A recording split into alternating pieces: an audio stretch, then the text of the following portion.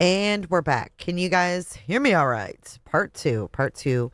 We need to re-like. Thank you, Mary Dean, for starting this stream off with a super chat. If we could get you guys to re-like the stream, that would be great.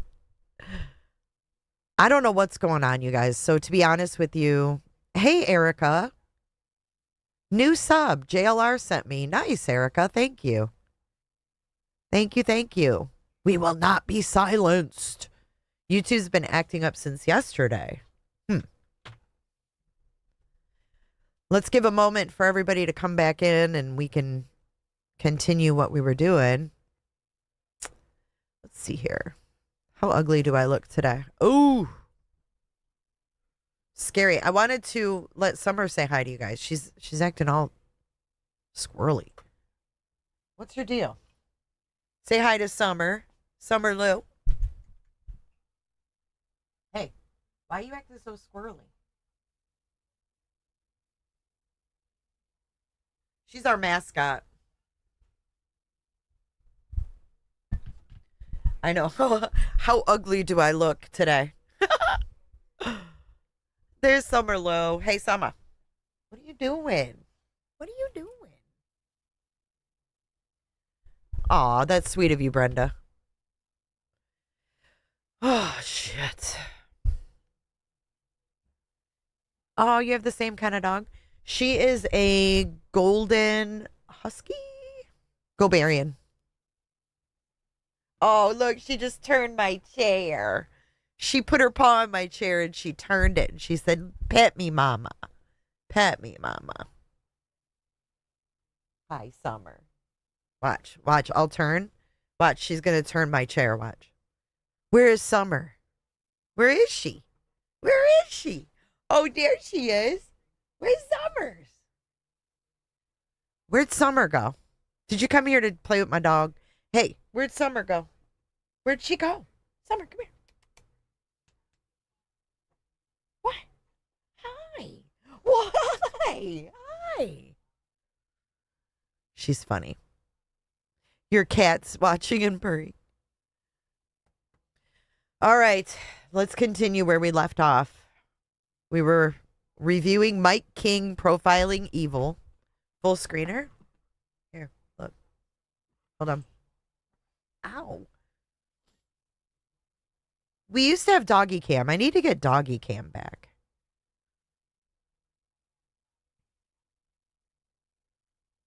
Hold on. Okay. Here. Let me move my mic. Here she is. Say hi. Say hi. Nice to see you. It's nice to see you today. Hey, nice to see you. Why are you being so weird? Huh? Say hi to everybody.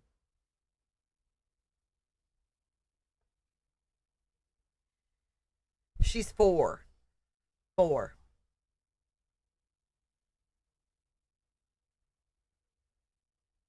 We need doggy cam back, don't we? She gone. She left. She's like, bye. I'm out of here. Oops. Okay. We got our pet therapy. Pet therapy check. Okay, here we go. Necessarily prove anything by itself, but it's absolutely an important observation that needed to be followed up on. It could have been corroborated with camera searches in the area, seeing if somebody might capture the individual, where they could post the image, validate who it is, and determine whether they were there legitimately or not. Don't be nasty. So here's where I thought I'd call Phil Waters and just get his sense on some of the current developments. Primarily, I wanted to know how he felt after decades of homicide experience. If you remember, Phil worked at the Houston Police Department, how he would have treated these pre-offense sightings, the corroboration that's needed, and how he would separate the interesting things from the actionable things.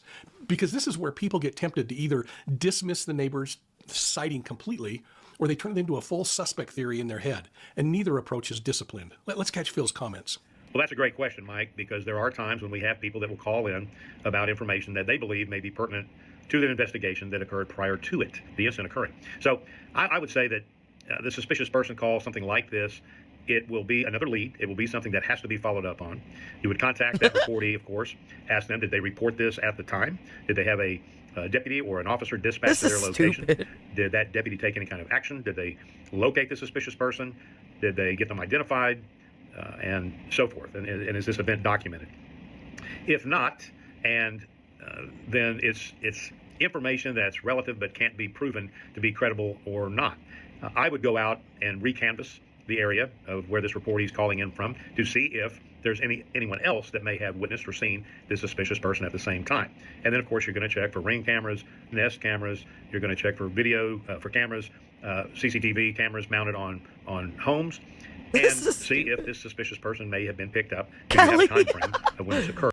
Subject matter expert, it says. Case closed, Marcy. Case closed.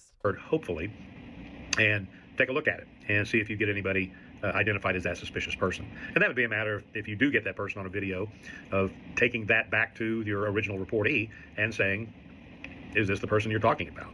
Now, the danger here is that you may have a caller who is simply trying to get involved in the investigation. And I think a good interview would be able to determine that. It may turn out to be just a big nothing burger. And if that's the case, then that's the case. But the detectives must do their due diligence to go out and track down this lead. Now, how many times these types of leads end up being relevant, something that action can actually be taken? In the course of my career, I can think of maybe one or two, and they became very relevant because we were able to go back and pick up the alleged suspicious person on video walking through the neighborhood. So sometimes it is, and sometimes it's not. What there's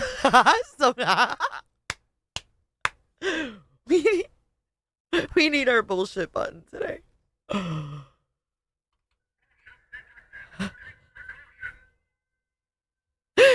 This case, you know what this case has done for me? It's made me realize that a lot of these experts are just full of hot air. You know what I mean? Like we could analyze this good.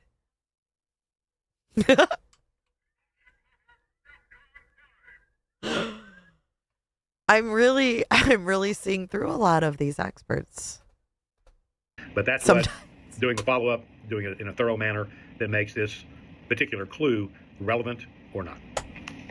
Well, this is a really grounded way to look at these kinds of problems. You document them, you test them, you look for corroboration. Most importantly, you don't marry the idea until it connects to something else that validates it. And frankly, I'm not sure that same diligence happened with the video footage that was reported a month after Guthrie's break-in, the one that showed the vehicles traveling past a home.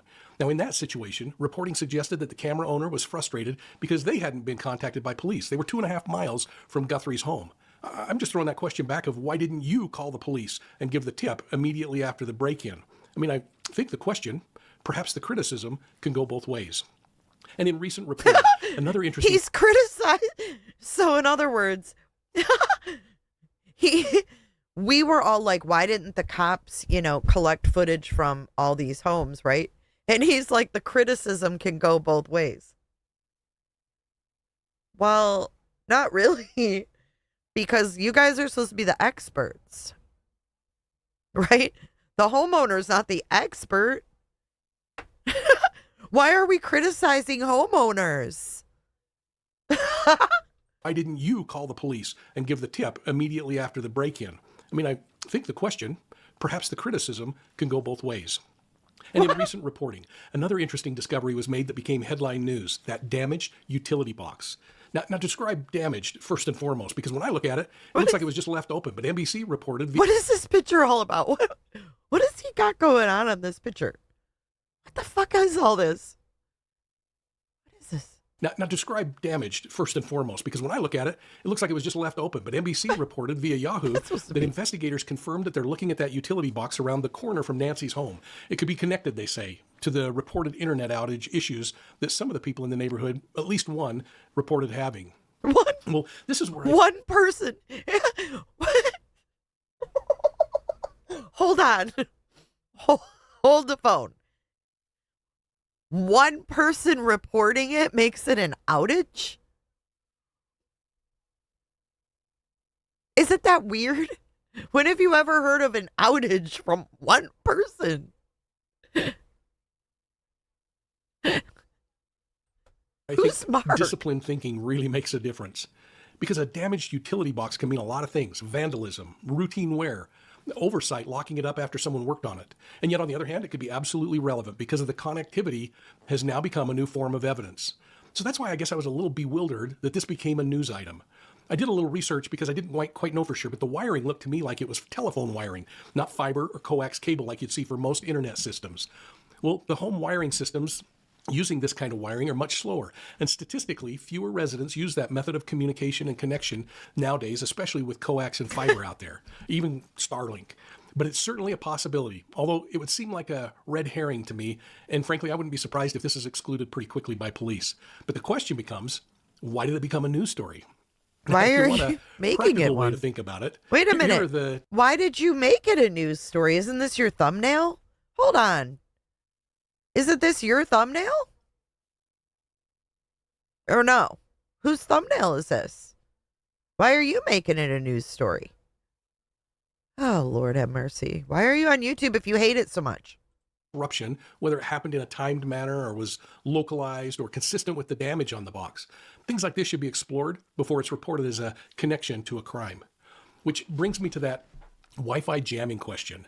Fox reported discussions around Wi-Fi jammers as a point of speculation after somebody had theorized that the item that was sticking out of the porch guy's pocket right here appeared to be a jammer to them. I don't know how they knew it was that and not something else, but I want to be really careful because this is where we can slide into conspiracy. A jammer is certainly possible, but possible isn't probable, and probable isn't proof. Most outages are boring tech issues. Possible isn't probable, and probable isn't proof. A jammer is certainly possible, but possible isn't probable, and probable isn't proof. Most outages are boring tech issues. I have interruptions with my internet here at home from time to time, but we have to consider the hypothesis and test it. I've wondered, though, if this predator was savvy enough to knock out the internet by going to the box, is this the same guy that would be surprised by a doorbell camera and then just rip it off the wall after he tries to cover it with weeds? But he did take some preparations here, Mike King. Why has this become such a, oh, what am I going to do now? There's a camera. You know, Vinny, when we think about the earlier imagery of him approaching without the backpack, and then the imagery when this occurs and we see him finding that camera. It said on there, retired police commander. I thought he was FBI.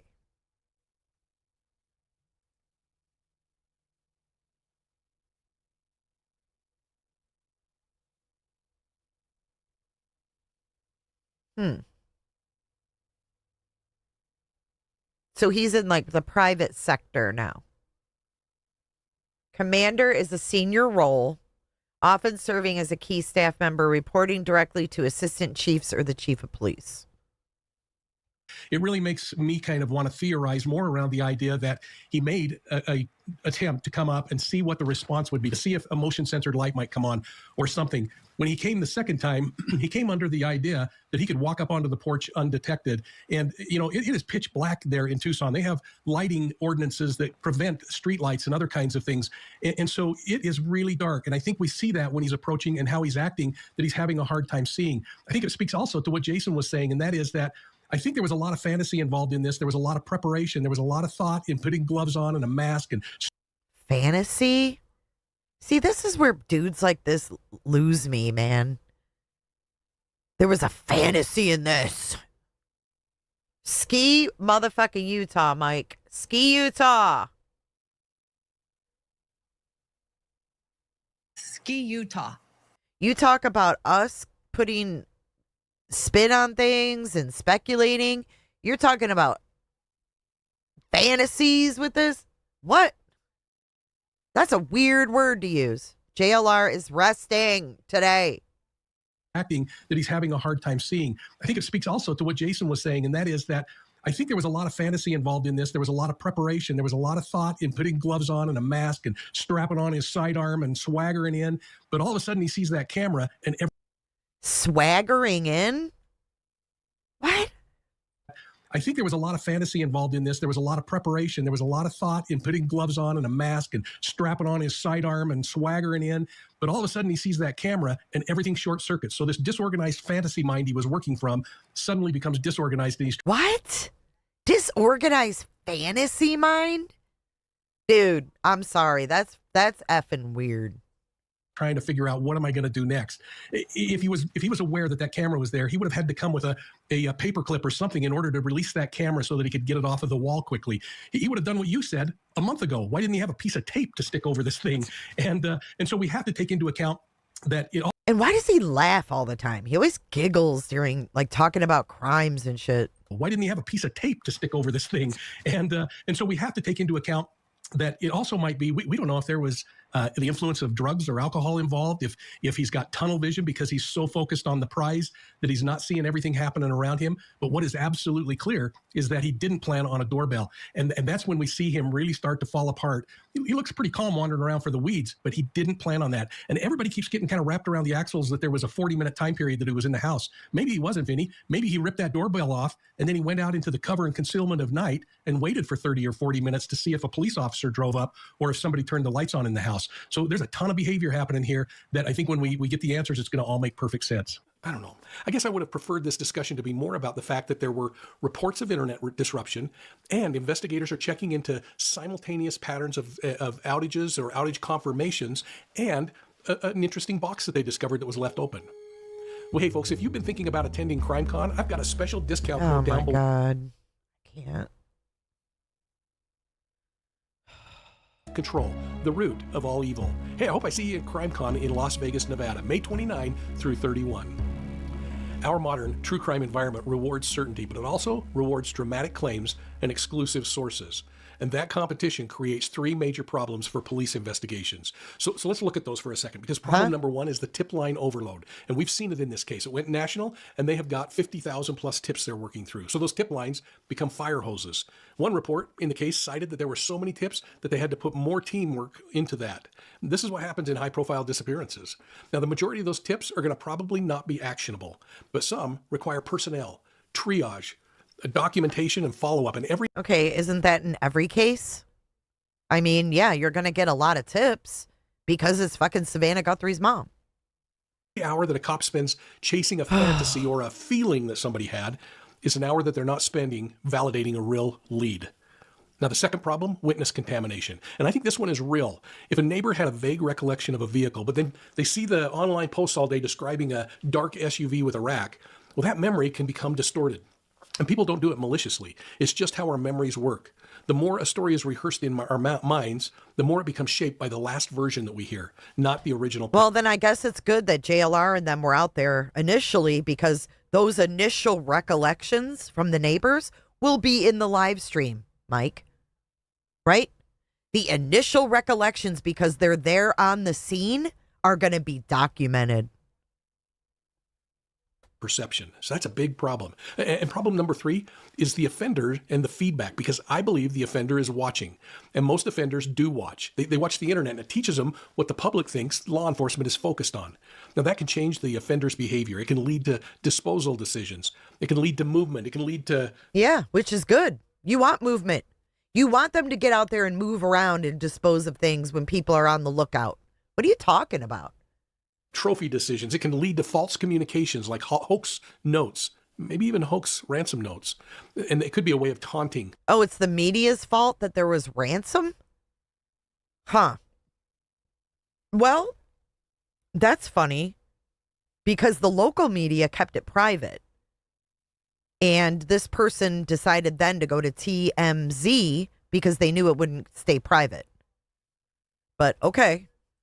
Law enforcement, because they have this open audience. So I thought I'd reach out to retired Los Angeles Police Department Commander Captain Paul Vernon to get his perspective on how public speculation and constant media pressure can impact... Is Grayson editing your videos, sir? ...open audience. So I thought I'd reach out to retired Los Angeles Police Department Commander Captain Paul Vernon to get his perspective on how public speculation and constant media pressure can impact active investigations. I also wanted to know from him what he thought the one thing is that he wishes that the public, us, would understand about why law enforcement can't chase every online theory. Mike, that's a really good question, because when a case becomes a public spectacle, it changes the environment investigators are working in. From a command perspective, the investigation itself doesn't change. Detectives still follow evidence, timelines, and forensic results. But the operational... Isn't it time for these guys to stop complaining about social media and the internet and learn how to work with it in their investigations, social media and YouTube and streamers aren't going anywhere. So they could sit here and they could complain about it and they could say how it hurts and how it makes their investigations harder, or they can learn how to work with it and use it to their advantage instead of sitting there complaining about it, because it ain't going anywhere. Workload around the case can increase dramatically. When speculation explodes online, agencies suddenly have to manage two parallel tracks. One is the real investigation, interviews, search warrants, forensic analysis, digital evidence. The other track is the information environment, media requests, public inquiries, and a surge of tips coming in. He's literally reading from a piece of paper. Some of those tips are valuable. Someone who actually saw something or knows something firsthand, but a large percentage are based on online theories or speculation, and those still have to be evaluated because investigators can't ignore them completely. You still have to make sure nothing legitimate is buried in the noise. That evaluation takes time, and it takes people. Detectives, analysts, sometimes even supervisors have to review claims circulating online and determine whether they have any factual basis. Every hour spent doing that is an hour that could have been spent moving the real investigation forward. Another challenge is focus. Good investigations are methodical. Detectives are building a case step by step, reconstructing guidelines, verifying alibis, analyzing evidence. On-the-line speculation often pushes the narrative forward to quick conclusions. But good investigations don't work that way. They move deliberately because the goal isn't just to make an arrest. The goal is to build a case that will stand up in court. Public interest is understandable. People want answers, but investigations don't move at the speed of the internet. They move at the speed of evidence. The most helpful thing the public can do is provide firsthand information through official channels, then allow investigators the time and space to follow the facts where they lead. Oh my God. He literally read a script. Because that's how real cases get solved. Speculation fills airtime, but evidence solves cases. And that's the reality, isn't it? I mean, it's not that investigators don't care. It's, again, that every hour they're spending chasing internet smoke is an hour that they're not spending on evidence that could stand up later in court. Really? And the media presence around the Nancy Guthrie home is another issue that I want to just touch on because it became so intense that local officials had to put no parking zones. They had to try to control it better. Wait. Stop. Hold up. Hold on a minute, Michael King. Who found Gabby Petito? Who found Gabby Petito? A YouTube family found Gabby Petito's van, which then gave investigators an area to look for her. It gave them an area to go look for her.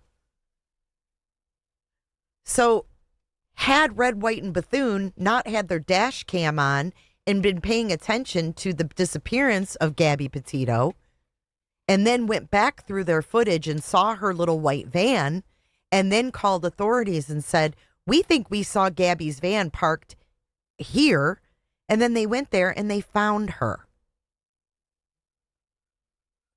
There were complaints about congestion.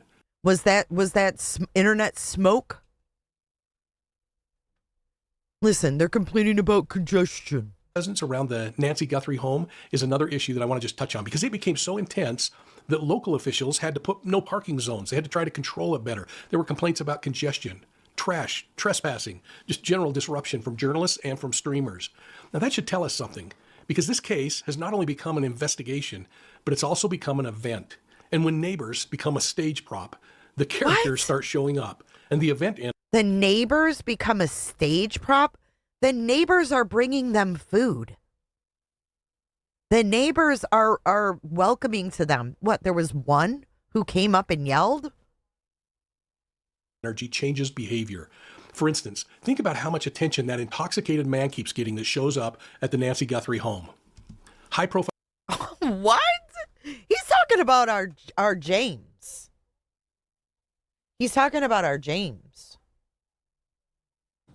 I didn't come to fucking dance, okay? I came to party. How does James getting any attention on social media hurt the case? Dude, if that has anything to do with the FBI, like if that hurts the FBI's investigation, then we have a fucking problem. Because James being on the scene and being recorded should have nothing to do with what the FBI is doing with their task force team. But it's also become an event. And when neighbors become a stage prop, the characters start showing up, and the event energy changes behavior. For instance, think about how much attention that intoxicated man keeps getting that shows up at the Nancy Guthrie home. High-profile crime scenes attack repeat visitors. Some are legitimate, some are not. Some are well-meaning, while others are unstable or simply opportunistic. Now, they not only become a management issue for law enforcement and the people in the community, and these repeat offenders who disrupt should be a law enforcement issue, not a social media turning point. So I want to kind of bring the Social media turning point? Dude, who wrote this script? focus back to the behaviors at the crime scene, the behaviors in the community. What's next? If the neighbor's suspicious man sighting is legitimate, and if it correlates with other data, then it suggests possible pre-offense surveillance. That pre-offense surveillance changes the potential pool of suspects, and it speaks to organization, to planning, to preparation. So we have to think about how we're reconciling all of that with the bumbling actions we saw in the porch guy video. Now, if the utility box damage proves relevant, then it suggests, again, an offender who either created a connectivity disruption. Wait, you just said bumbling? Hold on. Now you're saying he's bumbling. But before you said he was in a fantasy. He was like so directed at his fantasy mind. Or they exploited one that was happening. And that too can lean toward planning, or at least opportunism with awareness. That Wi-Fi jamming, I think that becomes more than speculation if it suggests sophistication. But here's the nuance. Jamming can also be something used by criminals who just aren't that smart, but they're using a tool that a friend gave them and told them works. Now, it's not a guarantee marker. A friend gave him? Oh, here, this works. Why are you speculating that a friend gave this guy a jammer when we don't even know if it was a fucking jammer?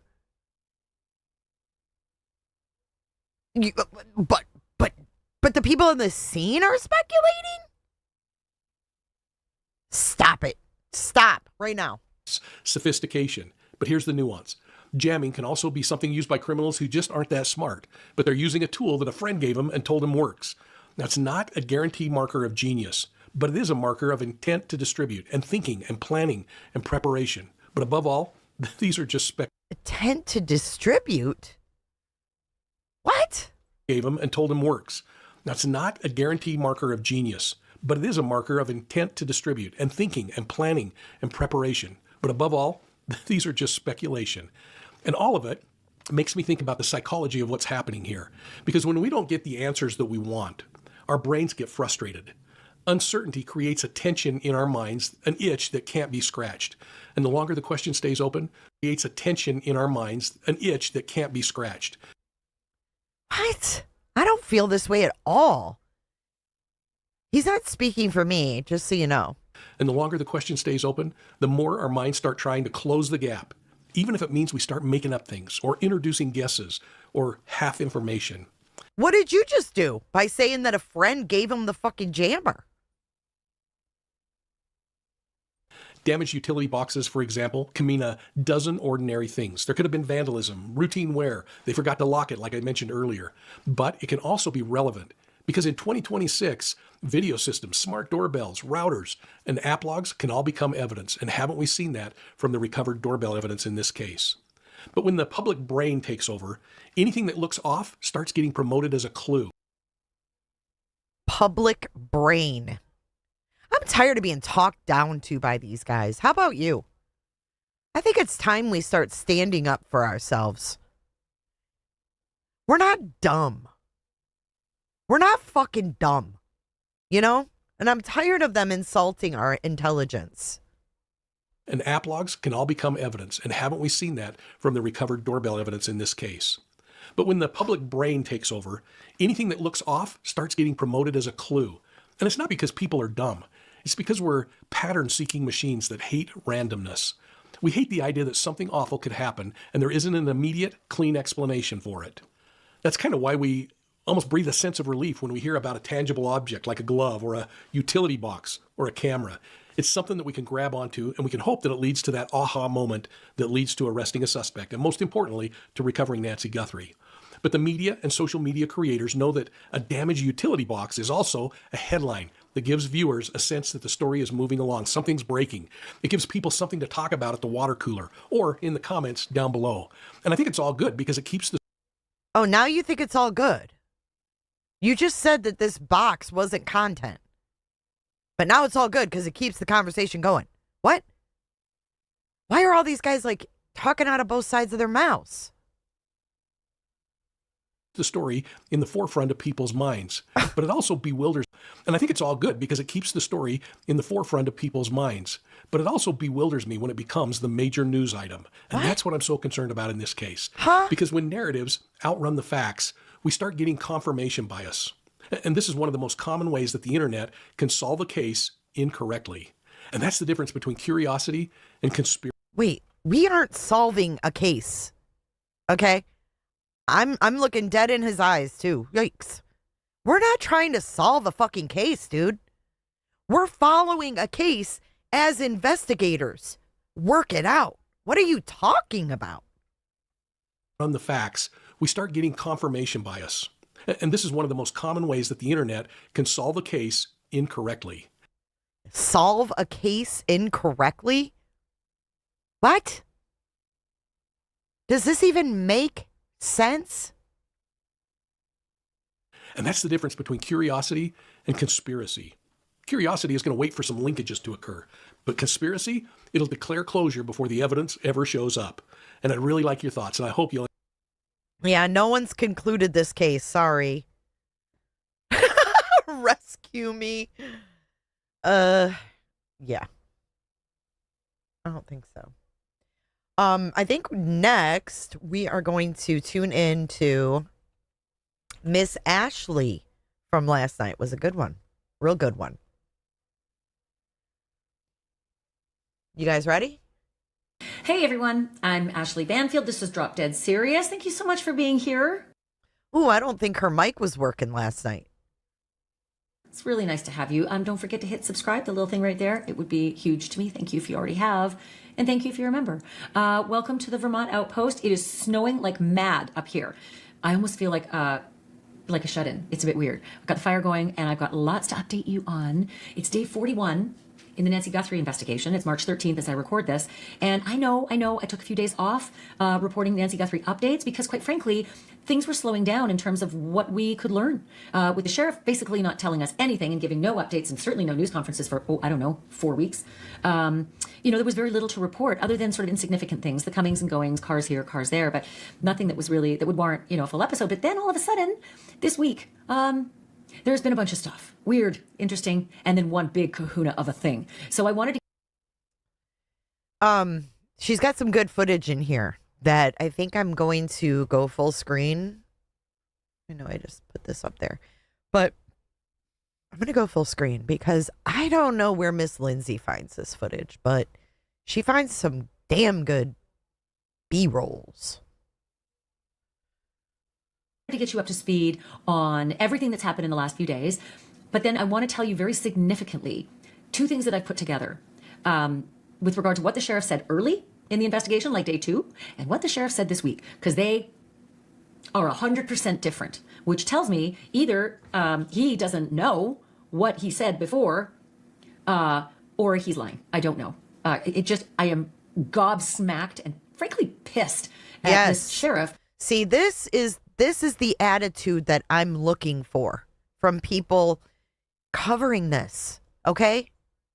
The outrage, the what the fuck, the what is going on. Not the people that sit there and go, well, the people sitting out in front of the house are the ones causing problems. They're the ones that are, making all this speculation. No, we're not. And that's why I appreciate Ashley and Megan. I appreciate their realism and not being fake. This is like a total what the fuck, For being so cavalier with the language that he's using this week and saying, yeah, I believe that since day 1. Oh, well, guess what? We went back to day 1 and we pulled your effing beliefs, and that was not at all what you said. You said the opposite. So I'm going to get to all of that in just a moment. I'm also going to show you some of the activity around the home today. Weird things, weird. And then also 2 days ago, weird things, weird. Vehicles, one very expensive one. See, and I love this part too. Weird. Because there's no other way to describe this shit but weird. You're right, Flo. We can all speculate till our ass falls off. The kind that Donald Trump drives at Mar-a-Lago. Yeah. That car. Let's talk about that. Let's talk about that Mercedes. She's like, who has a fucking car like that? That's just, look at her face. She's like, what? Donald Trump drives that. The president of the U.S. Whose fucking car is that? And it's been there at least 3-4 times. Who is it? Who has Nancy? Vehicles, one very expensive one, like the kind that Donald Trump drives at Mar-a-Lago. Once he lent it to me. I know that's weird, but I was at Mar-a-Lago for ABC News doing an interview, and he said, just jump into the Maybach and they'll drive you to the airport. Okay. Anyway, it's an aside. Then some strange things that are happening with the FBI involving that restaurant that Savannah Guthrie filmed a segment with her mother for the Today Show. You've seen lots of clips of it. Savannah sitting at a table with her mom. It's the kind of thing that all of us would do. You know, working in television, we would do these segments with our families, and now maybe we'll think twice about it, because who the fuck knew that this could happen, and who knows if it's related. But the FBI went to that restaurant, and I'm going to tell you a little bit about that. And also, some camera material has surfaced from Nancy Guthrie's home. I know. I didn't think that was going to happen, right? I figured that they'd done all they could to scratch the video. Do you remember scratching is the process that Google was using from their backend servers to try to get through the layers of the onion to see whatever they could from February 1st when Nancy disappeared? Well, the scratching, or the whatever else tech they were using to get him. I feel like she's not using the same like filter or something. She looks different, but I think it's a filter. Because her mic doesn't sound the same either. I don't feel like her mic's working. Images has produced more images. But, and there's always a but. I feel like she's like literally going through her like laptop or some shit. Because I don't hear her, I don't hear her mic, this mic. Her makeup looks different too. I don't know. She looks pretty. She just looks different. It's weird. Like, it's just weird how they're saying it. That's actually pretty informative, the number of things that they could see going on around her home. Just don't get excited about it. I'll explain why in just a hot minute. And then also I want to tell you about, if you haven't already seen it, I want to make sure you do see it, a segment that's resurfaced. Actually, big props to Megyn Kelly and her program and her producers for having unearthed a segment from, I think, 2013, where Savannah Guthrie did a live shot from the Today Show set in New York to her mom in her mom's bedroom. And it was this cute segment that the Today Show would do about how to make your bed, how to make the perfect bed. And the person who was showing them how to make the perfect bed was Nancy Guthrie in her bedroom. And why it's so significant is because the sheriff and investigators in the FBI have been very tight-lipped about Nancy Guthrie's bedroom. And clearly she was abducted after 1:47 in the morning, likely, which is kind of the middle of the night for many. And although the sheriff said early on she was abducted from her bed in the middle of the night, he then retracted that the next day. He said, didn't think you would take me literally. I'm pulling that back. And, you know, we all as reporters pulled it back.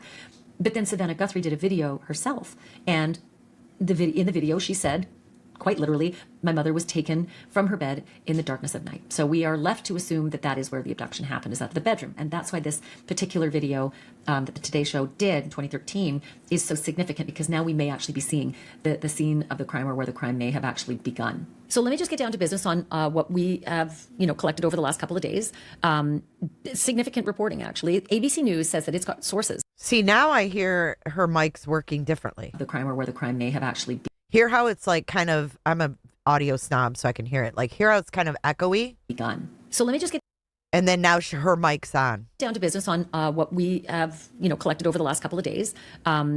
Significant reporting, actually. ABC News says that it's got sources that have told them that investigators have been able to pull additional imagery off of Nancy's cameras. Here's why I'm so interested in this, apart from the obvious. Because up until now, we've never really I'll slow it down if it's too fast for you guys. Sorry. I had it on 1.25. known how many cameras were outside of Nancy's home. We knew for sure the camera was at the front, right? The doorbell cam, the Nest cam, which I believe I brought you on day 3, that it was a Nest cam. So we know that, and of course, captured the images of the suspect. But we didn't know what else she had. We knew that the investigators had not taken the outdoor camera that was up on the casita, like the pool house. And then several days later, we could see them up there dismantling it and taking it. It's like, that was a couple days late. Anyway, so we knew that one existed. We did not know for sure if there was a garage camera. We did not know if there was a back doorbell camera. But now, ABC has actually recovered some of this really interesting information. Okay, so I can tell you that there were cameras that pointed to the swimming pool. I'm assuming that's the one that they missed and got later. I don't know, maybe not. There were cameras pointing towards the backyard. That could also be the camera, right? That they got later up on the casita. Or maybe it was the back of the house pointing towards the pool. Don't know. There was a camera pointing to the side yard. Okay, well, side yard is a tricky one because there's a backyard and a pool, and it's all in the back of the house. Then there's the casita, and then there's kind of the driveway into the garage, which might be considered a side yard because it's certainly the side of the house. I don't know what the reference to side yard is. Nothing says specifically that there's a garage cam, but I still wonder how they know exactly when the cameras went, when the garage door went up and down the night that Nancy Guthrie was dropped off. Does the garage door itself record that? Maybe, probably. Was there a camera pointing that way that recorded that? Maybe, don't know. But I am interested to hear that the recovered images that ABC source says that they got were from cameras pointed at the swimming pool, the backyard, and the side yard.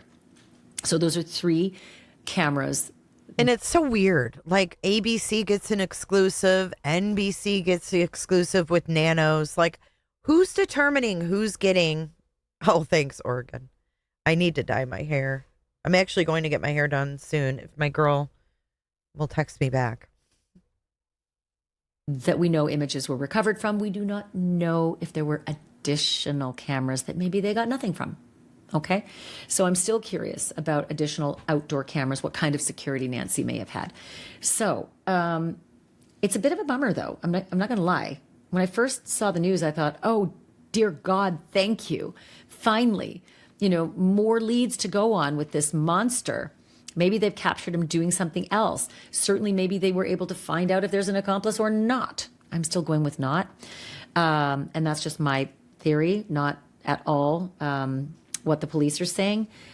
I just see that person looks very, very Thanks, Blue. much the same in the images that are now, apparent according to sources, on 2 different nights.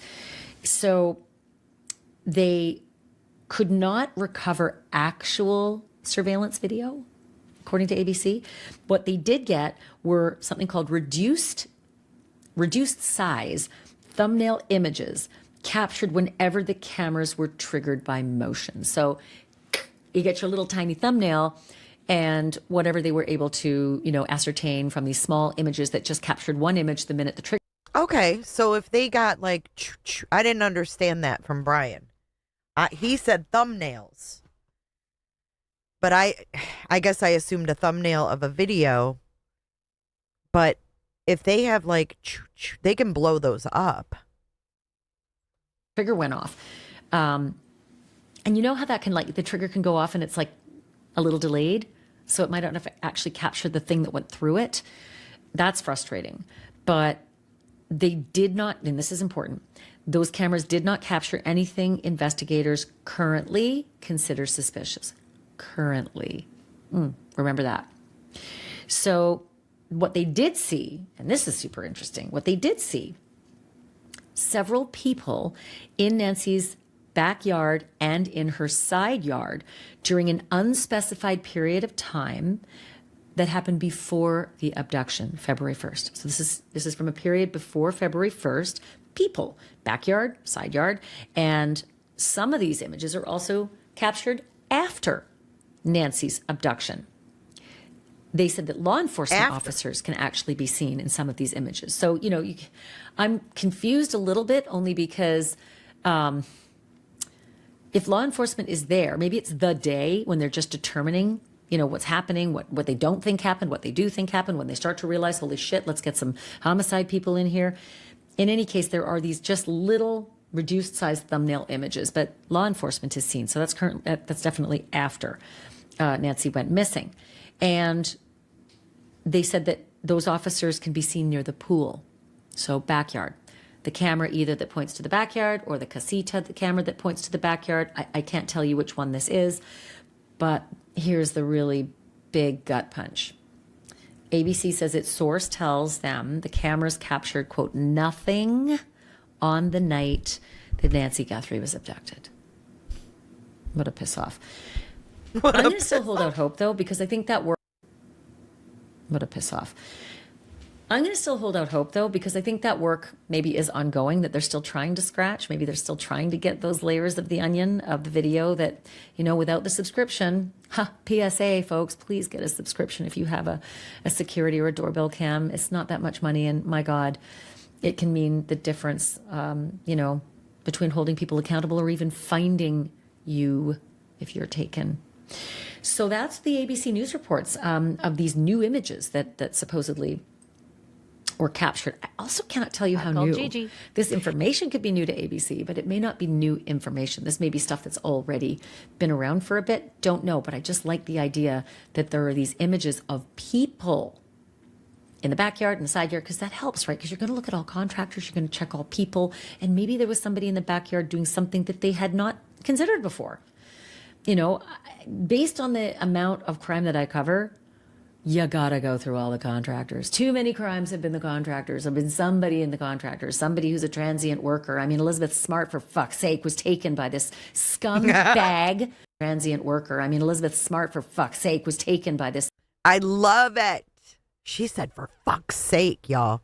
She is over it. Over it. Somebody in the contractors, somebody who's a transient worker. I mean, Elizabeth Smart, for fuck's sake, was taken by this scumbag who came in to do some handyman work. Yeah? So you got to look at those folks, because they come in and they get a real close-up look at you, your family, your shit, and everything. So get a real close-up look at you, your family, your shit, and everything. So maybe there's an image of somebody who's there in the backyard, side yard, who maybe they didn't know about before. I'm hopeful. Okay. Also, this is what Matt Finn from Fox News reports. I'm just I love going to quote Matt Finn. Matt. He's been doing some great reporting, and I miss him that he's not doing it all the time now, because, again, the details are dwindling. It's very sad. Day 41. Matt says this, quote, a law enforcement official close to the Guthrie case tells Fox News this afternoon that new photos have been recovered from all 3 cameras on Nancy Guthrie's property. It says all 3. I just don't know if it's all, or if there's still others that, maybe we didn't know about, or that ABC might not know about. I'm not sure that it's all, like that's it. But as ABC reports, and he says that includes the front door camera, the driveway, and the backyard. So this is different wording. The driveway, to me, it's hard to tell if this is the front doorbell cam goes out to the driveway. It's a long way out, but you can see it. Or if it's the driveway out the garage. Don't know. Fox is told these images do show people in cars. Cars, that's good to know as well. Thank you. Cars, hopefully license plates as well. But currently nothing is considered suspicious. Currently. As you're investigating, it may become suspicious. You don't know. No arrests, etc. These images were captured in the days and weeks leading up to Nancy's disappearance on February 1st. But, in capital letters, but federal investigators have so far been unable to recover new images from the critical hours on the actual night and early morning that Nancy went missing. Fox is told that the FBI does not have plans to release these new photos at this time. If there was a reason to share these images with the public, the FBI would, end quote. Obviously, they're just saying right now, we got pictures of people, but right now, we don't know if these people, that we got to put the APB out, right?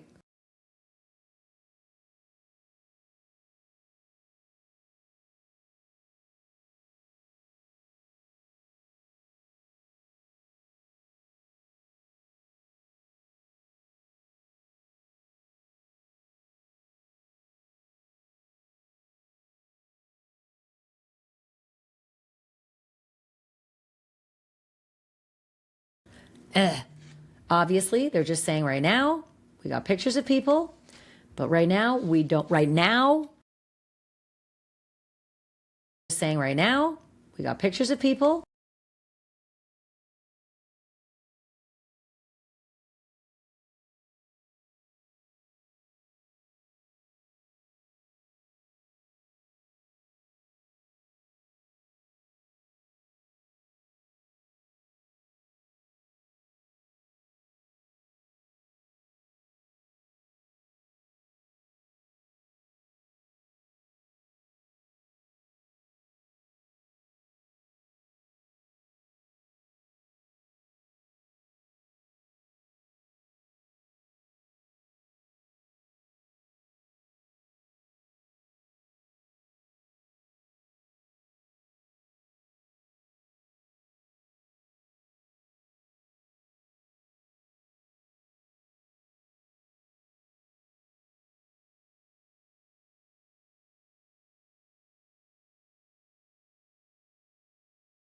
Oh my God, I was muted the whole time.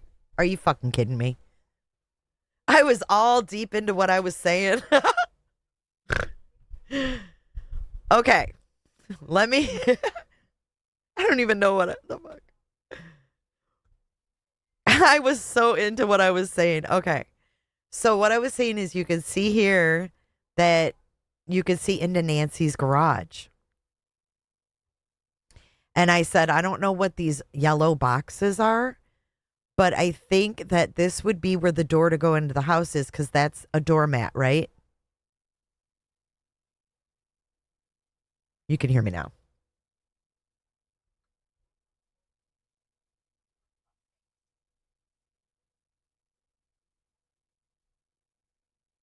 I'm not still muted.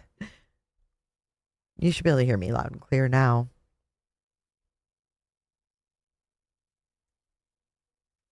Hello. Okay. So what I was saying is you notice he's using a keypad, right?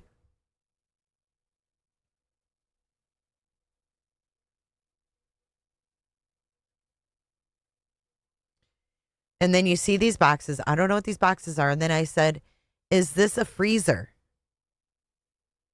I said, did any of these buffoons think to open this freezer? Is this a chest, like one of those chest freezers? And then I said, imagine you're bringing Nancy home. You park here. You open the garage. There's a light right here. You get out. She gets out. She makes her way in. And then the door closes.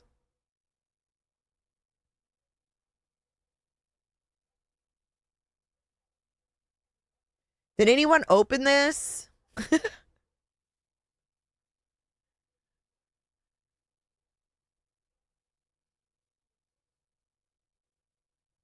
Yeah, I can't read the boxes. I really can't. There's a broom. Can't really make out a whole lot in there. Let me see. Quote. Let's look at what these guys have.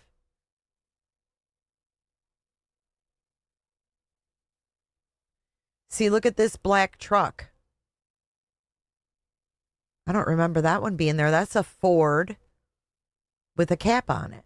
And look at, they got all these stuff in the back. Obviously, they're just saying right now, we got pictures of people, but Oh, I wanted to get it right when it's... obviously, they're just saying right now, we got pictures. Oh, okay. There's her door right here. Wonder what this is over here, though.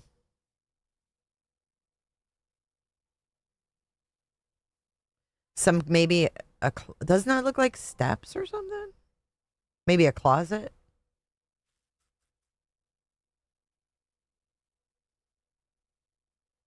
Kind of looks like one of those chest freezers right there. I don't know. Step ladder. To be able to zoom, use your thumb and pointer finger to zoom. Oh, on a phone, yeah. We need scissoring stools or something. Yeah, I agree. We'll probably have something like that, Lizzie, before this is over.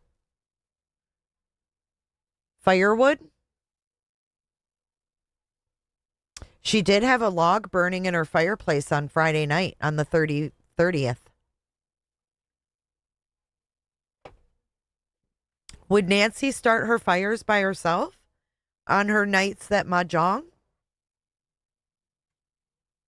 Because I remember my mom being 80 and having her bridge friends over, and she would like call my son and be like, can you come over and, get the card tables out so that we have somewhere to, so we can get set up and help me get set up for bridge?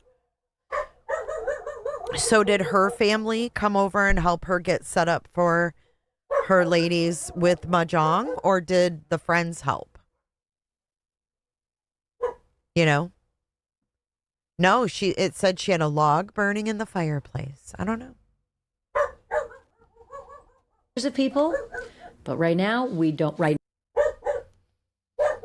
Did Nancy have to get out and use the keypad? Did she have to, or did they have a clicker? And this guy with the FBI or whatever has a backpack similar to the perps. Were they reenacting? Look, he's wearing black gloves too. Were they did they reenact the scene? Pictures of people? Dude. Did they reenact the scene? Because look at this guy here. Watch what he does. But right now, we don't know if these people, that we got to put the APB out, right? We don't know that we need. We don't know if these people, we got pictures of people. Because those guys were using blue gloves. Remember? We saw them around by Nancy's bedroom. They wore blue gloves. This guy's wearing black gloves.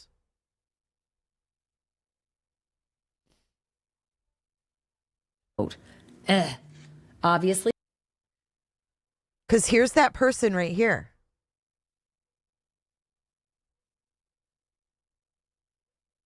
Hold on. Sorry, I am a dissector. If you're new to my channel, I dissect everything. They're just saying right now, we got pictures of people.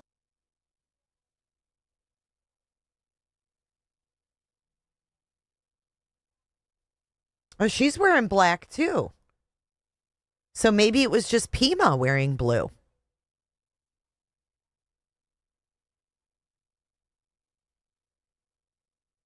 I'm just wondering if they did a reenactment with someone of that size, of that stature or something. I don't know. But right now, we don't know if these people. It's very interesting looking back on this footage, isn't it? I find it to be.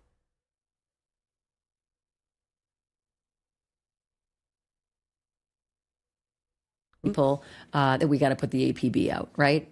We don't know that we need to crowdsource this. Damn, what day was this, you guys? Look at these vehicles. This was the day they put the crime scene tape up. When Enton was right here. Yes. Okay.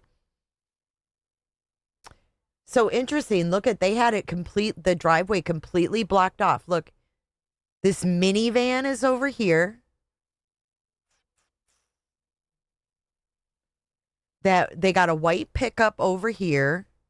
Then they have these vehicles blocking the driveway, and they've literally taken the tape from the truck across the front and over to here and stop here.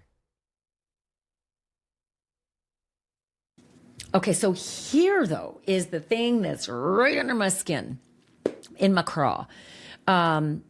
Obviously, every time Sheriff Chris Nanos gives an interview, which is, sporadic and selective, to say the least, I hang on every word because we don't get a lot of words. There's no press conferences. Yeah, you got to hang on the words. See, that footage is just crazy. They have stopped giving out the regular, semi-regular briefs that they were giving out, media briefs.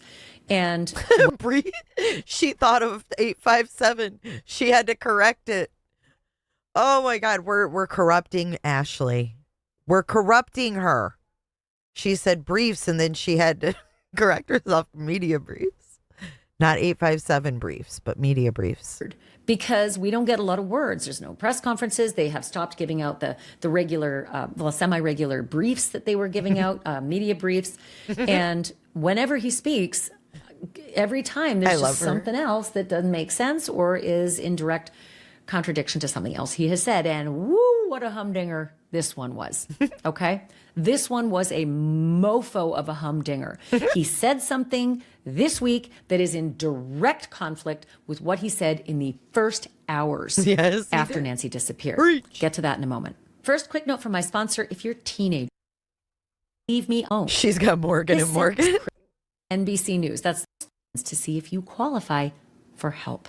Okay, so Chris Nanos, the sheriff of Pima County, did an interview with who else? NBC News. They seem to be getting all the interviews lately. Again, selective interview. No notice to the rest of us. And then we keep getting the response, and the sheriff won't be giving any interviews. And then boom, boom, he does with someone, one person. Okay, and this. Did you notice that shade? NBC's getting the only exclusives with this guy.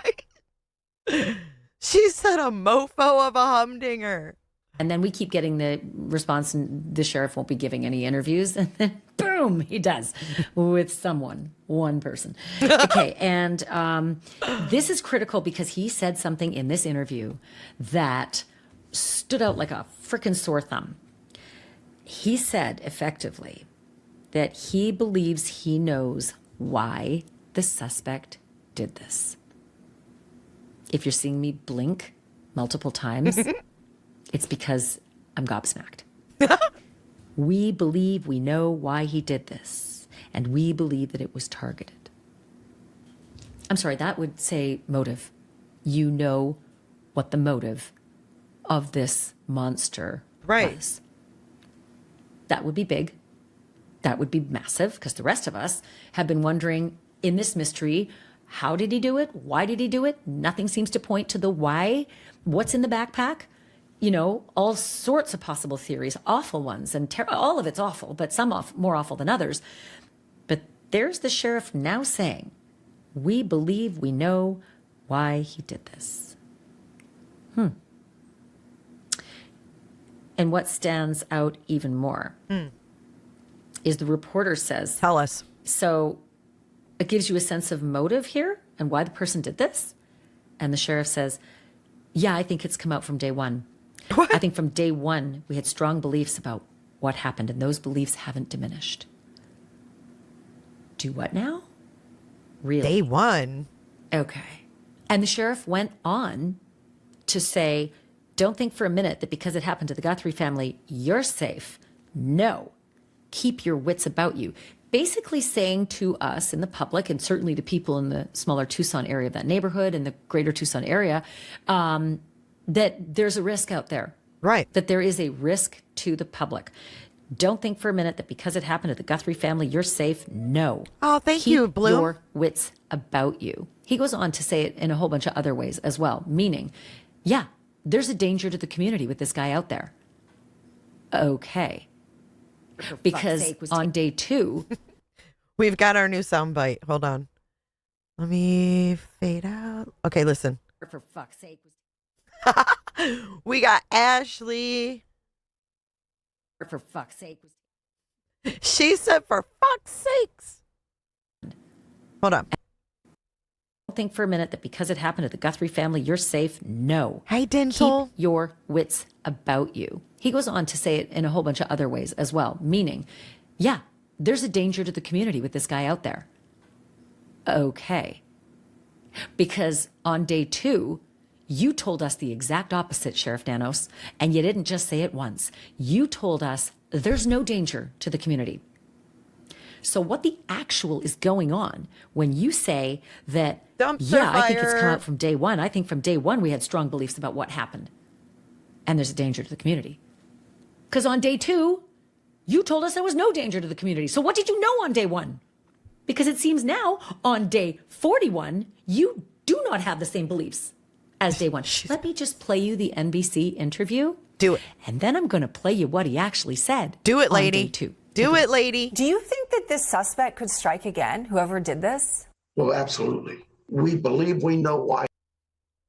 Is this the girl that was in front? Is this that chick from in front of the house that was miking people up? For fuck's sake. Suspect could strike again, whoever did this? Well, absolutely. We believe we know why he did this, and we believe that it was targeted, but we're not 100%. Why does this look like it was filmed with a BlackBerry? What the hell's going on? What is going on here? Are they on like Skype? And he's saying absolutely. Are they editing his words and changing the message? What's going on? Absolutely. We believe we know why he did Absolutely. this. Strike again, whoever did this? Well, absolutely. How do we know that they didn't piece that in?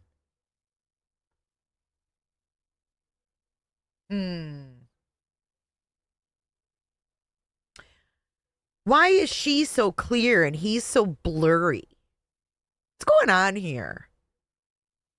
I feel like this is pieced in from a different interview or something.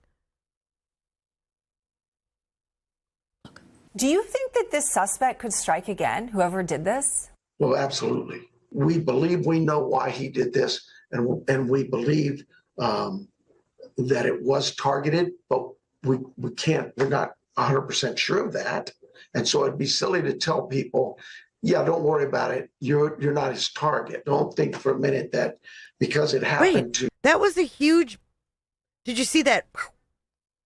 They edited the fuck out of this. Worry about it. You're not his target. Don't think. See, that wasn't a whole sentence. It'd be silly to tell people, yeah, don't worry about it. You're not his target. Don't think for a minute that because it happened to the Guthrie family, you're safe. No, keep your wits about you. There is something that's come out in the investigation that gives you a sense of motive here and why this person did this? You know, I think it's come out from day one. I think from day one, we had some strong beliefs about what happened, and those beliefs haven't diminished. Do you believe it was a burglary gone wrong? I'm not going to get into those theories. We have our beliefs. Everybody else has theirs. Is there still hope that this mixed DNA will be Dude, this sounds so scripted. able to be identified? Absolutely. That's going to get us to somebody, we hope. There was a timeline when things, absolutely. That's going to get us to somebody, we hope. There was a timeline when things No, it's not Christina Mack.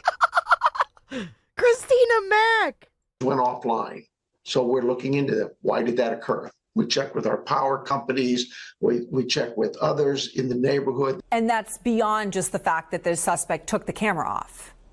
Correct. All right, so that's the NBC interview.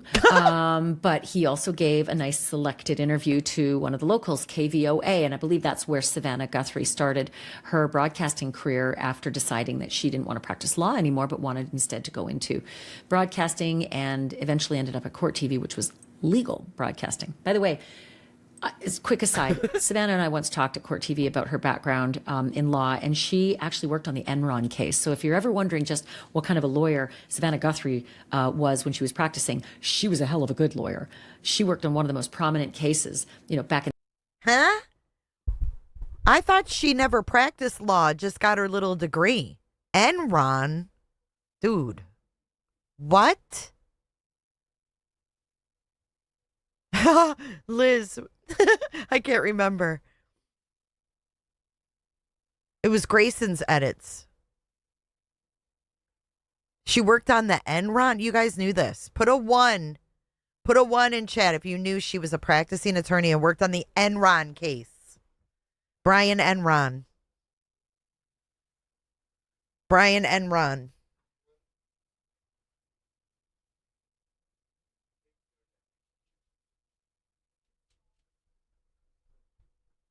In the day with Ken Lay and Enron, remember that case? And then she moved on to be a legal journalist, and then obviously this titan of broadcasting on the Today Show. So KVOA, which is, again, I believe Savannah's first broadcasting job, the reporter asked this question: for those in the community worried about their safety because the suspect has not been arrested, what is your message to them? And this is what the sheriff answered back. Messages to everybody, putting this case aside. If I understand we live in a beautiful area and nice clean air, and people like to have their windows open at night. I would tell you, because I'm just a cop, don't do that. Lock your windows, lock your doors. If you've got a security system, I've learned from this. I have a security system too. Make sure you've got that recording that's not just recording itself over and over and over again. A subscription, maybe a cloud server. I don't know, but I'm saying take a look at your security system. Well, okay then. So we should all be concerned because there's a monster, in our midst. Okay. That's not what you said on day one. On day one, I should say day two. On day two, which was Monday, after the Sunday that Nancy Guthrie disappeared, you gave a press conference and you assured us all that there's nothing to worry about. There's no boogeyman out there. There's nothing to be concerned about. No cause for alarm, no risk to the community. And again, you said you had a handle on things day one. Why did you say that? Why did you believe there was no risk to the community on day one? Because just this week, you have said quite literally, Sheriff Nanos, that I think it's come out from day one. I think from day one we had strong beliefs about what happened. And you should be concerned about what's happening. There's a danger out there in the community. This is what you're saying this week. So don't take it from me. Don't let me paraphrase the good sheriff. Let me play you what Chris Nanos, the sheriff of Pima County, said in his first press conference on Monday, that day 2 of the Nancy Guthrie investigation. Here's what he said. Well, you know, no, I don't think there's an active threat, but I hate to say that because, you know, we're going to canvass that neighborhood and maybe there's a prowler been seen around. There's a lot of work still to do. We don't have any indication that that the public is in danger. So that's what Sheriff Nanos said on day 2 of this investigation. Nothing to worry about. No concern out there for the public. No, nothing to worry about. But, you know, on week 6, instead, he is saying absolutely there's a concern to the public out there. And we've known since day 1 what this person was doing and what he had planned to do when he was in there. We've known effectively motive. My words, not his. But you heard me. You heard him. So what the hell is it? You've known since day 1 what the suspect was doing there and that there's a concern to the public? Then why didn't you say that on day 1 and day 2? Why did you tell us, no worries, no concern? And why did my sources tell me what your focus was on day 1? You towed the brother-in-law's car. Then you searched their house. You called off the search for Nancy Guthrie. You turned over the scene and you told the public there was nothing to worry about. What changed, Sheriff Nanos? Did we have nothing to worry about on day 1 because your beliefs were something else? Or did you not believe since day 1 that there was a danger to the community out there and that you've known all along what the motive is? I don't understand you anymore, and I don't feel like I can trust what you say. And this is not the first. Yeah, Liz, someone was asking if that reporter from NBC was Christina Mack, the dark hair and the blue eyes. First time I've said that and had to say that because of these competing statements and competing wisdoms. Just be straight with us. And I get it. Mad chatter, you're funny. I've been a crime reporter for 38 freaking years. I get it. You can't always say things, but then don't say them. You know, like Preach. If you can't say things to protect an investigation, say things. Just be straight with us. And I get it. Look, I've been a crime reporter for 38 freaking years. I get it. You can't always say things, but then don't say them. You know, like if you can't say things to protect an investigation, don't go yammering on and saying conflicting things because that just makes us think you don't know what you're doing. And when someone's life is at stake and maybe the prosecution of someone who might have done something to that person, when all of that is at stake, we need to have faith in you and your abilities. This doesn't give us that faith. Which brings me to another topic. Brian Enton reported, I think last week, that the FBI had gone back to the restaurant where Savannah Guthrie and her mom filmed a Today Show segment. It was such an adorable segment. You've seen it on a loop by now. This beautiful lunch that she's having with her mom. It's upsetting to watch it now, knowing what this family has gone through. But that restaurant was called El Charro. And Brian Enton reported that the FBI agents went back to El Charro to start asking some questions, right? They were asking employees if they remembered seeing anybody while the Today Show was there filming that segment with Savannah and her mom. So the FBI came back, according to Brian Enton, and said, did you see anything strange? Anybody who was hanging around who didn't fit, right? Anybody who was watching the filming. And then they said, apparently, Enton said that the agents reportedly wanted to know if anybody seemed overly interested in that segment being filmed. Did they try to take pictures of that segment being filmed? Did anybody get angry during the filming of that segment? Was anybody lingering in a way that felt creepy or off? I bring that back up because if the FBI is there at that restaurant asking about anybody acting weird, then what is Sheriff Dano saying when he says, oh, we've known from day one, you know, what this guy was up to, why he was there, why he targeted. But then you get the FBI over at the restaurant. Once again, just hard to make sense of anything. But given that Savannah Guthrie said, I think it was 2 weeks ago, maybe 3 at this point, I can't remember, but probably 2.5 or so, that my mother was taken from her bed in the middle of the night, in the dark of night. It harkens back once again to Sheriff Nanos saying early on she was taken from her bed in the middle of the night.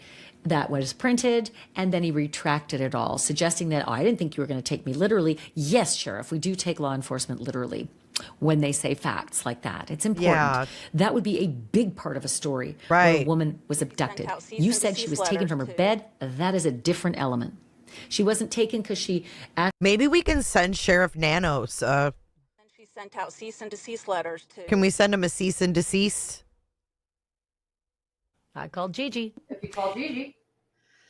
You want me to call Gigi? Accidentally interrupted somebody burglarizing her or stealing some things of hers. You said she was taken from her bed in the middle of the night. Changes everything, right? And then you retracted it. And then Savannah said it weeks later. So it makes me think your retractions aren't worth anything either. And then Megyn Kelly's team at Megyn Kelly Media said that they found a segment from the Today Show from 2013 when Savannah Guthrie and her colleagues on the Today Show went live to Nancy Guthrie's bedroom. For fuck's sake.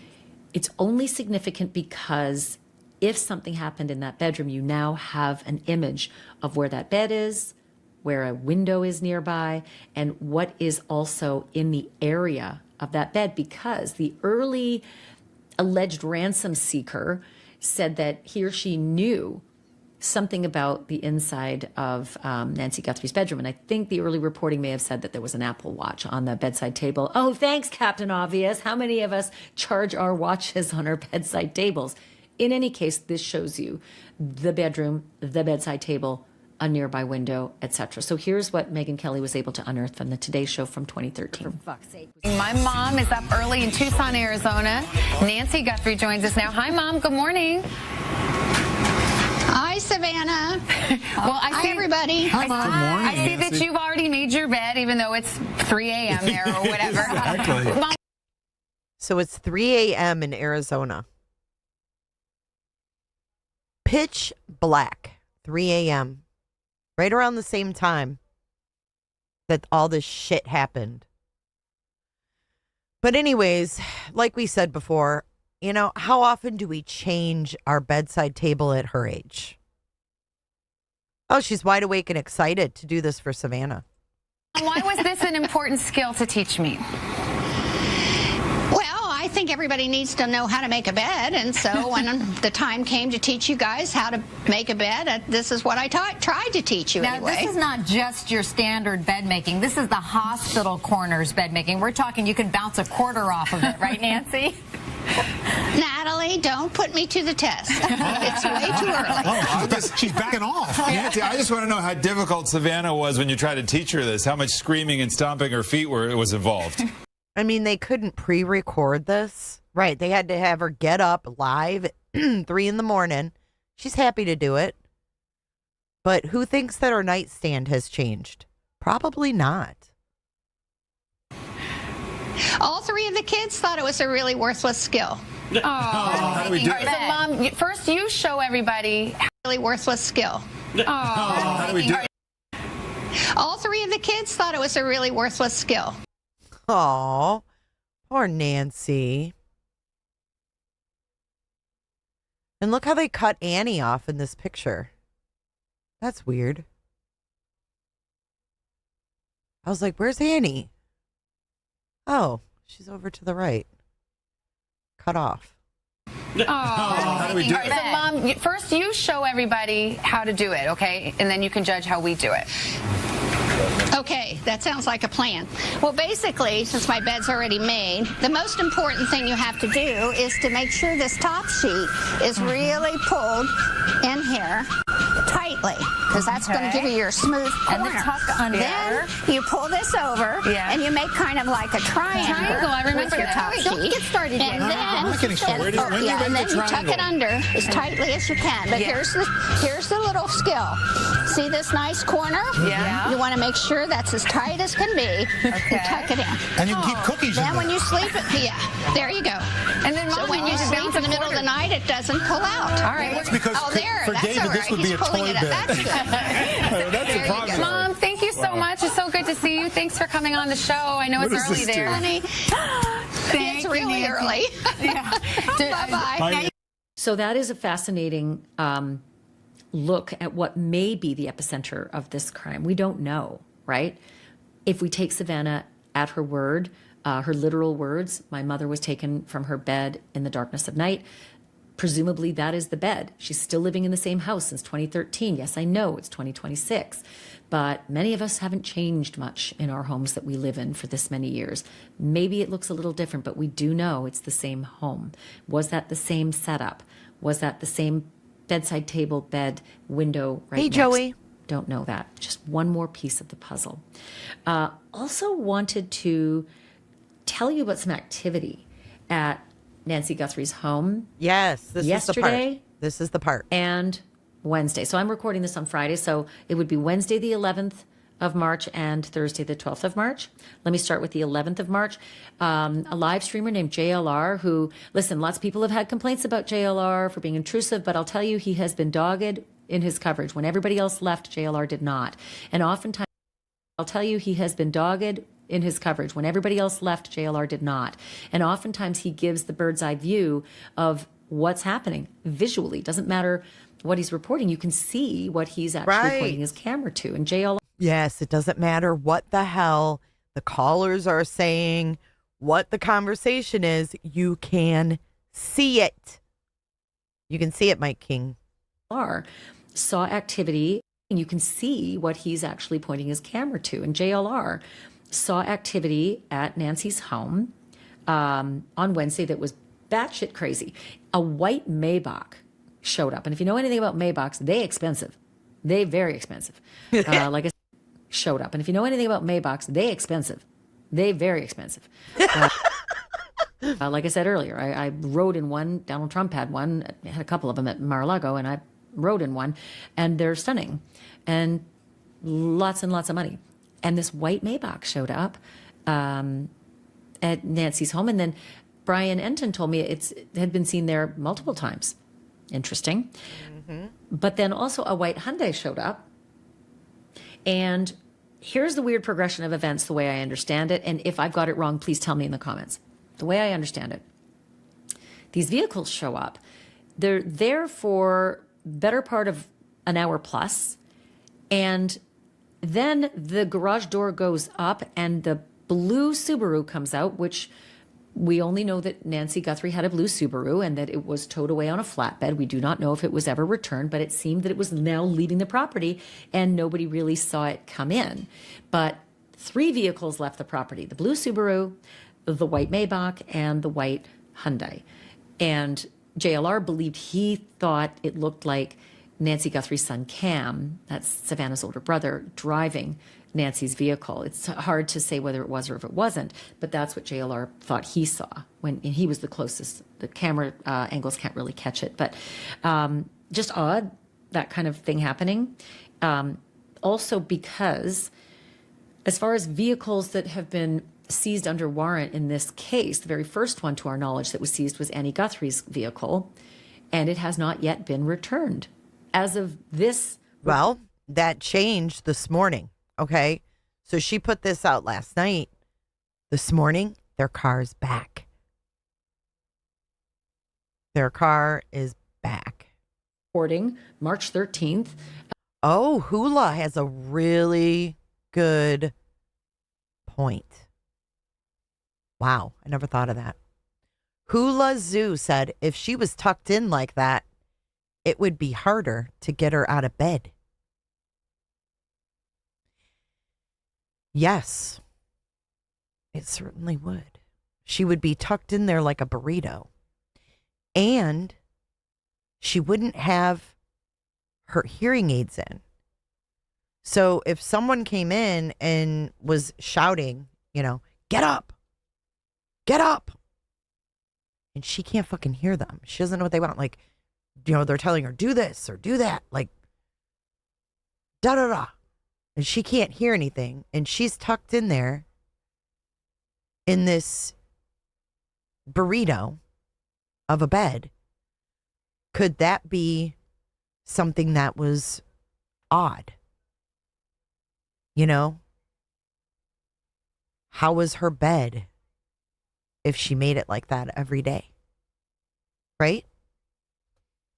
The questions have been asked by multiple reporters. Is Annie Guthrie's vehicle being returned? Sheriff Nanos confirmed on Thursday, which I think was day 5, Sunday, Monday, Tuesday, Wednesday, Thursday, day 5, that Annie Guthrie's car had been seized under a warrant and was being processed. That was how he put it in his press conference.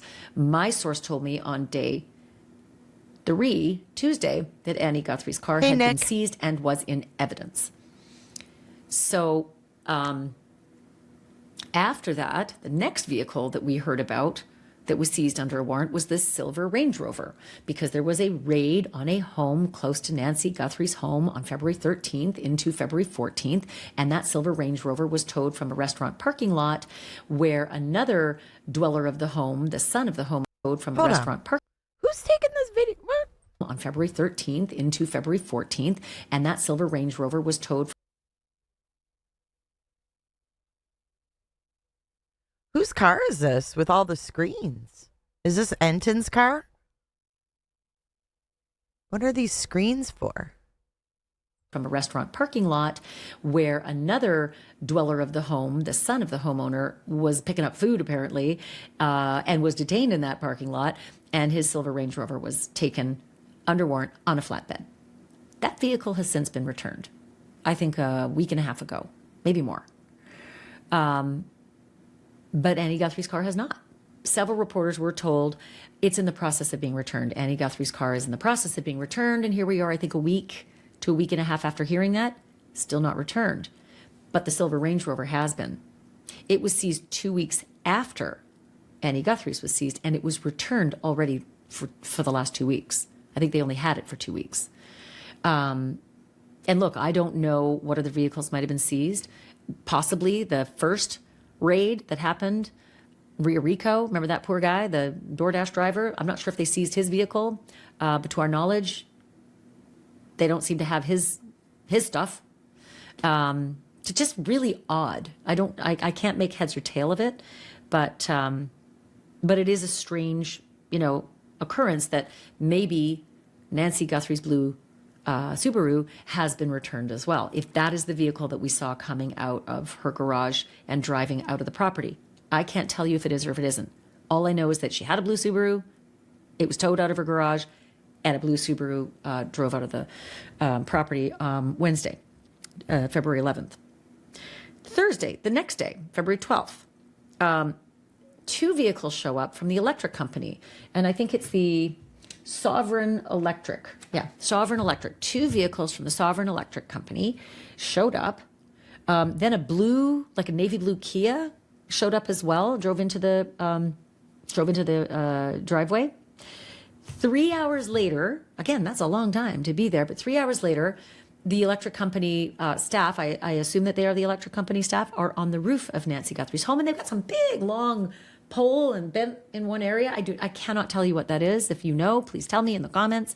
But they're up there mucking about with this very long pole-like device. Thanks, Marcy. That's Thursday. Also on Thursday, something else happens, but not at Nancy's home. There is a wash, which in Arizona, they call it a wash. Other people call it drainage ditches. But I think, for spring, big rainstorms, it helps the runoff, for flooding in the desert. But anyway, in one of these wash divots or gullies behind Annie and Tommaso's home, that's Annie Guthrie and Tommaso, her husband's home, a wash behind their home, JLR, again, the live streamer, found a pair of tan pants, size 12, NYCC, women's size 12, NYCC brand, which I think is New York Clothing Company, and a knee brace. They told the police about it. We don't know what happened. We have seen pictures of Nancy Guthrie wearing tan pants on the Today Show set. No idea if these are connected, if they are at all, if they're Nancy Guthrie's pants. We don't know. But it is super interesting that the person who was with JLR, I think his name was Jim, said that they were partially buried, that they were, he had to sort of unearth them, spotted them, but had to unearth them. And all I can think of is like, why? Why hasn't there been such extensive searching around Nancy and Annie's homes, given the fact that on day fucking 2, Sheriff Nanos called off the search? The fact that on day fucking 2, Sheriff Nanos called off the search. For fuck's sake. Why? Why would you do that? Because there's these tan pants that are partially buried now. How long does it take to get partially buried? Once again, you got to get me off the ledge, because it's like if there had been the kind of searching that there's been, say, in, I don't know, like General Neil McCaslin, who's missing in neighboring New Mexico. There are teams from all over the place, all over the U.S. government, even an Air Force base, helping to search. Did not seem that was the case in Nancy Guthrie. And here JLR is on week 6 finding these tan pants and the knee brace in a wash behind Annie's home. Could it have been there in the last few weeks? I don't know, maybe. But again, Jim said that they were somewhat buried. To our knowledge, there has been rain.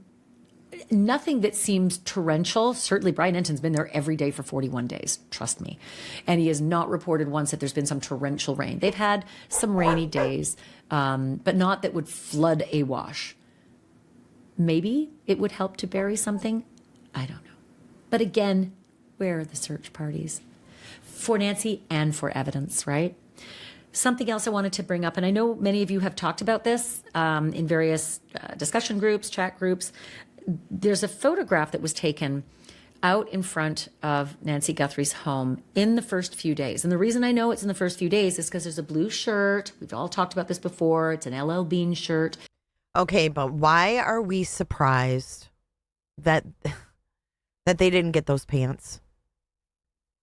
They didn't even take the mat in front of Nancy's. Is that mat still there? I think it is. DeBlongo, thank you for your super chat. Always wondered, because of her heart, that if the trauma of being awakened like that triggered the spike in her pacemaker at 2, possibly had a heart attack, and is the reason 41 minutes and events changed for the perp. DeBlongo. Yes, they go in there, they scare her to the point where she has a heart attack.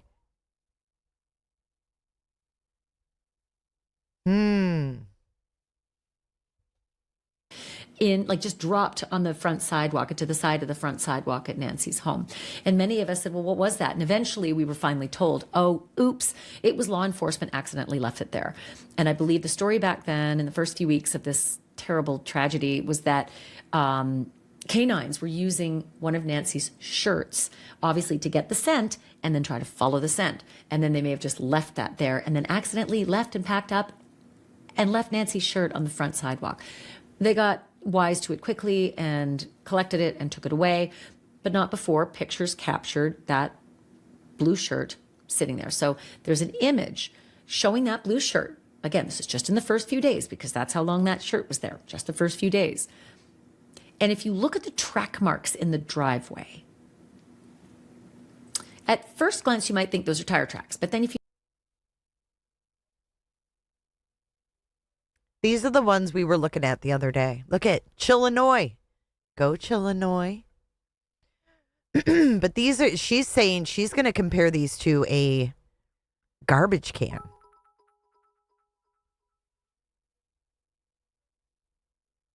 That's wild.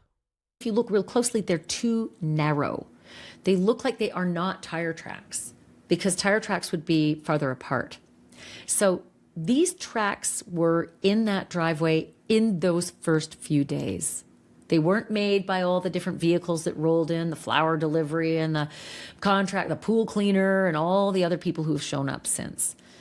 But they were there. And so it begs the question, have the police considered what those tracks were made by? I can think, for one, when the police showed up on Feb 1 to do their initial investigation and then suddenly said, holy shit, something big happened, there's blood, and they called in the homicide unit, that it's possible maybe a CSI team had a trolley of gear that they wanted to take into that home. Maybe the FBI did in the first day, again, second day. The second day, the FBI showed up on the second day. But the Pima County Homicide Division was there on day 1, on Feb 1. So maybe they had a trolley that they dragged along the driveway to bring in to the front door, or maybe to the back or to the garage, because it looks like kind of trolley wheels, equipment trolley wheels. But there's another possibility. What if, I don't know about you, but I have 2 large garbage cans that are on wheels. One is for garbage and the other is for recycle, not unlike most of America. And when you tilt them down and you drag them on those wheels, that's about the width. What if the perpetrator used one of maybe Nancy's garbage cans, if she has them, I can assume she does, I don't know, to drag Nancy to a vehicle down that driveway? It's possible. Is it something that the police are considering? Have they already considered it and ruled it out? Are the garbage cans still there? Did she have them? That I know the family would know if she's got these, garbage cans. But it's just it's a fascinating aspect of the investigation that I know many of you have discussed, but I just don't know where the police are with that and if they've considered whether those garbage cans have any evidence inside them. Did they even look? Yeah, did they even look at those garbage cans? That's what I'm saying. Did they even look in that freezer? My God, that scene was processed fast and released. One day. Day 2, released.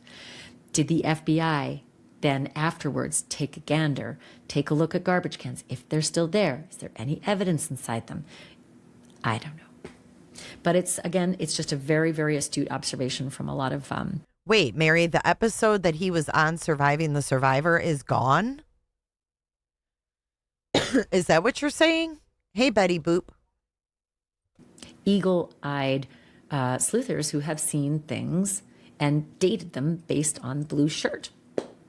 So that's where things stand. I had so many questions, specifically about the comments made by Sheriff Nanos, that he seems to know what the motive is, at least from his words, that he seems to know why this person did this. We believe we know why he did this. I'm quoting his words, not mine. We believe we know why he did this, and we believe that it was targeted.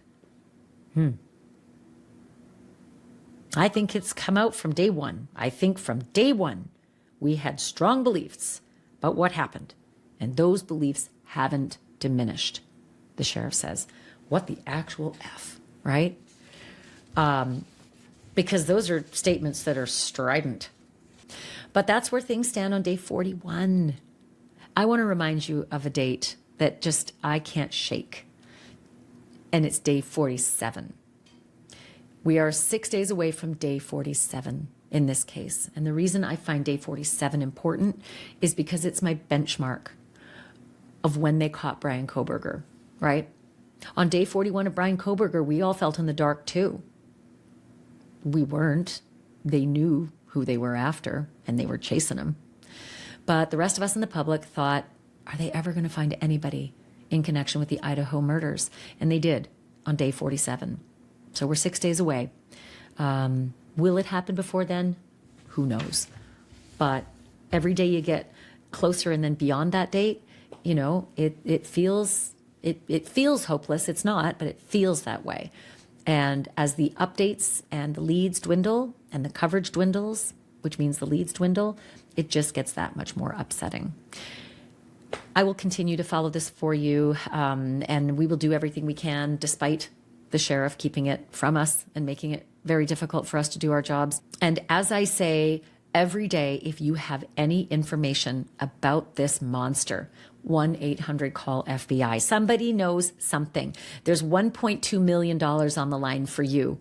If you call and you help solve this case, $1.2 million. How about that? That's incentive. Your life is not going to change if this is your boyfriend or ex-boyfriend or pal.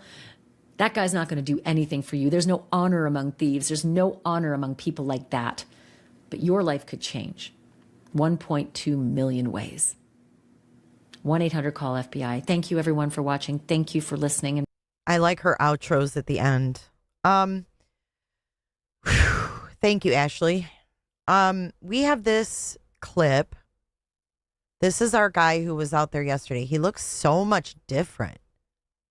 You guys are telling me this is the same guy that was standing outside with JLR yesterday with the tattoos. It doesn't even look like him. This is Bob.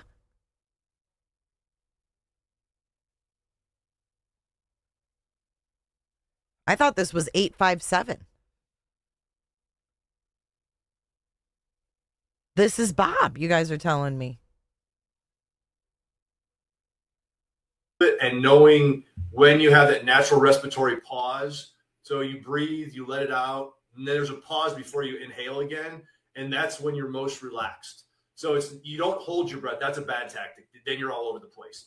But it's knowing you're so in touch with your heart rate and your breathing that you know when you have your natural respiratory pause, and that's when the gun is still. And all these little things. And that's just, again, through the training that I got, the things that I learned over the years.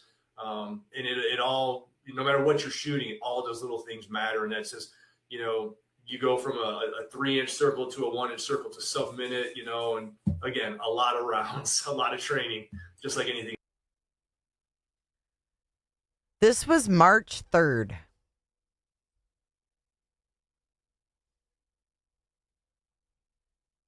Control your breath like that under that. It's not so much controlling, it's listening to it and knowing when you have that natural respiratory pause.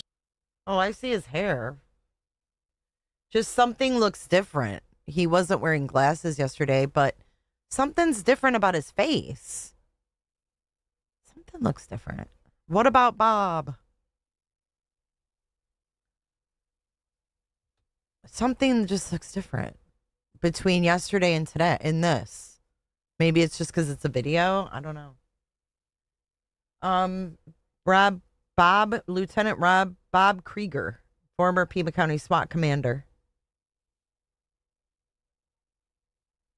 told us the real key to elite marksmanship, not the rifle, not the optics. It's about the breath. I don't know.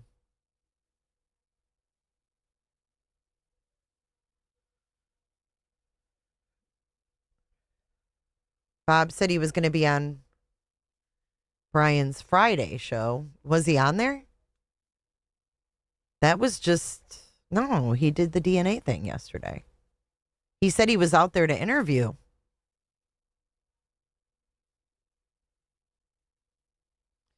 Show a clip from yesterday. Okay. Hold on.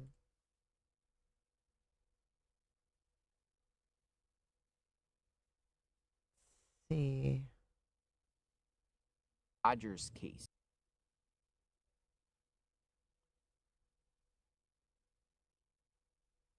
I don't remember when he was out there now. Oh, right here. What was it? She was kidnapped from Suntran bus. She was last seen on Suntran bus 2020. Anne Marie in Canada. Thank you for becoming a member today. Yeah, he looks different to me. Must just be the lighting.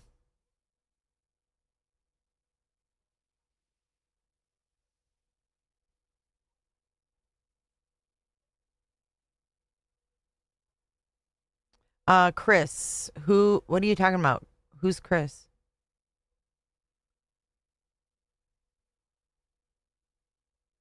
that the same guy?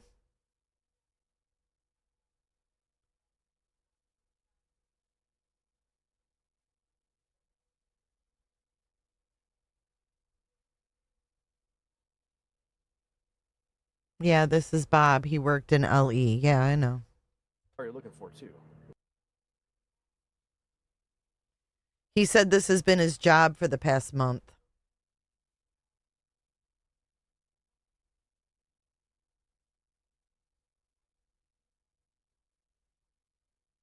Same guy. All right, you guys want to watch Nancy from yesterday?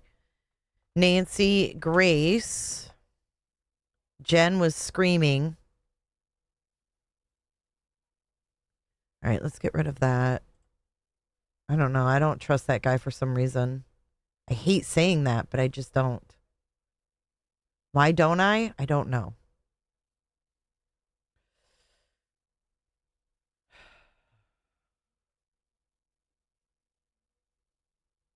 Is that okay to say?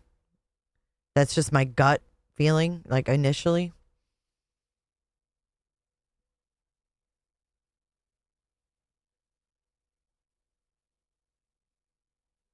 Okay, here we go. Go back. Savannah Guthrie's mother, Nancy Guthrie, missing day 41. Tonight, the very latest in the search for Nancy Guthrie, an 84-year-old beloved grandmother. Plus, do we have a motive? Good evening. I'm Nancy Grace. This is Crime Stories. I want to thank you for being with us.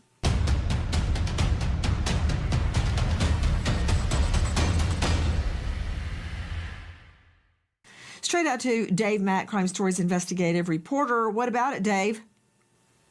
Nancy, we actually have new information Dave to talk Mack. about tonight. You know, Sheriff Nanos has not done any press conferences at all, other than from the very beginning. And he has done one-on-one interviews with some of his favorite reporters, networks. And yesterday was no different. Last night, shocking information coming from Sheriff Nanos in Pima County on the NBC Nightly News. We believe we know why he did this. Wait. And we believe. Wait. Now this is the NBC Nightly News? Oh, yeah. It was NBC. I'm getting confused. That it was targeted, but we're not 100% sure of that. And so it'd be silly to tell people, yeah, don't worry about it. You're not his target. Don't think for a minute that because it happened to. Wait. Right now, 857 Tucson is live. Holly Dasso deserves justice. Drive to location she was found. He's at the railroad tracks where that girl was found naked and dead on the tracks. Look. He went there today. He went there today. Wait, I'm confused.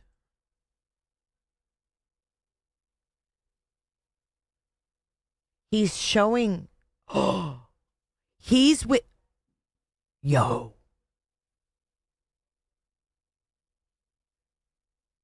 He's live with Joe Schmo. Oh my God, we just unlocked some shit.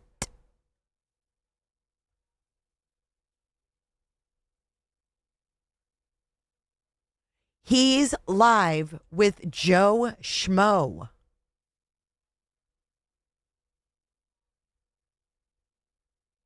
$857 in this video. Watch.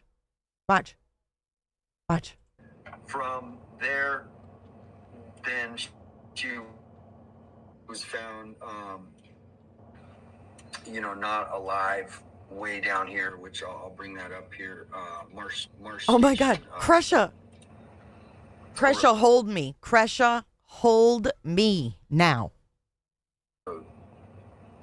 And so I'll just pull it up so you can see how far.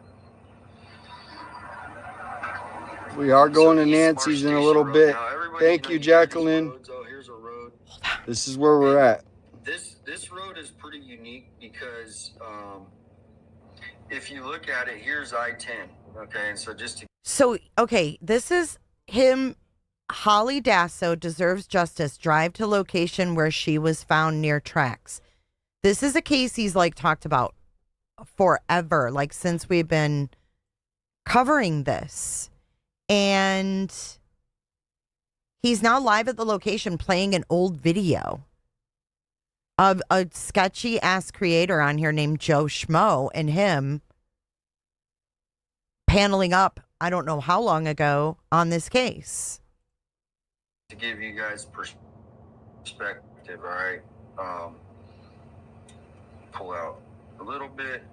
So here is like if you're downtown or by the airport, you would take this I-10 freeway if you're like on your way out to Vail. This is the road, like, boom, I'm going to Vail. So now real quick, as you remember yesterday, the FBI, or no, it was Border Patrol, there is training facilities out here, and that's kind of, I think DGL was out here yesterday. Took her, was on this freeway from I-10 downtown, I-10 all the way to Vail. And then right here, you see this little road right here? I'm going to put my mouse over it. This is Marsh Station Road. That's where we're at. Really interesting, well, not interesting, but just, you know, goes with this case. No, we're not hating anyone. We're wondering why he keeps revisiting. And he's never done this kind of coverage in Nancy's. So I'm just curious. Okay, no one's hating anyone. Marsh Station Road, and here's the railroad tracks. If you see these, that's the railroad, that's I-10. So whoever, that was the route that they took from downtown to get to Marsh Station Road. So that's kind of, now see, this is the route. This is Marsh Station Road. Now it's, if you look at the road, I don't know how many miles, but it definitely takes you. Oh my God. Did you hear his ad? If you're becoming addicted to social media platforms, Joe Schmo is a sketchy creator on here. Basically, this road is like a little offshoot frontage road, they call it, off of I-10. And there's little turnoffs. Now, this is the first one. So this could most likely, if I'm not saying, I don't know. We'd like to know. I would like to know the exact location of where Holly Dasso. Wait, you just fucking said it was the location. A little offshoot frontage road, they call it, off of I-10. And there's little turnoffs. Now, this is the first one. So this could most likely, if I'm not saying, I don't know. We'd like to know. I would like to know the exact location of where Holly Dasso was left, just so we know if there's any cameras. I mean, obviously, we're in the middle of nowhere. I'll get out here in a second and show you guys where we're at. How same kind of, this is more desolate than Nancy's. We are going to Nancy's this afternoon. A lot of people are, what is this about? Well, this is a detour off of the Nancy Guthrie case, bringing awareness to another case of Holly Dasso. This is the Marsh Station Road as you guys watch the video, but look at how desolate this is. Now this is on the way east from Nancy's house, about 2 hours away. But I mean, this is where what happens out here. It just, there's no houses. Now when you go back, there are new houses. If you saw when we leave, but this road is Marsh Station Road. Now I don't know how far it goes down to the actual, but this is kind of the first turnoff that I noticed from the highway. So if the person was coming from Tucson, they would have been coming down this way. You can see the highway over there. They would have taken Marsh Station Road, and then they would have had to known where they're going here. I am going. He didn't find her body. He said he found a body. Not this Holly Dasso. He's just been obsessed with this case. Trails, the tracks. So. Yes, he's live right now. If you guys could share this out on her story, it doesn't even have to be this video. The main thing I'd like to see is people doing some TikToks about her video, doing some YouTubes, MAB, all these these sleuthers that are starting their new channels, Criminal Intuition, Criminal Network. They can start doing they're looking into this case, and we're waiting for Nancy's case. No one's leaving Nancy's. I love it. Great name. Yeah, and so here, oh yeah, exactly. And so here is. Wait, he's got all Like- look at this. And, you know, looking at all these pictures, Look at all the pictures he has of her. you know, it's just a typical, it looks like maybe they were high school sweethearts, right? So these, I mean, just to kind of get a backstory. Thank you, Crystal. Like Bye, Joey. who she was hanging out with every day of her life for a long time, it looks like. And so they were, I mean, it's just a sad. Thank you, sad Brittany. Hit the like. case. Thank you, I mean, guys. and it seemed like just, I mean, I don't know, but I have heard from other people. Yeah, I'll that, be here you in know, Tucson. they I ran live in into drugs. Tucson. And that took them down a road. Thank that I you guess, again for know, the super we chat. see and we hear about. And it Ina goes Dog back, Mom, and we're thank gonna you. see that. We're gonna- Thought it was we're gonna see I'm a that Dog in the Mom, but talk it's show Ina. too. I love it. We're gonna see that in the Great talk name. show. Yeah, and so here. I mean, he's literally sitting here. Hi, Mary J. Thank you for your super chat. Listen, dude, difficult research. Did you watch this when it happened? Oh my God, Crusha. Okay, thanks. Do you guys realize he is sitting at a scene where a naked girl was found on tracks, replaying a video on his phone from over a year ago, and live streaming? And I feel like this is weird. I'm sorry. I feel like this is strange behavior. I'm looking at pictures of a victim on an old live stream while he's sitting at the scene playing it. I've never seen anyone do this. I've never seen this in my life. To be honest, I'm not trying to be dramatic, but I've never seen someone sit at a scene and play a video showing pics of the victim. And this is unsolved, by the way. This is unsolved. No one knows who did this to this girl. This is the case he brought up, yep, to the retired SWAT guy last night. And he was like, I don't remember that one.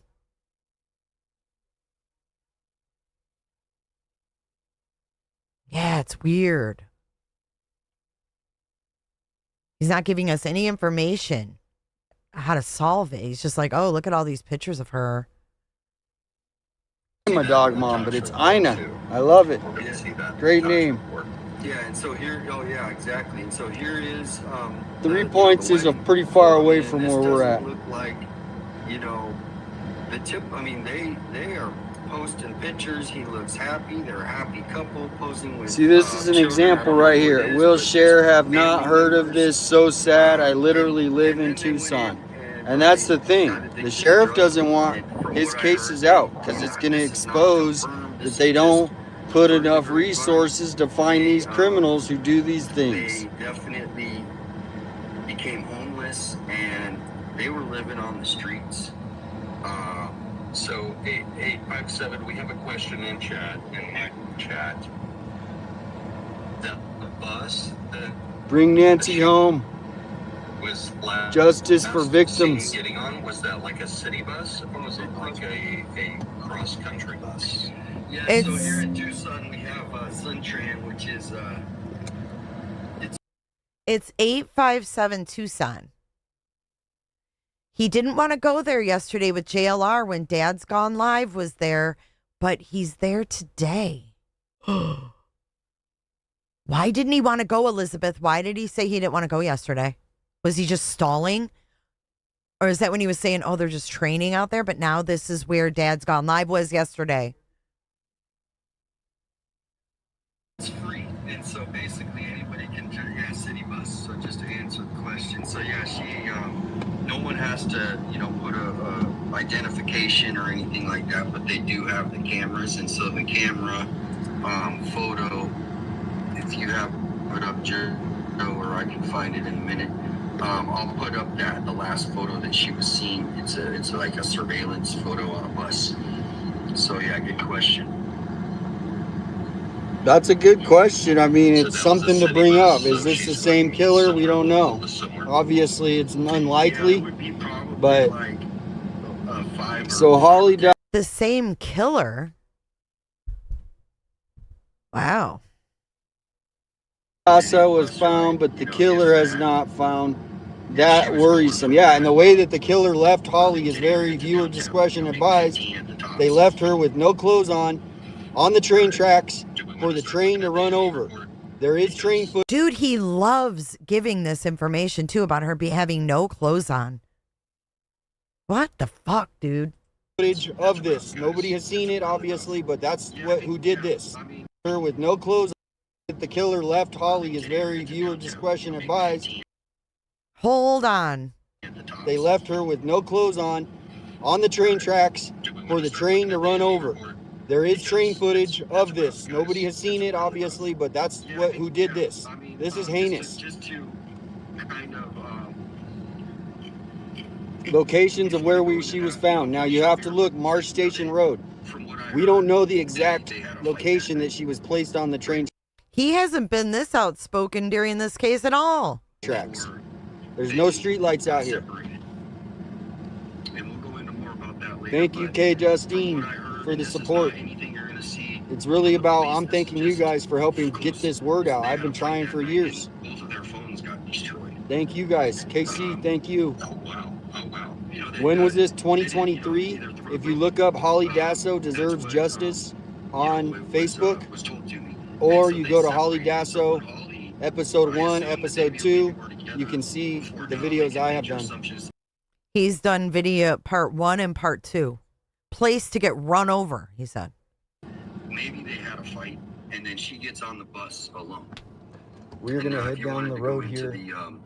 I know I've been yelling. I got the air blowing. I got this going. I'm a little bit hyped up because I'm hoping that You're hyped up, huh? Why are you so hyped up, dude? I've never seen him hyped up. Got this going. I'm a little bit hyped up because I'm hoping that your guys' viewership today is going to help get her name out. Okay, so I've been trying and it hasn't helped. It hasn't. Ignored from the sheriff. They raised the reward. So I'm thankful for you guys. After a car accident.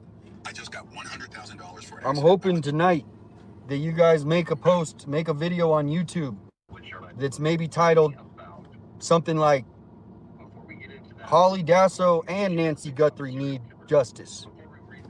Who is Holly Dasso? And something. So that's why I'm thanking you. Melissa, thank you for the super. You can rewind, I think. Thank you for joining, K. Justine. You can rewind, I think, but if you Google Holly Dasso, it's spelled Hollie. Last name Dasso. Now, I'm not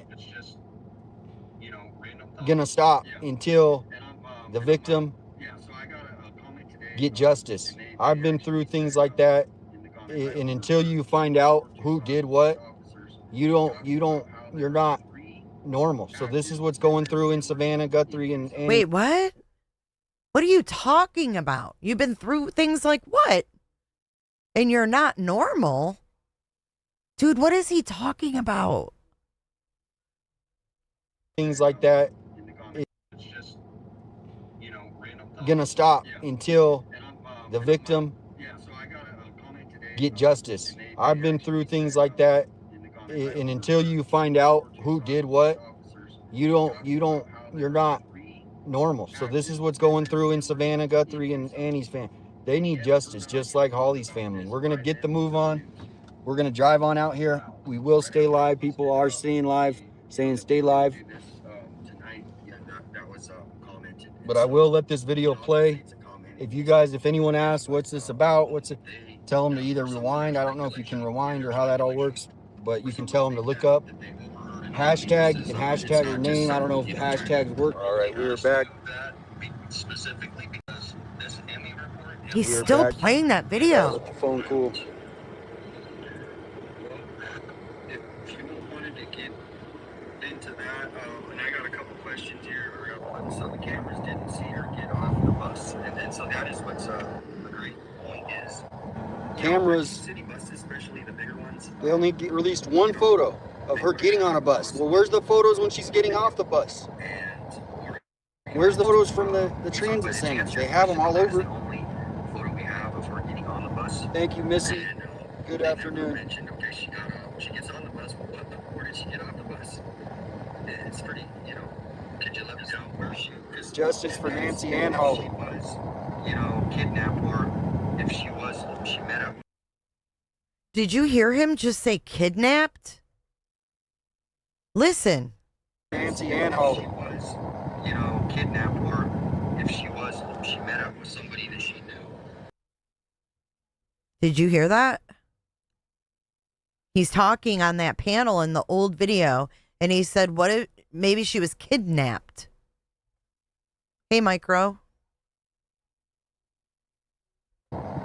Kidnapped, or if she met up with somebody that she knew.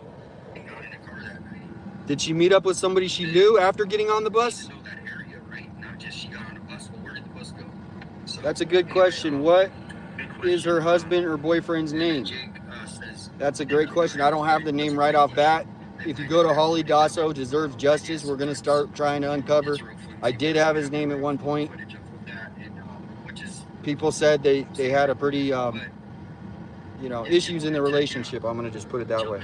Not that all relationships don't have issues of some kind. Welcome in, Caroline Williams.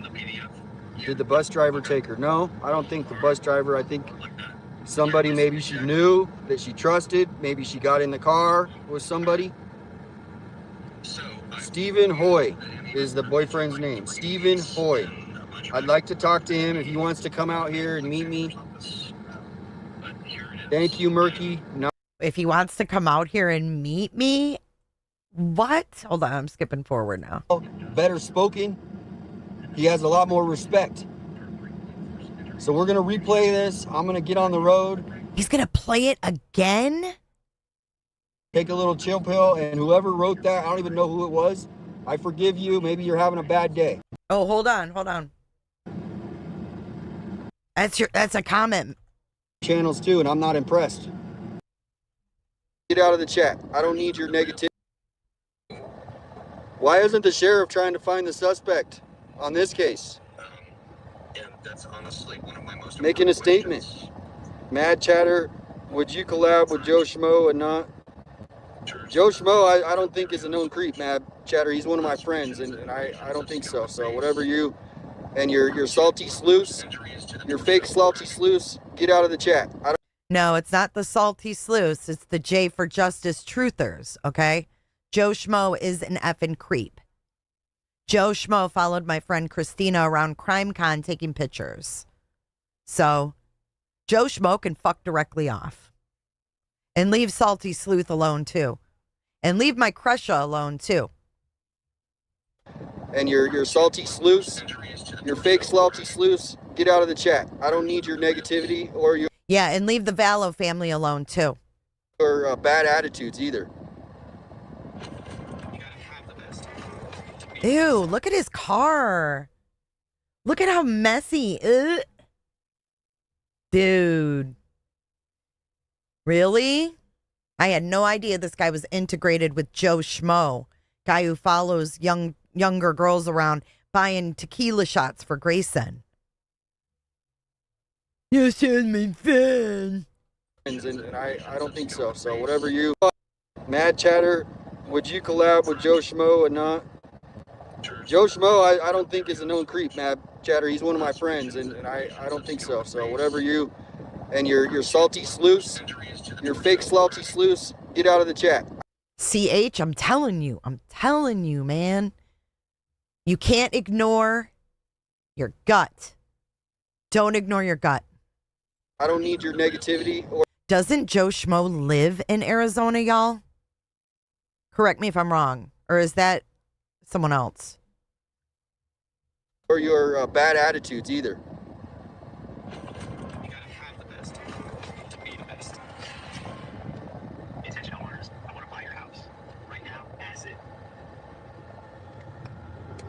You know, his commercials, you know how like people's advertisements tell a story? His do. Money. One was about getting $100,000. Another one was about, what was the first one? I can't remember. But this one, one was about rehab from social media. This one.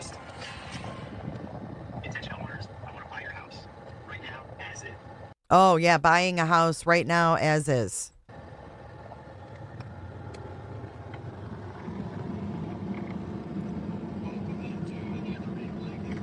We're going to play this last thing, and then we're going to sign off. That really pissed me off right there, whoever. Oh, he's signing off, Mad Chatter. Why would he sign off? Wrote that. You want to talk shit this last thing, and then we're going to sign off. That really pissed me off right there, whoever wrote that. You want to talk shit about my friend? Yep. Yep, I do want to talk shit about your friend. I sure do. He's like this little pussy. I watch your channels too, and I'm not impressed. Miss whoever's connected, whoever writing this crappy stuff about my friend. Try to bring me into some drama I don't even know. Dude, you're sitting there playing a stream with the guy. Taking away from now Holly Dasso's case. Ooh, you've made him mad. You took away from Holly Dasso. Uh-oh. No, it gets real tiring when people, you know, they you know, you try to help them, you go support their channels. And what? And then you got a couple, you know, crazy housewives that literally sit home and do nothing, and then they want to, you know, crazy housewives that. Crazy housewives? Fuck you, dude. Nah, fuck this dude. Fuck this dude. Crazy housewives? Dude, what do you do for a living? Do you sell diapers? Oh, hells no. Nope. We're not doing crazy housewives. We're not doing that shit. Mm-mm. No, it gets real tiring when people, you know, they you know, you try to help them, you go support their channels, and then you got a couple, you know, crazy housewives that literally sit home and do nothing, and then they want to cause crap for people because they have no life. Oh. They have no life. Why don't you focus on the case? Like you are? 24/7 on a Holly Dasso? Something ain't right here.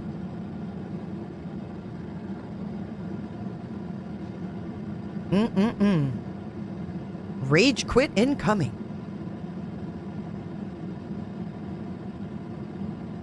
Dude, he hasn't even streamed. Now I'm going to restart this video with my friend Joe Schmo, who is way better than a lot of you fake salty sleuthers out there. And whoever's connected with her. All right? I'm going to play. He's a lot more experienced. He's a lot better spoken. He has a lot more respect. So we're going to replay. Respect? Joe Schmo and respect don't go in the same sentence. Wow. Can we get some diapers? Can we get some diapers? Play this. I'm going to get on the road, take a little chill pill, and whoever wrote that, I don't even know who it was. I forgive you. Maybe you're having a bad day. Nope. But don't be coming with my channel with your drama. I don't need it. I don't have time for it. It's ridiculous. You guys are immature. Take it somewhere else. Go take it to your other channels that you guys like to talk crap about people. I don't do that. Unless you come at me, you just did, or you attack my friends, then I'm gonna comment on it. So we're gonna rewind this a little bit. I know certain people like the drama. I don't. I just don't. It doesn't help solve cases. It doesn't help get exposure, bring awareness to the public that we know is getting hidden. We have a right to know.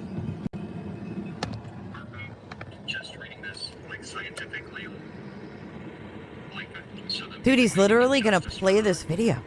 Shout out Joe Schmo. I will share his channel. Extremities. Fracture of the right femur. That's the largest bone in your right thigh.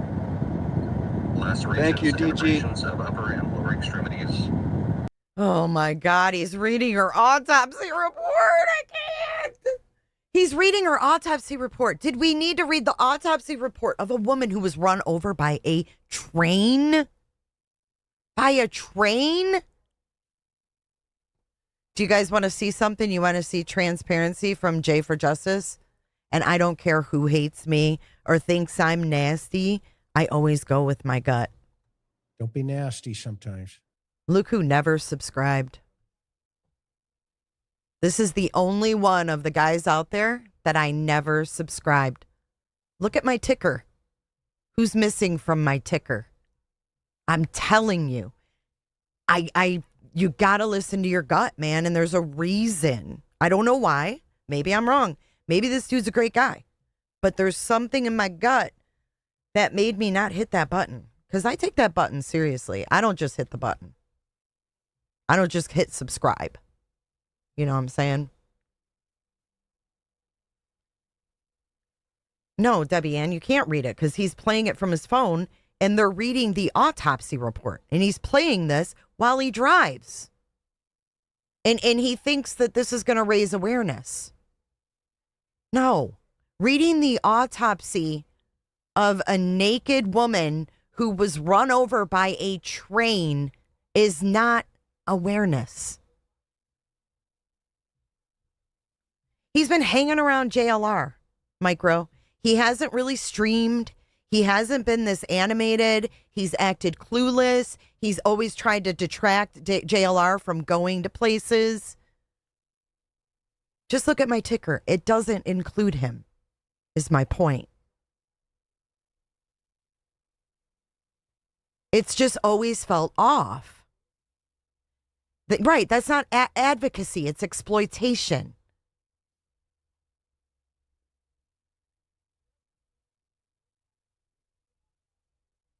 Right, Hoosier, to figure out what happened. And I didn't, wait, Hoosier? I didn't read no fucking autopsy report of the Idaho 4. It has nothing to do with people being famous. Shut up. Go put your nail polish on elsewhere. Has nothing to do with anybody being famous. You completely have missed the point.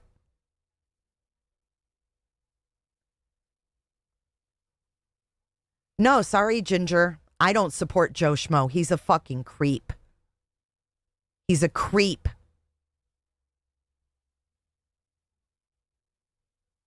Muffy, you think it's okay to just play an autopsy report of a naked young girl while you drive?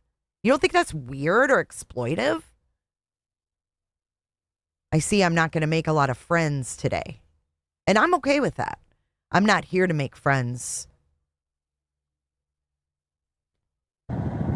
I don't know who wrote that, but it pissed me off, and I apologize. Toxologic analysis. I don't feed the trolls, but I do stand up for my friends. For methamphetamine. And you know what I do? I stand up for victims. That's who I stand up for. Fuck your friends. Joe Schmo's your friend? That's all I need to know. All I need to know. Lexagonine, predominant metabolite of cocaine and fentanyl. See accompanying NMS toxicology report, which we'll look at in a minute. Opinion. In consideration of the known circumstances surrounding this death, the available medical history, and the examination of the remains, the cause of death is ascribed to multiple blunt force injuries. The manner of death is undetermined. Okay, that's big. Not homicide, not suicide, not natural causes. Undetermined. The manner of death is undetermined, and that's probably the most important thing that we have to think about in this case, is that the manner of death is undetermined. I will get these FOIA requests that me and Joe Schmo, one of the best crime reporters on YouTube, obtained, and we'll post them on my YouTube. Pima County Office of the Medical Examiner. Whoops. This is tough to hear. This is really tough to hear. So, trigger warning again. Trigger warning. This 34-year-old female was found nude and decapitated, lying prone on the railroad tracks, approximately 600 meters away from the nearest paved roadway. And you find nothing wrong with this. He's driving, listening to this. You don't find anything to be wrong with this. If you find nothing to nothing wrong with this. Please exit left. Please exit left. I'm not posting it, Caitlin. He is. If you have a problem, or if you don't have a problem with things like this, exit left. Because I think this is effing weird. Why do we need to hear this? Why? Huh? No, I'm just saying, if you think this is normal and okay, I've never seen someone do shit like this. I've been watching JLR for years. I've been watching other streamers. I've never seen anyone do shit like this.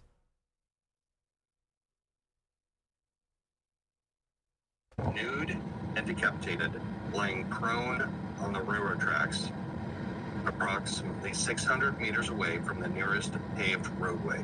600 meters, that's 1,800 feet. That's like a third of a mile, if you want to think about it in U.S. terms. Okay, how is this going to help solve her case? I'm waiting. I'm going to wait for the haters that are in here. How is this going to help solve her case? I think it's effing weird to exploit a victim. This isn't going to help find her. How about showing her fucking picture and saying, hey, did you see this girl before she got picked up by some weirdo who killed her by blunt force trauma and then laid her naked on a railroad track? A third of a mile, 1,800 feet. Video. Oh, and by the way, all of us over here, we're not bored housewives. You're damn straight I'm playing it. Footage captured by the initially reported. You know why? Because this Joe Schmo is an effing creep. Yeah, we're compromised. Let it go. Let it go. I don't care. This is not awareness. This is not advocacy. Train, the initially reporting train. So this is. I plan to in the future, Mallory. Huge. My father forced me to get an abortion, but moments before the procedure, a lawyer. He got an abortion ad. He just got a fucking abortion ad. What? Initially reporting train. So this is. I plan to in the future, Mallory. Huge. My father forced me to get an abortion. My father forced me to get an abortion ad. I've never gotten an ad like that. Have you? You ever gotten an ad like that? I never got no shit like that. That's fucking weird, dude. That's a weird algorithm. What? My father forced me to get an abortion? I plan to in the future, Mallory. My father forced me to get an abortion, but moments before the procedure, a lawyer. Like, you have to think about this logically and logistically. The initially reported train shows the headless decedent lying prone on the cross ties in the center of the rails. Do you hear that? So if you have a theory that maybe she was run over by the prior train, how does she end up lying prone on the cross ties in the center of the rails? This is sick, guys. Viewer. You hear this? This is sick, guys. Viewer discretion advised. This is sick. He's excited. Why? Lying prone on the cross ties in the center of the This rails is sick, guys. Viewer discretion advised. Why is Nano silent? It's forward-facing camera. Wait, back up. Why is he calling Nanos out on this case?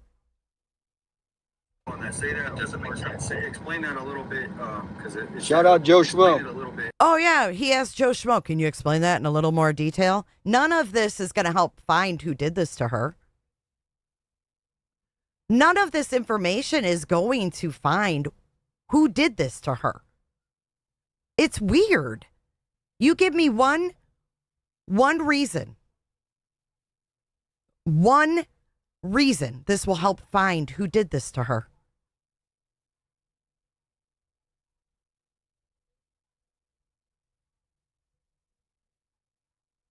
Webs of deceit. I'm sorry for that. Yeah, it is, Nick.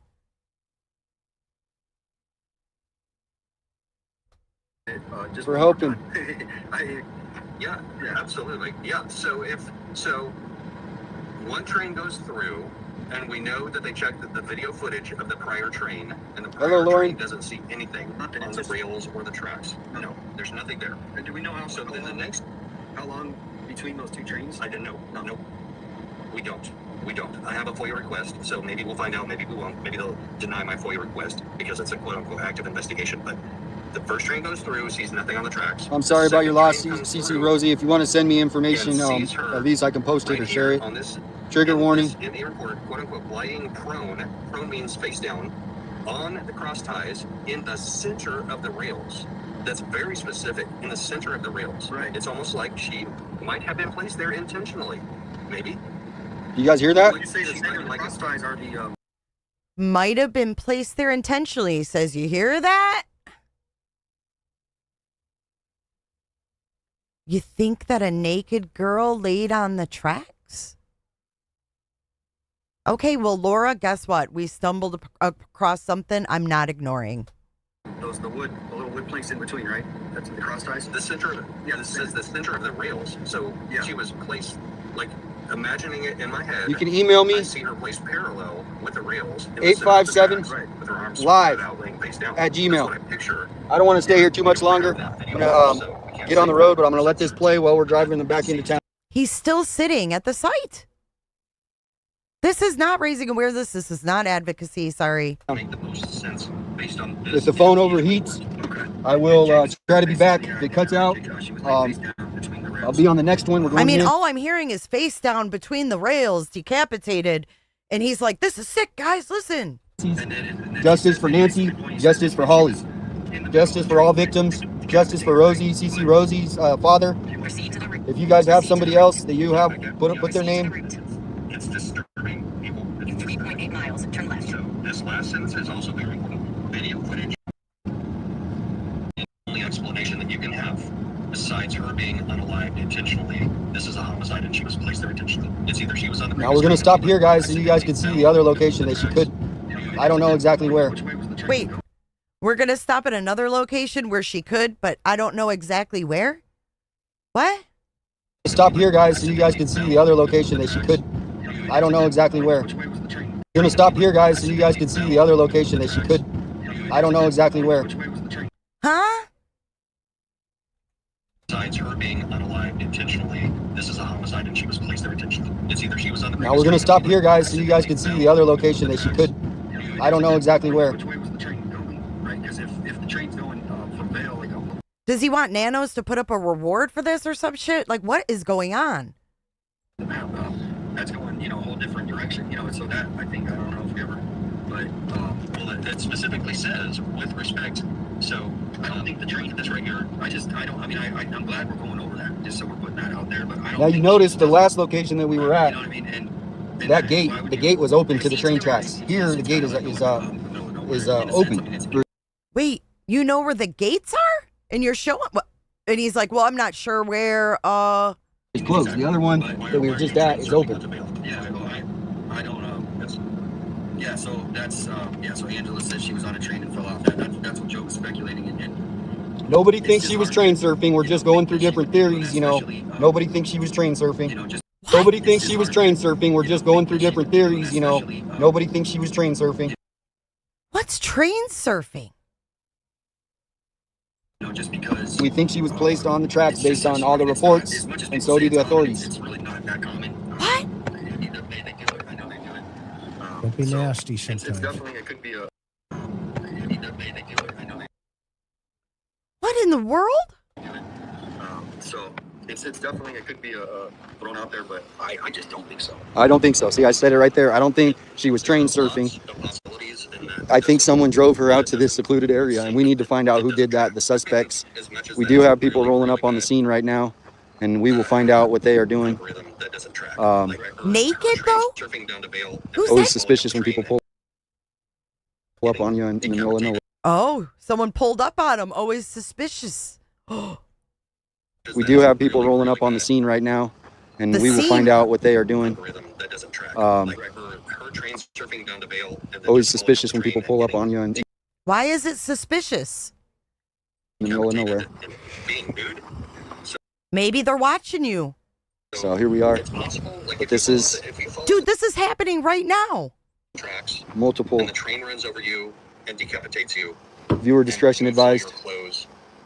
And he's playing this video in the background about decapitations. That is a possibility. How you doing? That's a possibility. But damn, that's a remote I can't see the chat, guys. It's too sunny out here. Isn't that like Now this is, see that track right there? Now that train up top is the one we were on, and then there's one down here. Thank you, Mad Chatter. Dude, Joe did. Yeah, he's good. I mean, there's just, I'm done with it. I'm done with it.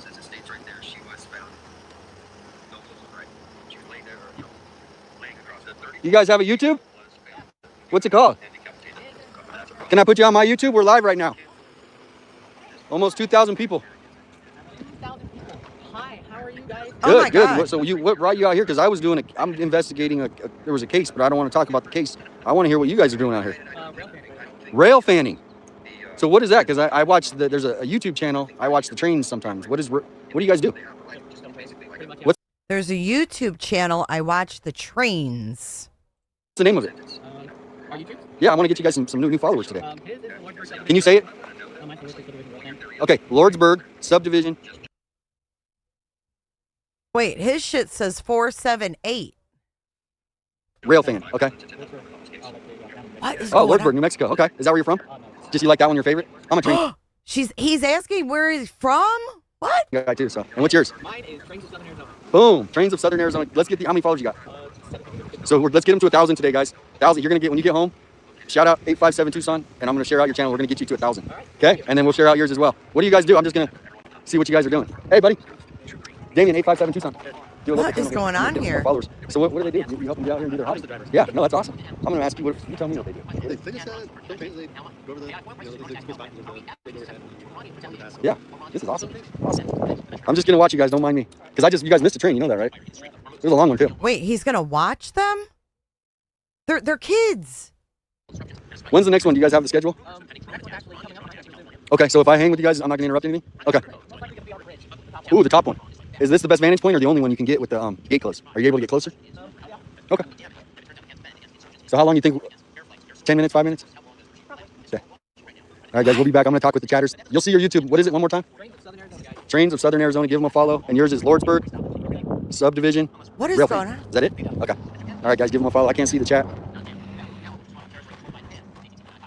But this is what they do, guys. They come out here. I'm sorry about the little side, but this is where they come out here. They're trying to get the best spot. Looks like I'm going to be following them. See, I trust the people who do. Why are you following them?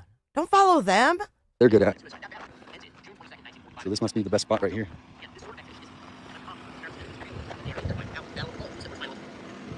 Hey, Irish, Should be you coming don't soon. come in here and tell me what to do.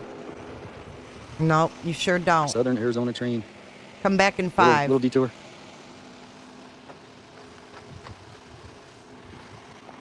I can do and watch and talk about whatever I want to talk about. It's coming, guys. Anytime. If you guys want to rewind the video, you can see what we were talking about. We were just taking a little pit stop. Some young men were out here doing their hobby, and I really want to document what they're doing and watch this train. Get him to 1,000 followers today, guys. We are here on scene, right off of Marsh Station Road. Oh, go. I'm skipping forward. Get him to 1,000. Now this is still, we're going to get back on what we were talking about, but this is kind of just fluid. We're waiting for 2 possible trains right now. Their father has driven them out here. They're tracing chains. They were in Benson. They've been tracking this train. Now we're here. Their dad's there. And this is what it's about. Their dad's there. Just did a detour. Look at this amazing footage out here. You don't mind me asking, what was your channel? 857 Tucson on YouTube. And yeah, YouTube. Yeah, it's beautiful out here. Yeah, great kids, great father out here. We are waiting for the train. Did he know the dad was there at first? With them. We are waiting for the train with them. And we'll kind of update everybody as we're waiting for the train. He said a couple more minutes. They've been following this train all the way from Benson. Now what happened, guys, is I've been wanting to come out here to bring exposure to Holly Dasso case. So we were just, I'll show you, there's the castle that we were just looking up at the top of that hill. Now right below that is where we were. And then as we were coming out of here, we were stopping at different locations. And this is the location, the second one we stopped at. So this would have been a spot that she would have been left at. Give you guys a summary of how we ended up here with two incredible youth. This would have been the first stop off of the freeway that you could get to the trains the closest. So then we pulled over. As we pulled over, this car came shortly after, and two young men and their father got out, and we find out they have YouTube channels, and they're out here tracing trains. The father's with them. They're out here chasing trains. So now they just traced it from Benson, and we are here waiting for the train with them. I've never done this, but I've seen people do it, and it's. I have to admit, my adrenaline's pumping a little waiting for this train. You got two follows. I just said they're saying they're following you. Your number's jumping? All right, guys, give them a follow. But we got two possible train locations. This is a great spot if I was a train enthusiast like them, because you got this train coming that could come this. I wonder if the dad knows that he's talking about a woman being decapitated and asking his followers to follow those children. That's weird. This way, and then you got. Sorry. Thank you, Jeff. If you guys, thank you. Still, somebody got some crazy graffiti going on right there. I'll tell you, one of my favorite things about the trains is the artwork. Thank you for hitting those follows for the young youth and helping them. Barb, thank you for joining. I don't the chat know what today. to think either. We're yeah, just there's lots of watching. places out here in Arizona. I mean, which is cool. You can just go. Madeira Canyon is not too far from here, and it's a little cooler as you get away from certain areas. But you do have. I could just It's picture. shaky as fuck. Down there is just cool. Look at those. I mean, it's green because that's where the water does flow when we do get it, so it gets a lot more water. Oh, thank you, Linda from Belgium. Thank you, Linda. That is so sweet. I will be going live from Nancy's at around 4 p.m., guys. Take breaks. Everyone needs breaks. God, he's zooming So in we on will the do an update track. of how we ended up here. For anybody new, this is still about Holly Dasso, but we are kind of showing how this might not be the area she left because it's very populated right here. So we can walk. Oh, this might not be the area because it's very populated, but you just said it was very creepy when someone creeps up on you. And get closer. We can get underneath the train tracks over here. I mean, this is a creepy place, I have to admit.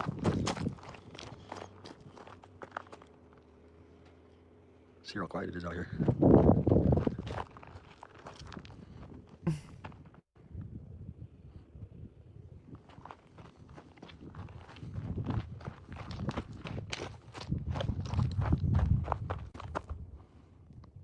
Yeah, this is sped up, of course, yes. Because we're How we behind. ended up here, we were going to Marsh Station Road, which is the road right there, kind of near that minivan. We took that to the different drop-offs where Holly Dasso's body. We don't know the exact spot yet. I'm hoping we'll be able to find out. Why do you... He keeps pointing exact spots, but saying they're not exact spots.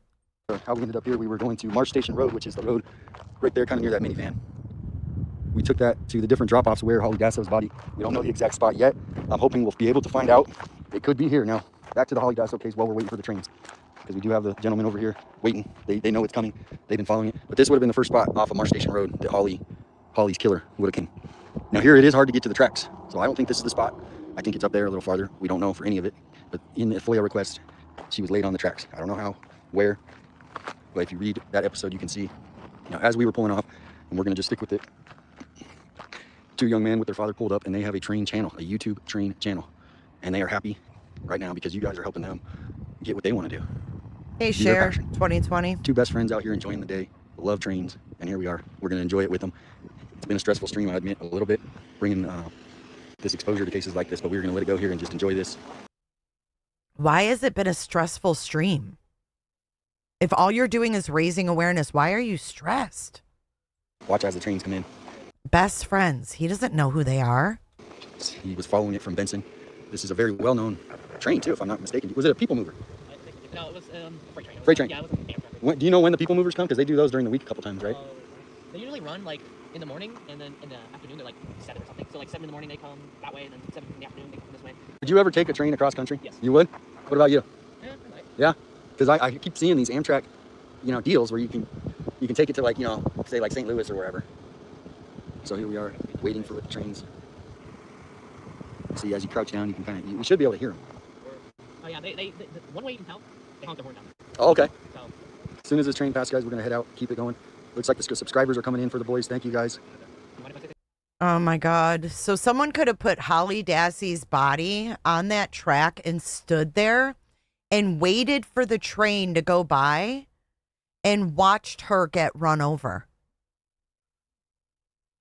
Oh yeah, please. Thank you guys so much for all the support. Nice, nice. And thank you for subscribing to my friend too. Yep, we're gonna get those subs up. You guys keep chasing your passions, smiling, living life with joy. All right, we are waiting. I want to get so they see how they do it because I am anticipating this train coming with them. And it would be cool is if two trains. Have you ever had two trains coming at the same time? I've seen that before. See now, two trains at the same time would just be. That one would get more views, maybe. So he's anticipating the train coming. This is the train that hit this girl.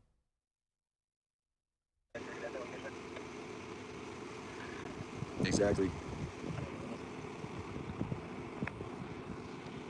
I mean, they got walkie-talkies and everything. I mean, these guys are not. This is no joke channel here. They got walkie-talkies out there. Are these guys set up by the FBI? They got walkie-talkies.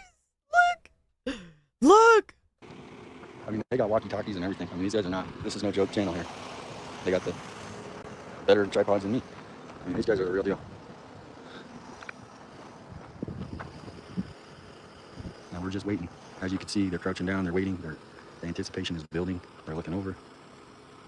You got the scenery between this cool bridge, and then down here is like it goes under the bridge. I mean, this is. Yeah, down here is right where you said that girl was run over by a train. This is probably as good as it can get with trains, as far as in Arizona, maybe. You know, I'm gonna let my phone sit here for a minute while I turn my car off, because it is kind of loud. Yeah, I think it's messing with the ambience. Be right back. Nah, JLR isn't with him right now. Yeah, they are 12. The hell they aren't. You see their teeth? I know what boys' teeth look like. I had my car running over. I raised 2. It's not good train spotting. Just leaving a car, you can't hear when the train comes. That's my fault. Amateur over here. Taking several Amtraks to Seattle from Texas to Wisconsin to Arizona to California and up to Seattle. It's so much fun. Thank you guys for the super chats. I missed a couple. Thank you guys. Appreciate the support. Sub to both. Jeez, you literally are making their day, guys. And mine. I really appreciate the support and you guys helping out with the Holly Dasso case, getting her name out. Hello from Wisco. Welcome in. So much fun riding Amtrak. I've never been on an Amtrak other than is the train. I don't know. They followed it here, so they're expecting it. They have their walkie-talkies. We're just being patient with them. That's part. So they came out there, told him the train's coming, and he's excitedly waiting for it. And this is exactly where he said this girl was run over. He played her fucking autopsy. She was decapitated. Her head was in between the rails. And the kids are just waiting for the train to come by. This isn't getting her name out. This is reliving her demise. Exactly, Leo. Part of enjoying this is you gotta be patient. No, all these cases still open, and that's why we started this stream. The wind is a little picking up. Justice for Holly. Keep all that in the traps. People know that's what it's Hollie. Welcome in from Missouri. What day did she go missing? Holly Dasso. Oh, thank you for that. Always opinion. Thank you. Appreciate the support. Thanks for joining the channel. So I'm ready. There's a $15,000 reward. Behind there. So we can get everybody in. They are waiting. We are waiting. Luckily, we got a little break on the sun, covered by the clouds. So part of the key is the silence, I think, because you can hear it first. So you just kind of just checking the vibe on how they're doing it. He keeps looking behind him. He don't like that. He is uncomfortable. I think because you can hear it first. So you just kind of just checking the vibe on how they're doing it. Holly was last seen alive on September 22nd, 2023. Her remains were located the next day by the railroad tracks off of East Marsh Station Road.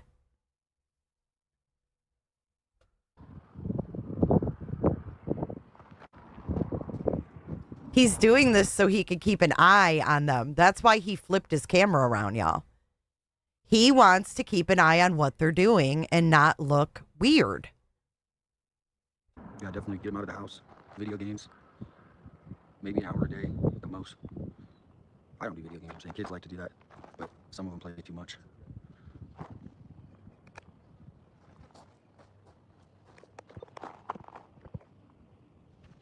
It also takes good parents. The dad's out here just chilling. He drove them out here. They've been following trains all day. No, I don't think the dad does. I don't think he wanted to talk too much, so I didn't want to keep prying. Why didn't you talk to the dad?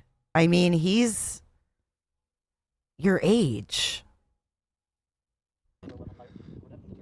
Now, I don't want to cut this short, so I know we're veering off the Holly story from earlier, but I'm still keeping that Holly justice for Holly. Let's, so people can look that case up. I want to see some YouTube, so hopefully coming about that case. Dude, he's waiting for this fucking train to come by.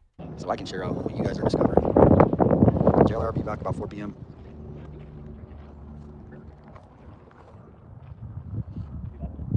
Have you guys been up to the castle up there?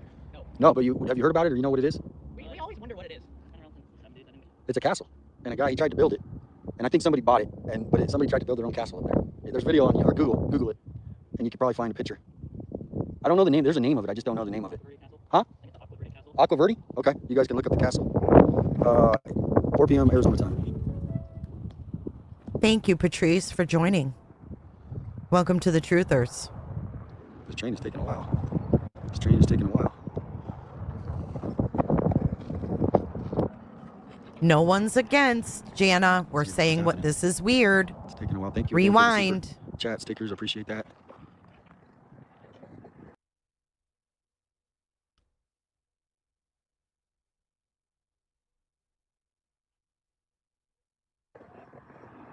This really did take a little bit of a turn. He's still there. Dude, we're in real time now. We're in real time. We are currently waiting for a train. We found some youth over here. They have some channels. Youth? And it got a little stressful, so maybe the universe is just saying, hey, this is what we need to do. What? I could sign off. I could be saying, hey, no, but we're going to just let it roll. It was a stressful stream for me. Huh? Prepared, as you can rewind and watch it from the beginning, and then maybe catch it live when the train comes, however you want to do it. But the reason I came out here was to bring exposure for Holly Dasso, who was, viewer discretion advised, found out here on the tracks. So you're going to relive her last moments. Dude, what is going on? So the universe just kind of planned it. We met these boys. They do have their train channels. Immediately knew they were YouTubers. They came out with their tripods and ready to go, and their walkie-talkies to hear the train coming in. So we're just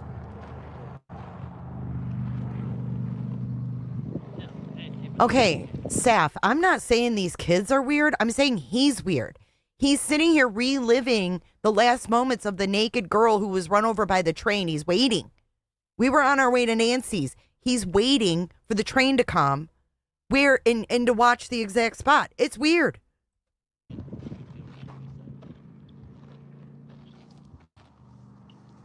We're doing JLR at about 4 p.m., guys. 4 p.m. Arizona time. We're doing JLR, so he's not even going to stream from Nancy's. We're doing JLR at 4. What? No, they didn't catch the murderer. I don't know what time. It's only 1 p.m. They didn't catch him. $15,000 reward. 4 p.m. Why would they need walkie-talkies? They're right next to each other.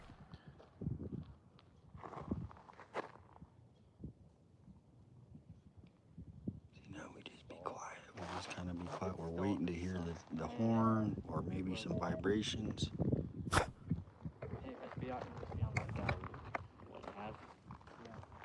Why wouldn't you leave? Okay, but they're right next to each other, y'all. They don't need walkie-talkies. Update. Yeah. The train might have stalled because it should have been here by now. Should have been here by now. Seriously? I'm going insane. Either way.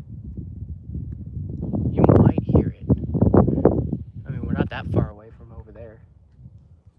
Have you checked YouTube? Because there are the... Yeah. Okay. There's rail cams. Train stalling. That's a good one. That would be interesting if the train stalled. Hope it didn't.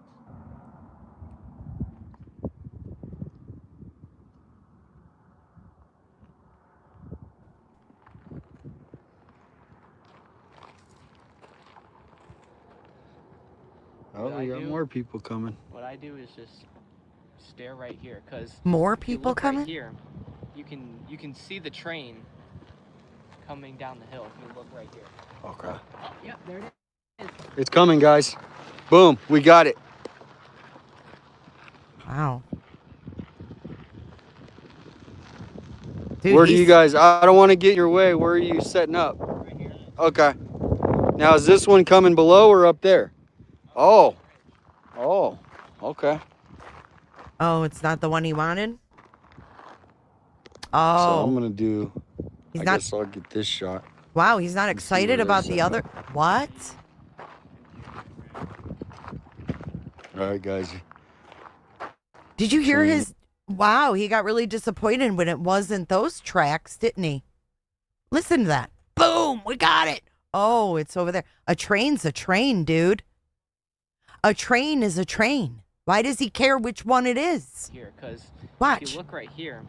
Watch again. You can see the train coming down the hill. If you look right here. Okay. Oh, yep, there it is. It's coming, guys. Boom, we got it. He got all excited. It's the wrong one. Watch. Where do you guys, I don't want to get in your way. Where are you setting up? Right here. Okay. Now, is this one coming below or up there? Oh. Oh, okay. So I'm going to do... He ain't excited no more. This shot. Hmm. And see where they're set up. All right, guys. Oh, thanks, Train Webbs. is coming. Almost here. Thank you for the patience while we waited. That's the Dude, thing you're about right up train in their watching is shit. Patience. It builds patience. Why are you up in their phones? Dude. Patience is a skill. Why are you up in their phones? Why are you recording their phones? This is weird. Dude, why are you He was zooming the in? first one to spot it. Stop. Look at that kid. He's uncomfortable.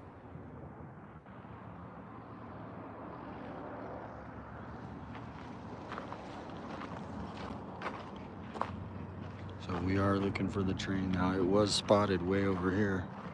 See if I can see it in the distance, but it is coming to where we just were. Why is he still here, dude? What's going on? Rewind. I actually caught the first train that came, so here we are, guys. The train is coming.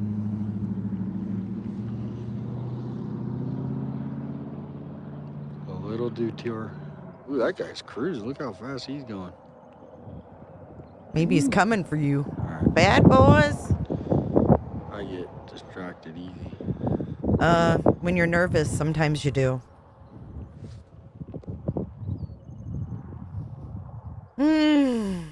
He's keeping an eye on people, isn't he? There's a lot of activity out there. He's scared. Why is he so scared? I have no idea who this is or what they're doing. Maybe he's a train guy too. Toy trains? Or do you like this? I have a couple model trains at my house. Yeah. But nothing beats The real thing, right? Yeah. Have you been to the train museum downtown there? Is that one of your favorite places? Yeah, been there. Cool. I like the steam locomotive they have over there. Yeah. Display. Cool. Did I thanks, ask him to guys. do that? Everyone's loving your channel already. They've been telling me. Thanks, Dad. Everyone's telling how awesome a dad you are. So thank your dad. Be good to your dad. Good kids. Man, good kids.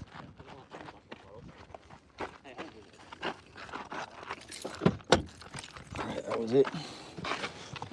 All right, guys.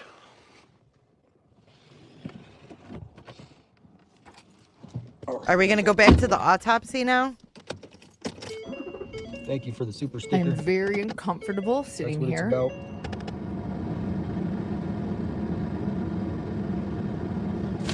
Is he going to wait for them to leave? What?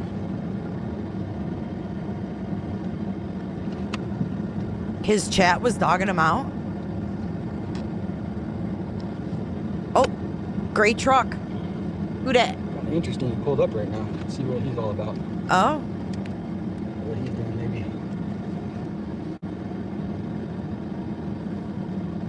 Thank you guys for tuning in. We'll keep it live as we're driving back into the city, into Tucson. If you guys rewind, this is an exposure that we're bringing to Holly Dasso, and it ended up that we ran into some youth train searchers. They were out here waiting for the next train, and then all of a sudden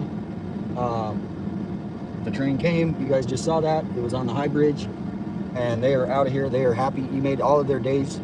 Thank you for the super sticker chat. I am going to continue the stream here. If you guys keep putting Holly Dasso, hashtag Holly Dasso in the chat. How you doing? How are you? Good. You from around here? No, I'm Oh, okay.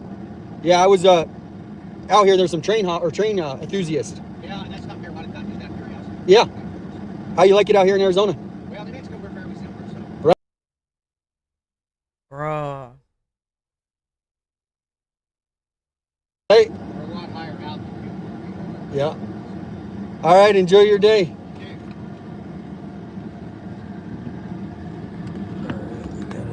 Man right here, he's coming out here.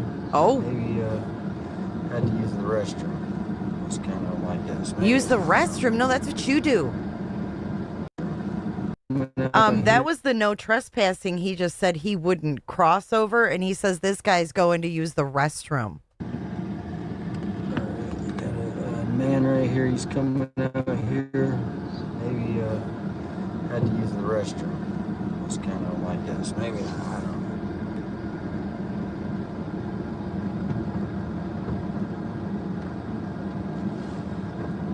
Thank you, Lily. Appreciate it. Keep that going, Holly Dasso. I want some YouTubes made for her case, please. Some YouTubes made for Holly Dasso. I've done some YouTubes. We're continuing to bring awareness for victims.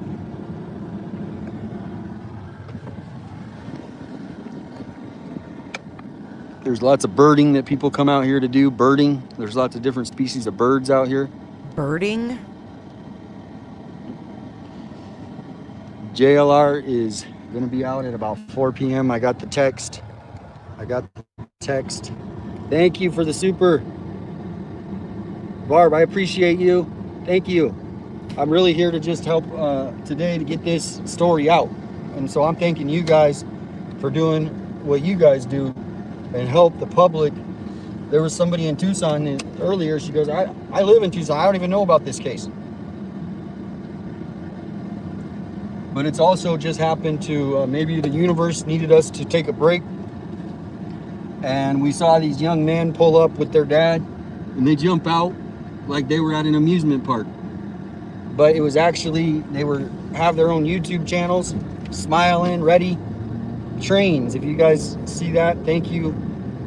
They great best friends, you could tell. And then so we just kind of went with it, practiced some patience, and waited for the train, and it came by and it did not disappoint.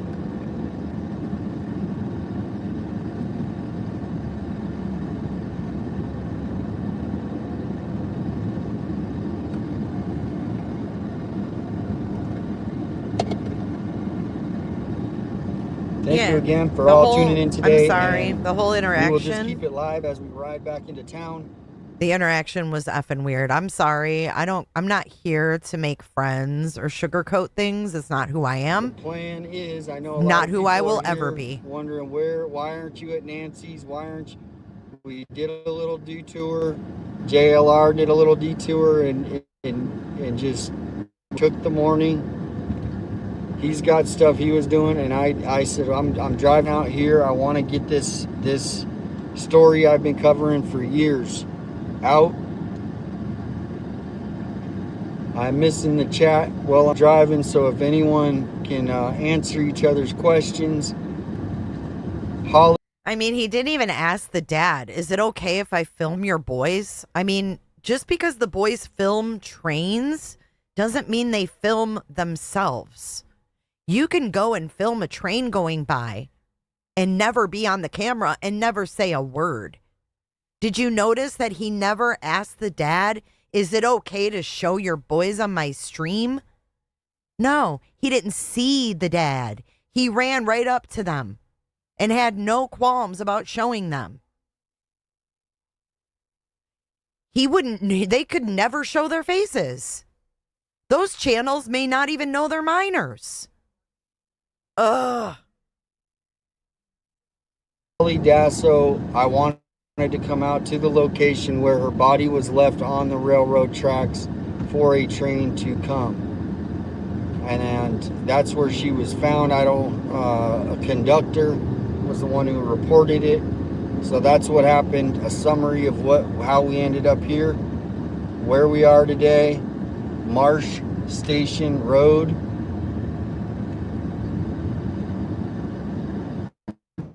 Dude, he was all up in their space.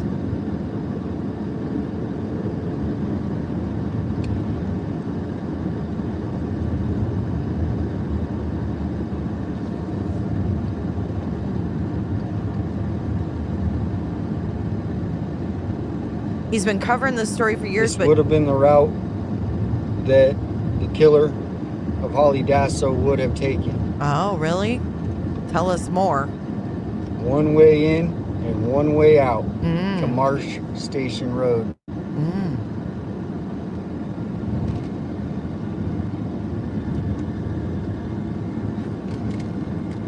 He doesn't know if the girl had a husband or a boyfriend, but he's been covering it for years. Weird.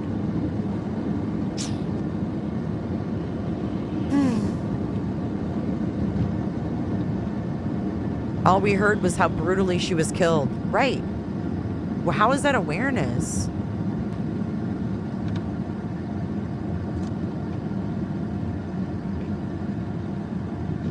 Jana, I don't need you in here preaching at me either. I'm gonna have to take a look. Jana, get over yourself. New housing community. Protect our children from exploitation in any form. You ask the Anybody wanna fucking come to parent, move dude. to Arizona. Christ. Guys, Oceanfront property. don't be a fan of people Arizona. promoting hate. Hey, Jana, go sit on a cactus. How is this hate, weirdo? You guys know that song? I know you're singing it now. Wake up. Yeah, I mean, it's beautiful views out here. I might move out here. You might move out there, eh?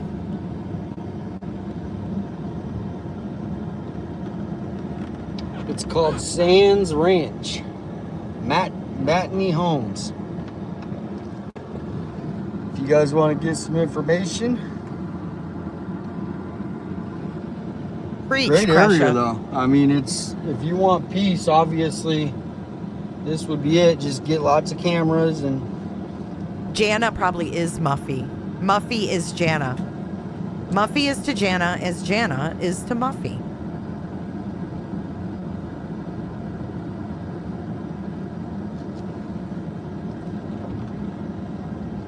I miss you too, Crusher. I'm so glad you're here, girl.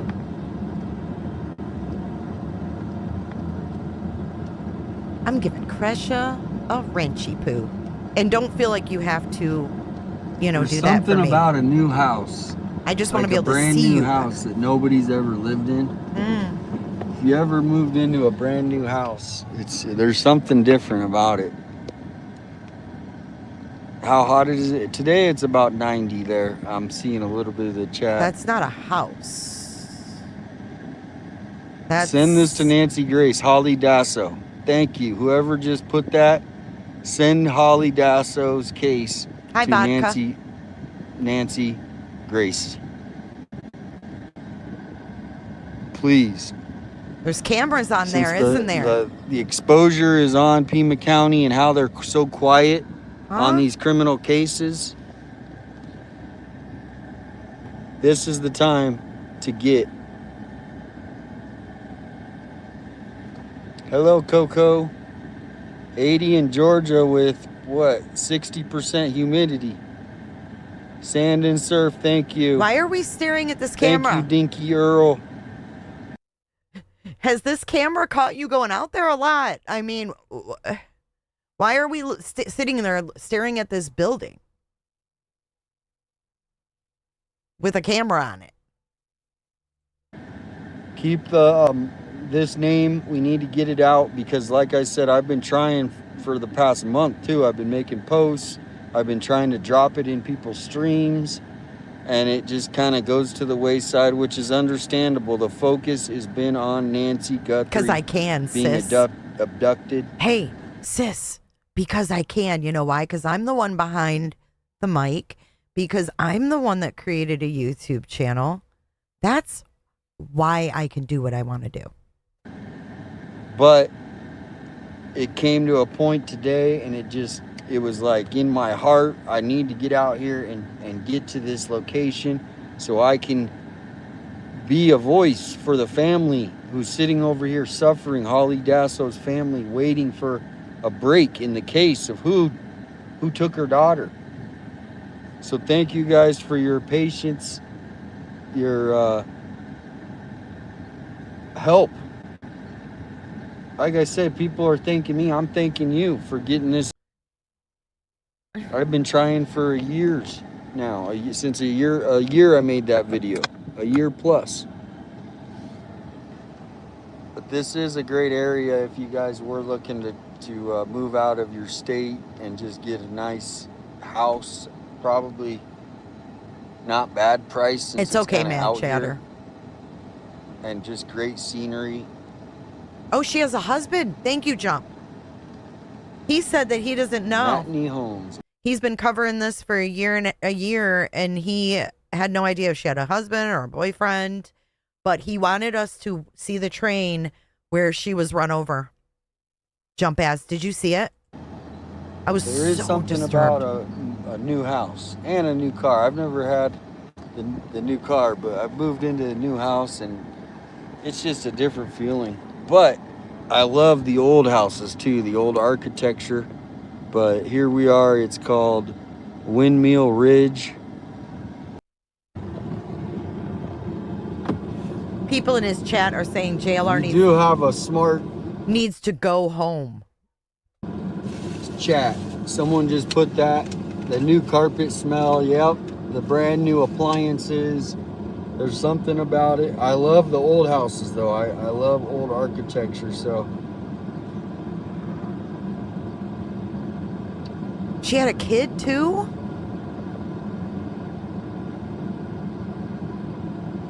What is happening?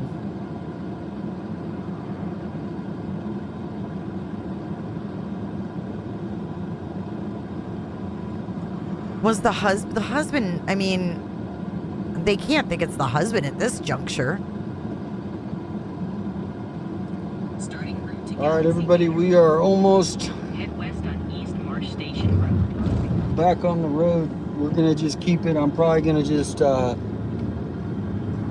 let it roll while we go back into town so you guys can get a view of kind of how the area looks out here. This is near Vail, Arizona. Vail. So Vail, we heard they were doing something in Vail last night. What was it? Now where are we going? Are we turning around? Are we doing a U-turn? Definitely don't want to have a big truck trailing me, so I pulled over. Oh, and go in front he of me. pulled. What? He pulled over. He didn't want the truck behind him. What? Hold on. I definitely don't want to have a big truck trailing me, so I pulled over and let him go in front of me. What? Why are you so scared of everything? I don't know anything about Holly's case. Nothing. Justice for Holly. I'm really hoping that there's people now that saw this video. Yeah, DGL was out here yesterday and he said, oh, they're just training. And then he come out here today. And over the next day, 24 hours, 48 hours, they're going to see it. They're going to say, I'm going to look into this case. I'm going to watch that video. Holly Justice. He's not going slow.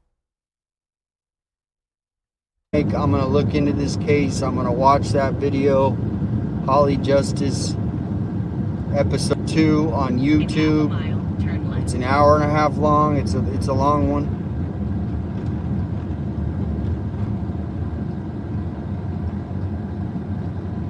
Someone in his chat said, Holly sounds like an upstanding citizen of the community. Let's see what he says about that.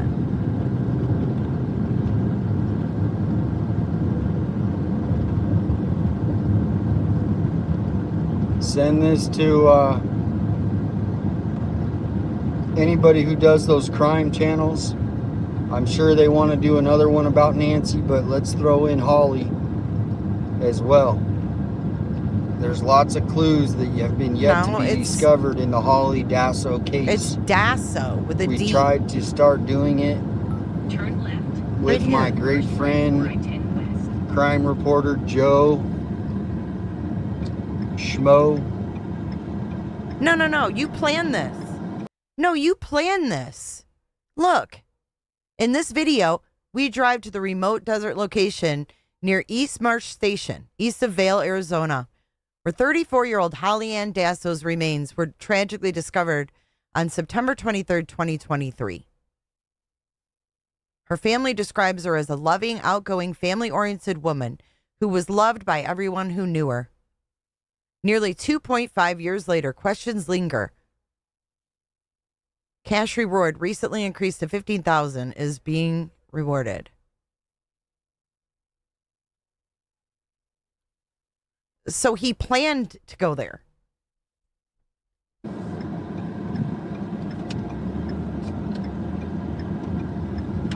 He said he found a victim of a serial killer. Yeah, he did. He said he found the victim of a serial killer. He said that yesterday. To that cop. That... Ooh, Carrie just said in his chat, Joe Schmo is creepy. Yeah, Holly Dasso, episode 2. Thanks for watching it.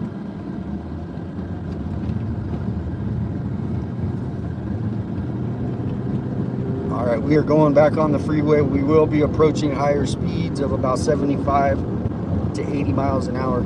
What?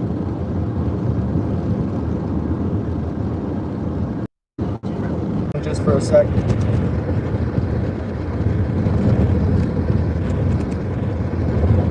What is happening?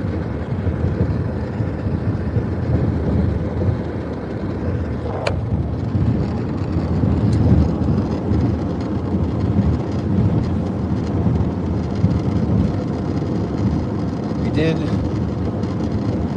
do the mission of today, which is getting out to that Marsh Station road so you could see how quickly that person could get to the railroad tracks. But there's bigger clues. That's just the end point of where they found her, guys. I need the sleuths. There's bigger clues. That's just the end point where they found her. To read into the case. I'll get the FOIA requests. I'll get the FOIAs posted. Now this is only for the family. Justice for Holly. This is for the family? Really? All her friends who have been reaching out to me for the last year and a half or longer, maybe a year and a half now. Approaching 3 years since she was reported missing. I don't know how long she was reported missing till she was found. There's so many things about... You don't know? I know that. And I don't know nothing about it. It was the next day.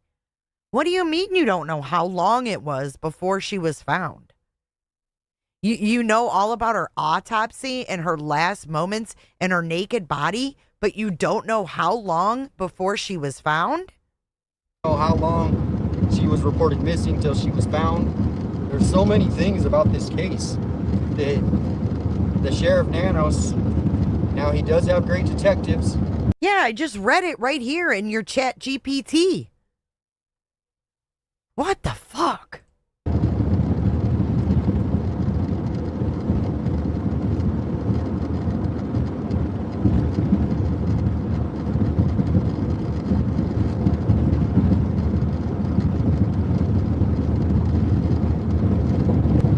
But they can become overloaded.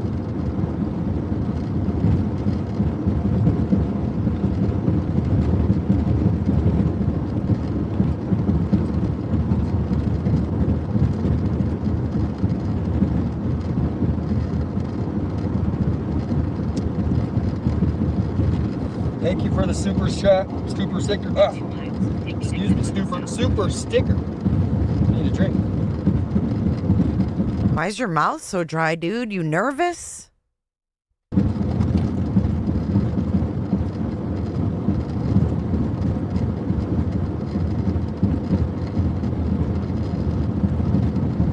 I will be meeting up with JLR.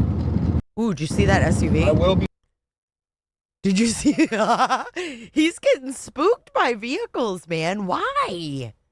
Meeting up with JLR very shortly, couple hours, around 4 o'clock.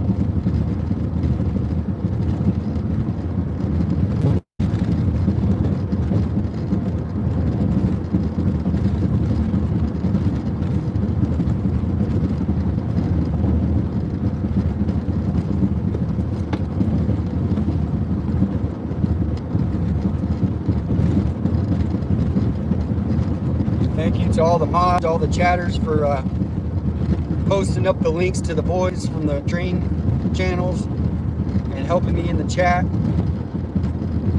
Missing the comments, I feel bad. He's still talking about the boys with the train channel. Stop it.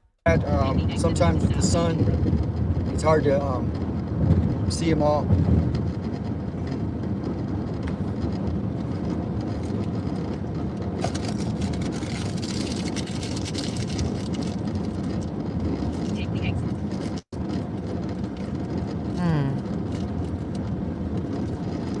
Where are we headed to? Oh my God, Dix, you're gonna get everybody in trouble. I'm getting fucking dizzy, dude. Mad chatter. Next week, it is going to be hitting 100 degrees in Arizona, in Tucson. They're saying it's going to break a record for the month of March. In Tucson, they're saying it's going to break a record for the month of March.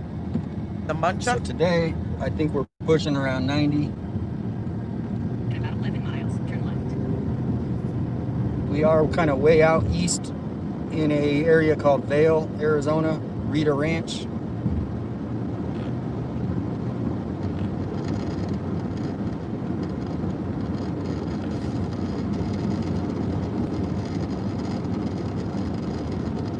He's driving like a fucking maniac.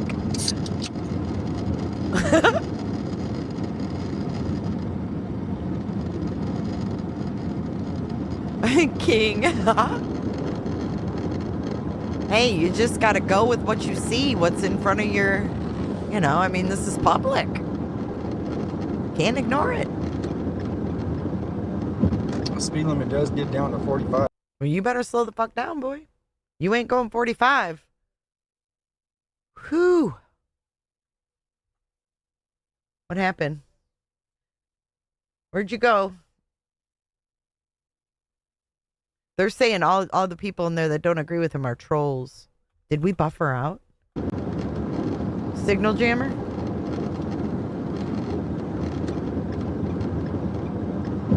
The speed limit does get down to 45. He buffered out.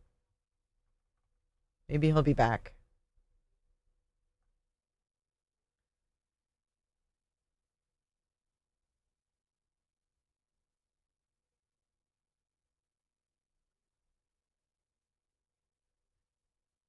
He is rushing back to JLR to keep eyes on him. I don't think JLR is out there, though. He said he was going to stream JLR at 4 their time. His phone is overheating. Yeah, JLR ain't out there right now. He said he'd be back later.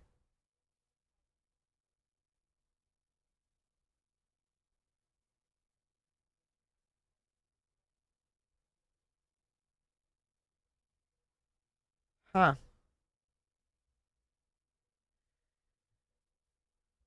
Now they're in his chat saying, what is the other kid's YouTube?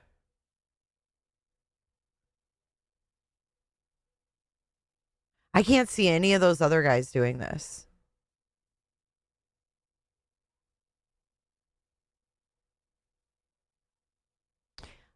I know, but it's not, it's only 1 p.m. there.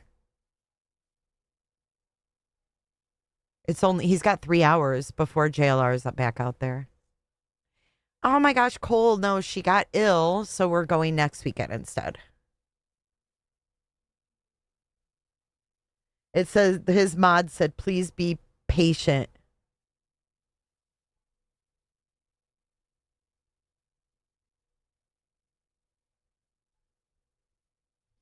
Please be patient, they said. Whew. Man. I don't know, that was just pretty intense to be brought there in, you know, the autopsy and the last moments. And thank you, Patrice. That's nice of you to say. I have not accused anybody of anything Candida used. I have not, Candida. I have not accused anyone. I am not hateful.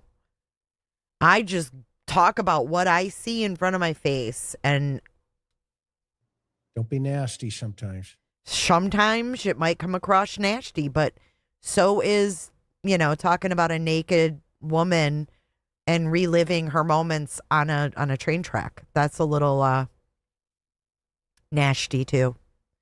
I think Candida is yeast. The beastly yeastlies.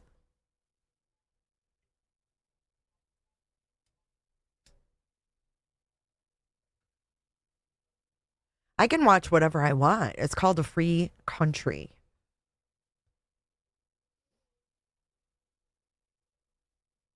It's called a free country. We can all have opinions. We don't have to carry torches for people just because you want us to.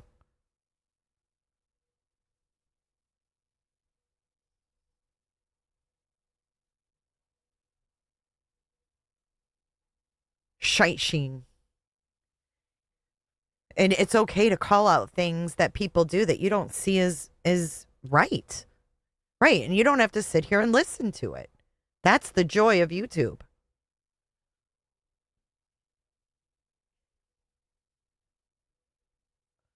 The beastly yeastlies. I'm all about advocacy. As a matter of fact, why don't we do this? Why don't we look up Holly and see what really happened to Holly? Because he doesn't know shit. For someone who wants to raise awareness, he doesn't know shit. But here's the last video of Holly. An update now. I think this would have been more sufficient than hearing about her autopsy and how her body ended up on the railroad tracks decapitated. As a matter of fact, this is what you do to raise awareness right here. Okay? On the Holly Dasso unsolved murder case, 88 crime is increasing the reward. Oh, that reward has gone. Now you can put a face to the name that he so gruesomely told you was decapitated. Up to from $10,000 to $15,000 for any information leading to the arrest of the person or people responsible for the death. Footage captured the 34. This is what she was wearing when she was last seen. She was found nude on the railroad tracks. Hey, Tiffany Marie. What's up, girl? She was very pretty. She was very pretty. And this is the last footage of her.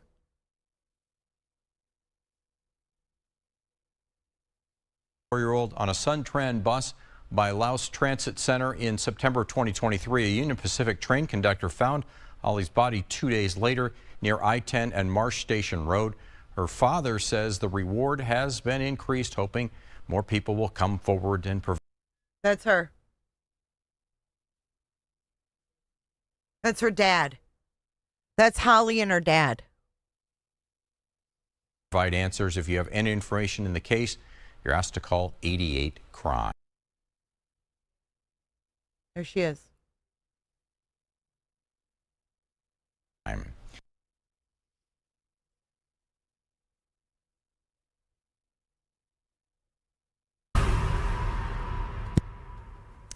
A heartbreaking loss for a Tucson family and a puzzle for detectives, with many pieces still missing. In this week's 13 Crime Files, we highlight the suspicious death of Holly Dasso and hear from her family about what kind of person they say the world has lost.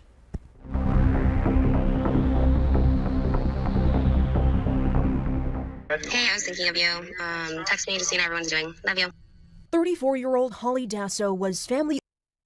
There's her last words, too, by the way. In 5 minutes, I was able to give you a proper update on who she is and what has happened to her. And if you don't see anything wrong with taking an audience out to a railroad track where this poor girl's body was laid and waiting, anticipating the very train that may have hit her and decapitated her, if you don't see a problem with that, please don't watch me. Please. Because this girl deserves better, especially from a local. I don't even live there, and I can give her more respect than a local. And now you've pissed me off. I'm not accusing anyone of anything other than exploiting her. Just seeing how everyone's doing. Love you. 34-year-old Holly Dasso was family-oriented, loving, and caring. Little did her family know the voicemail you just heard would be one of the last times they'd hear from her. Holly had a great personality. Everybody loved her. She was so outgoing. She was a good mother, took care of her son, had a bright future ahead of her, just very, very outgoing and just a great person. September 22nd, 2023, Holly's father, Steve Dasso, knew he had to take action when Holly's husband said he was unable to locate Holly. Steve filed a missing persons report with TPD. The following evening, the Pima County Sheriff's Department was at the family's front door with the worst possible news. Holly's body had been found. She had quite a bit of trauma to her. There was obviously, she was found near some railroad tracks. We've been trying to ascertain as to how she sustained the trauma. And it's very difficult based on where she was found and how she was found. Holly was left near Marsh Station Road in a rural spot with no residents and no cameras. It's just devastated the entire family ever since. Devastated my wife and I, especially her 16-year-old son that we've been taking care of ever since then. And her son was a 16-year-old. Do you think that maybe her son might see that video with his mom's name in the title? No, this shit needs to be called out. I don't give a fuck how much you like him. I don't care how much of his scanner coverage you listen to. It's wrong. And it's not hard to raise awareness the right way. I don't need to see the tracks where her body was recovered. I don't need to see that.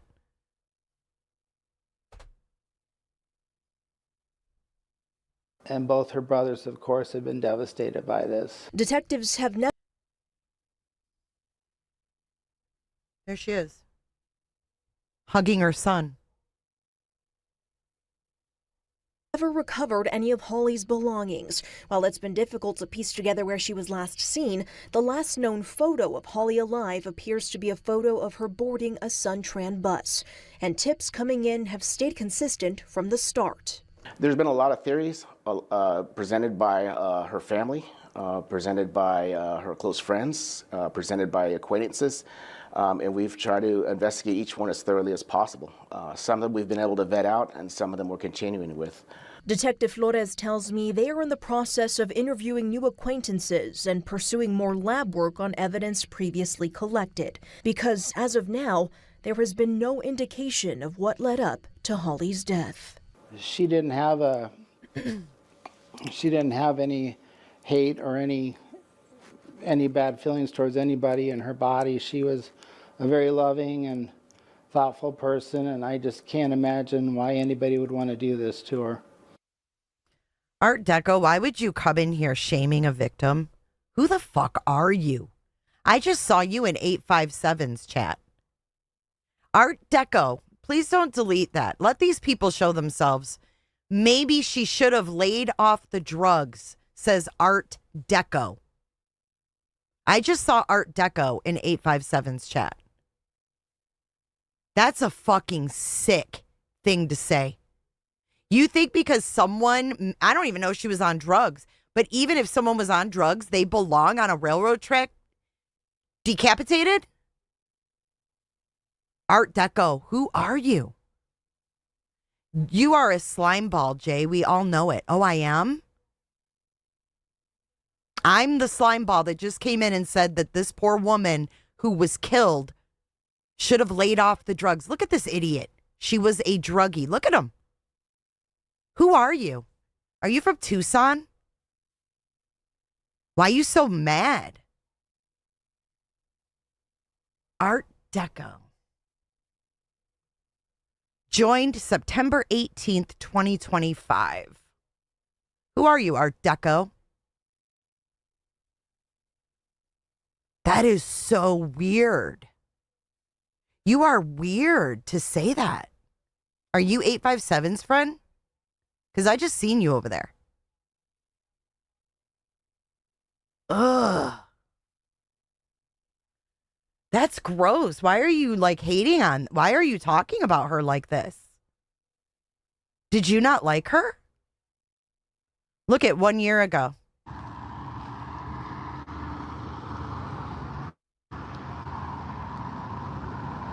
Last location seen alive. Oh, here's Joe Schmo.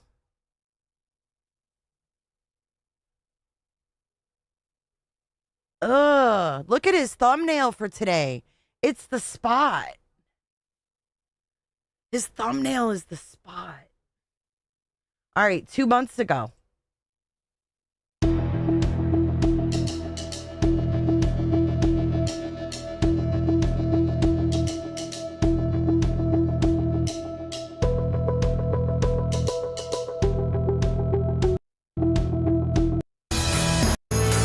God, who made that?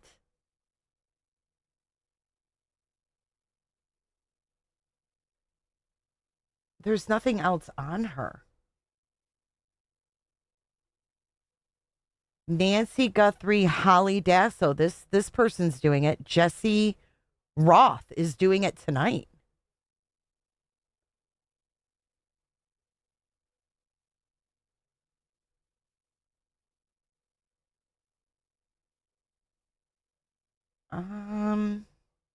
So there's no real videos on this, Holly? That's it?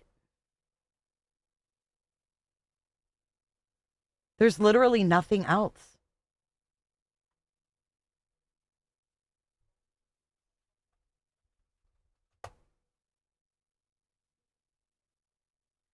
K-Gun,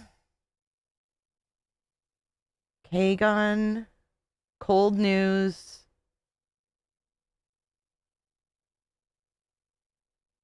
Okay, what's this? And good evening. Thank you for joining us. I'm Monica Garcia. Sean Mooney has the night off. Let's get straight to... No, that's not it. That was something else. There's nothing else on it.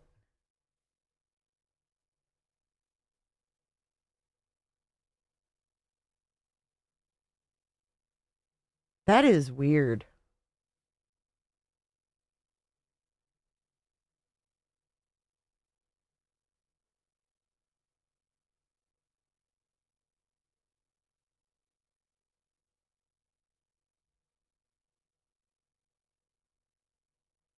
Mm-mm.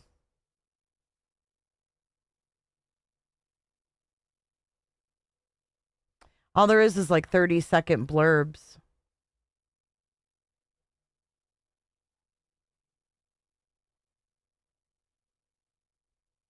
Here, I thought I could find a lot of stuff, but...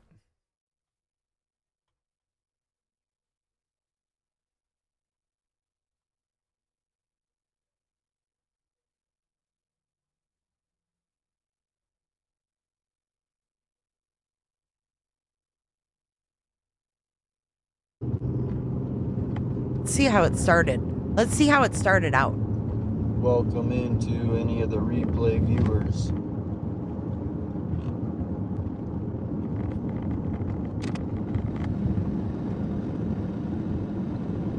This is how the stream started.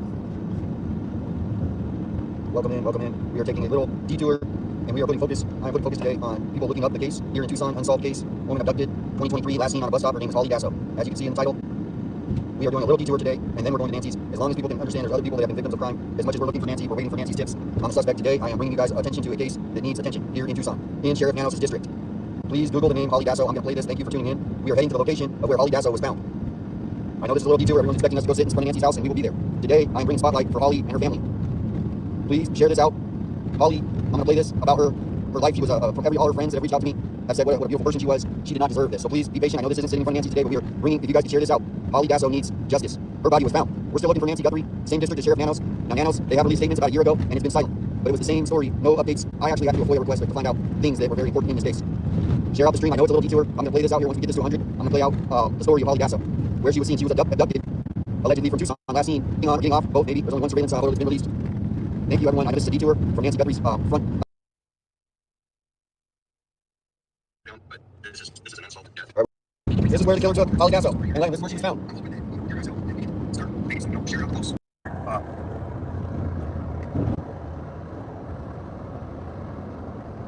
Holly Dasso deserves justice. Just going to phone off. That's okay. She gets on the bus. Well, we got all these different bus routes. Where she get on? Where she get off? For her to get on a bus. Way here. Thanks, Jason. I appreciate you. Just phone off a little bit. Let's see this way. Yeah.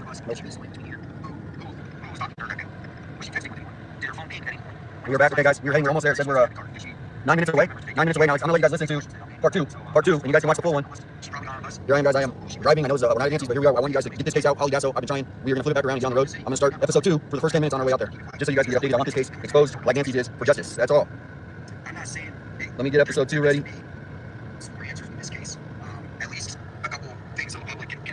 So he's saying there's one way in and one way out. Where are all these cars going then that we're seeing go in? Now, I made this video a year ago, so I've been trying to get this out for a year or longer. Okay, here's episode 2, guys. We're going to start on episode 2. Last seen with a boyfriend or a husband. She was last seen getting on a bus. The person. No, she wasn't. She wasn't seen with her boyfriend or her husband. Why is he lying? Last seen with a boyfriend or a husband. What? But he doesn't know how, what?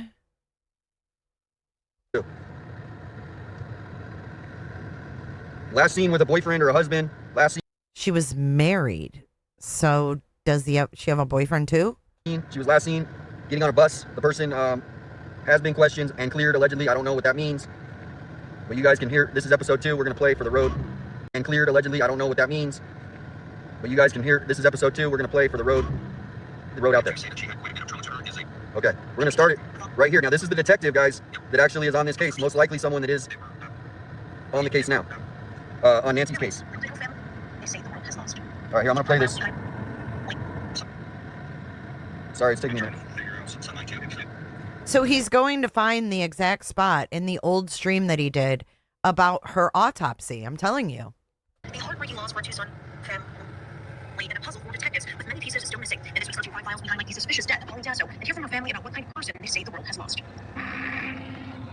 Sorry, I can't get this bigger. Let me try this. Little did her family know the voicemail you just heard would be one of the last times they hear from her. She had a great personality. Everybody loved her. She was so outgoing. That's her dad. She was a good mother. Took care of herself. Very outgoing and just a great person. September 22nd, 2023. Holly's father, Steve Dasso, knew he had to take action when Holly's husband said he wasn't able to locate Holly. Steve. Okay, so that's.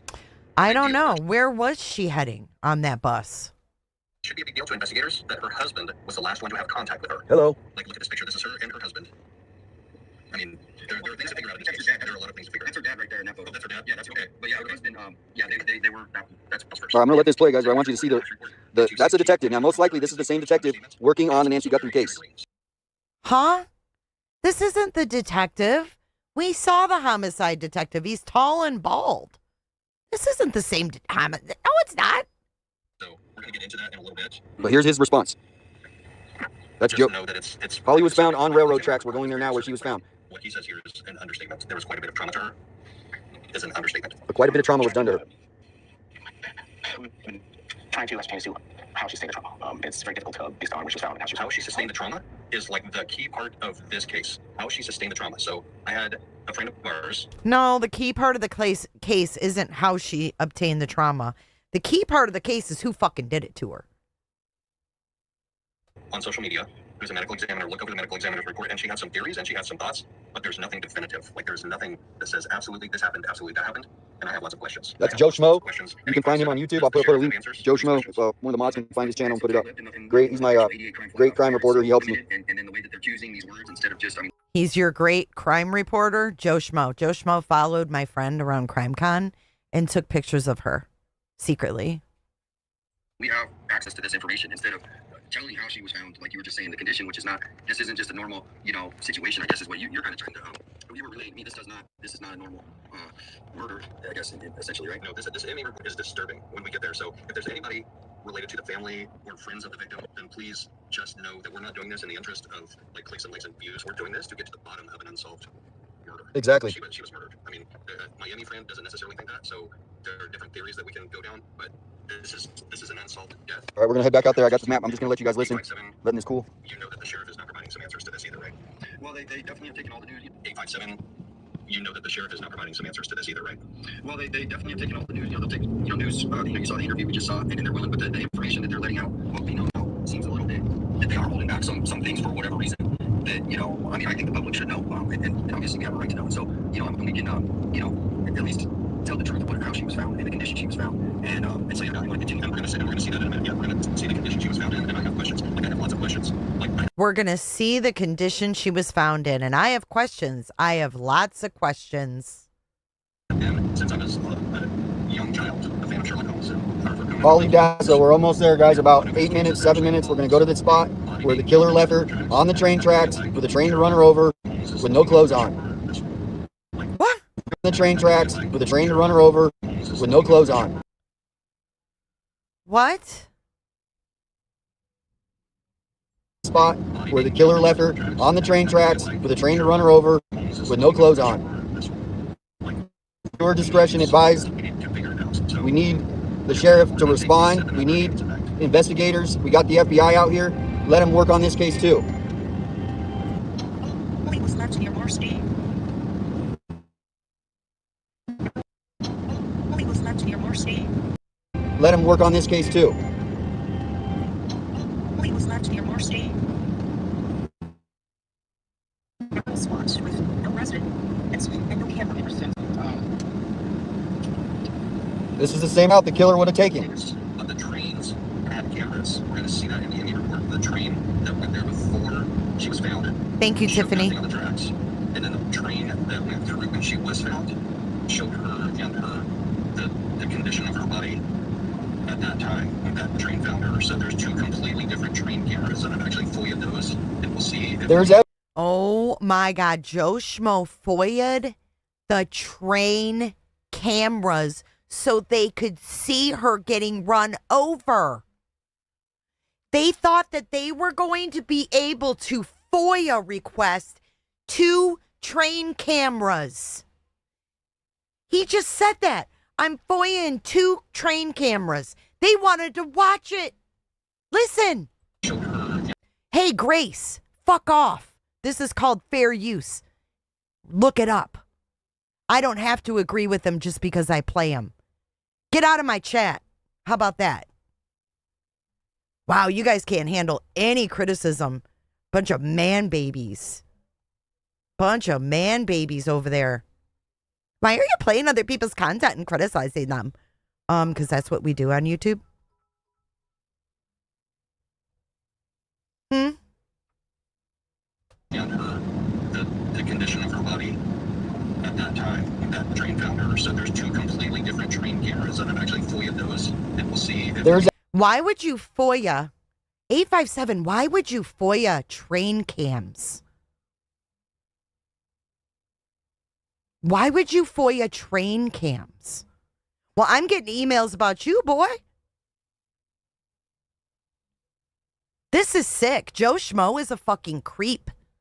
He followed my friend around CrimeCon taking pictures of her.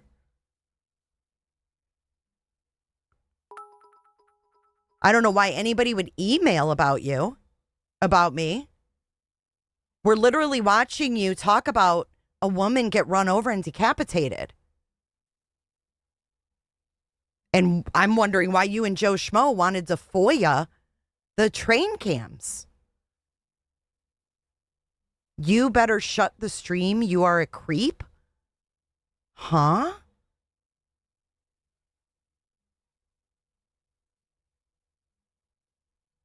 That's weird.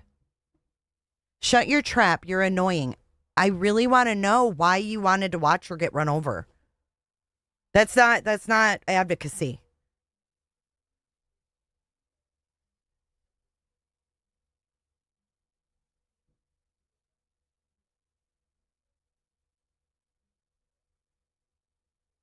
It's called fair use, Grace. Fake as crime report your R. Give up your BS. I don't have any BS, dude. I'm fake. No, not fake at all. Keep talking though. And don't video people's kids without their dad's permission. And it's fair use. I can criticize all I want. I don't like it. And I don't like your friend Joe Schmo. He's a creep. What's up, Jason? Thank you for your super sticker. There's no such thing as a stolen stream, Grace. I'm not telling anybody what to do. I asked why they wanted to FOIA 2 train cams to watch a woman get run over. That's all I asked. And he came in here calling me fake. Reported by Minnie. Okay, reported for what? What are you going to report me for? As a matter of fact, I'm not afraid of you man babies on here. Why would you report me? For what? Because you don't like criticism? Your friend's a creep. He should not be on YouTube. He's like this little pussy.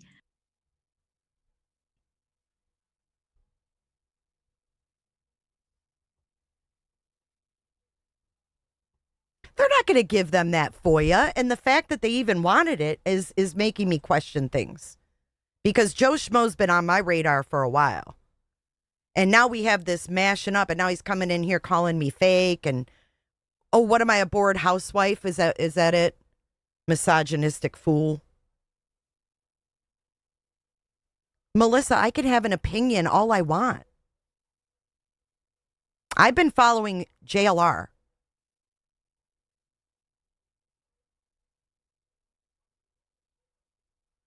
You think her sons want to come across this? Drive to location where she was found near the tracks?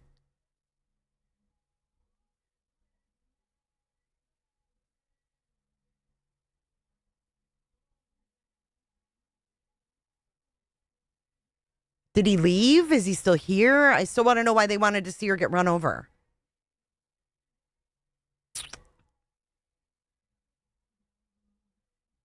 Oh, no, it's not salty. He said bored housewives. So women that have opinions are bored housewives.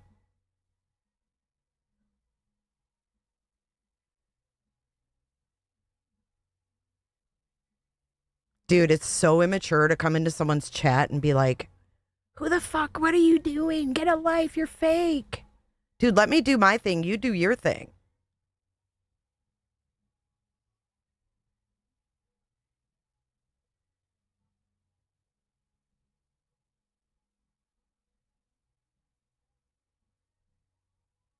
Crazy bored housewives. Oh, is that it? Okay, anyways, let's keep going. There's evidence of this, where she was laid. Oh, wait. There's evidence of this, where she was laid. There's evidence of where she was laid?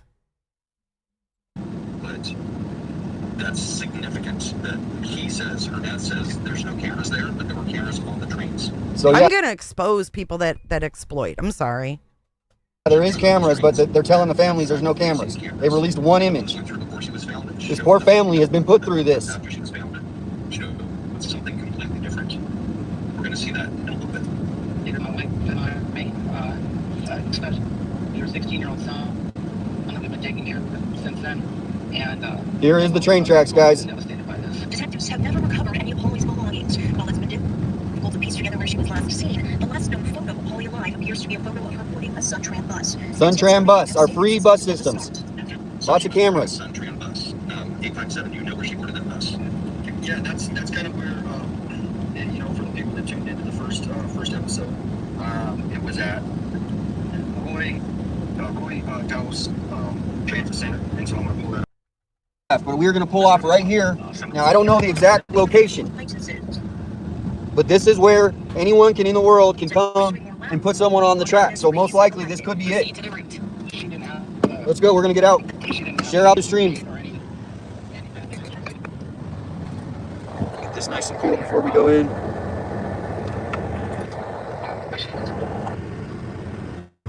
Do you think her family gets excited, goes out here and gets excited when the train comes? Don't think so. Now, these trains have cameras, so they do have footage.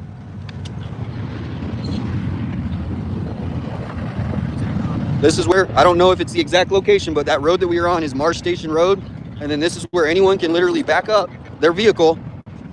And this is where Holly Dasso, on these train tracks, somebody placed her off of this road, Marsh Station Road. Just coincidentally, there is a train going by.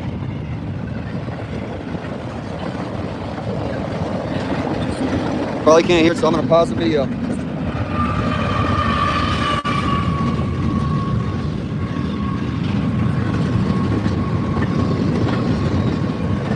If you look up the case, you can read about where she was found. You can start plotting all the different locations, who she was friends with. If you go to Holly Dasso Deserves Justice on Facebook, you can message the admin there. Let's get exposure for this case. Just like Nancy does, Holly has 2 kids right now that want justice. She has a mother and a father that are pleading the public. What about her husband, dude? This is where What about her husband?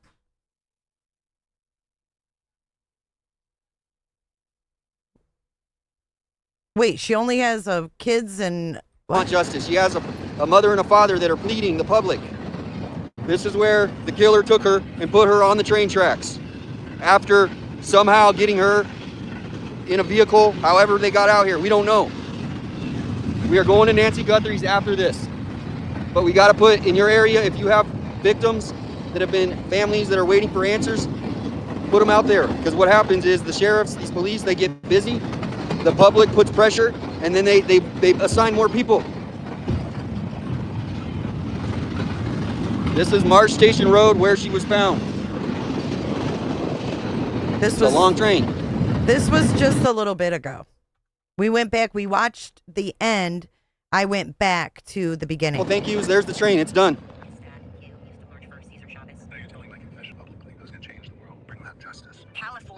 Now we're going to do something. I'm not here to bash him as a whole. What I'm here to say is this is weird. I just want you guys to hear how quiet it is out here now. This is where somebody knew to took Holly for whatever reason. Why? All that highway we were driving, if you rewind, you can see. Can see there's a highway. Highways, there's cameras. What other cameras? I don't know what other cameras. I don't know this area. Is there other cameras, Sheriff Nanos, detectives, that you could help the public find out who kidnapped and took Holly to these train tracks? Why is her case getting ignored? I know Nancy, we all want Nancy. I want Nancy to come home. I want Nancy's body if it's out here to be found. But to come home, I want Nancy's body if it's out here to be found. But now we need to just take a little detour today. We're going back to Nancy's, but we need to get Holly's family justice. Now look at what's really cool is there is a castle up here on top of this mountain.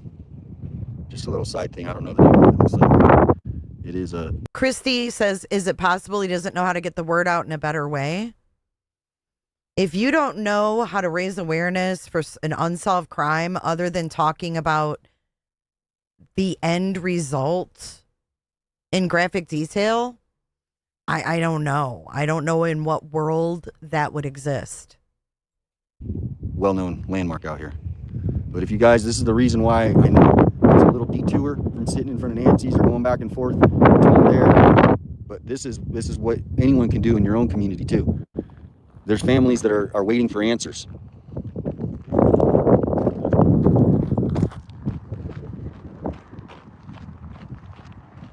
No, I don't talk to JLR about people. We're not friends like that.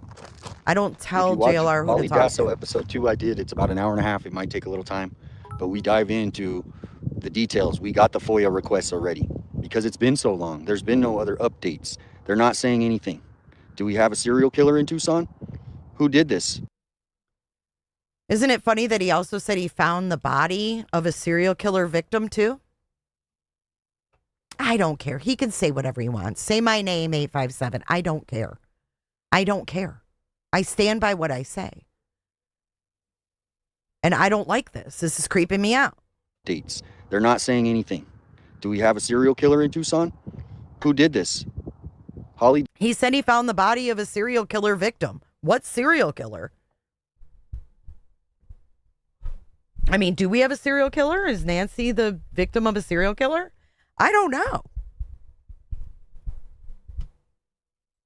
Dasso has kids, children. I think they're young children, a family. She wasn't. Somebody targeted Holly Dasso. Who?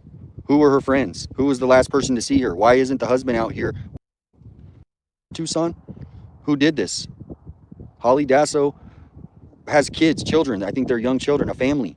She wasn't. Somebody targeted Holly Dasso. Somebody targeted her? How do we know? Who? Who were her friends? Who was the last person to see her? Why isn't the husband out here with me? Why hasn't the husband? Why would the husband go sit at the tracks where his wife was run over? Husband or the boyfriend reached out to me saying, I want to find answers. Why would the husband reach out to you? This is fucking weird. I'm sorry. This is fucking weird. This is fucking weird.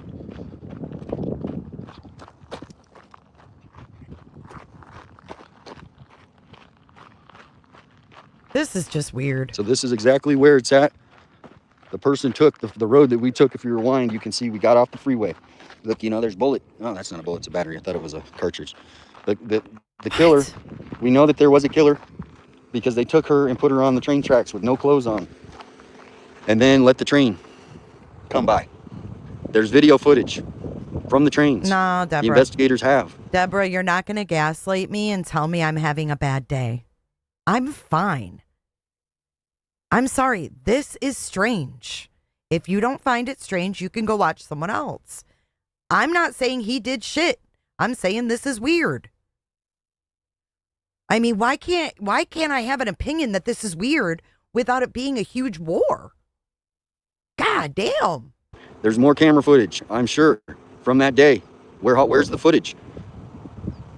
This was in the city where she was kidnapped. If you go watch Holly Dasso episode 2, you can watch. We listened to episode 1.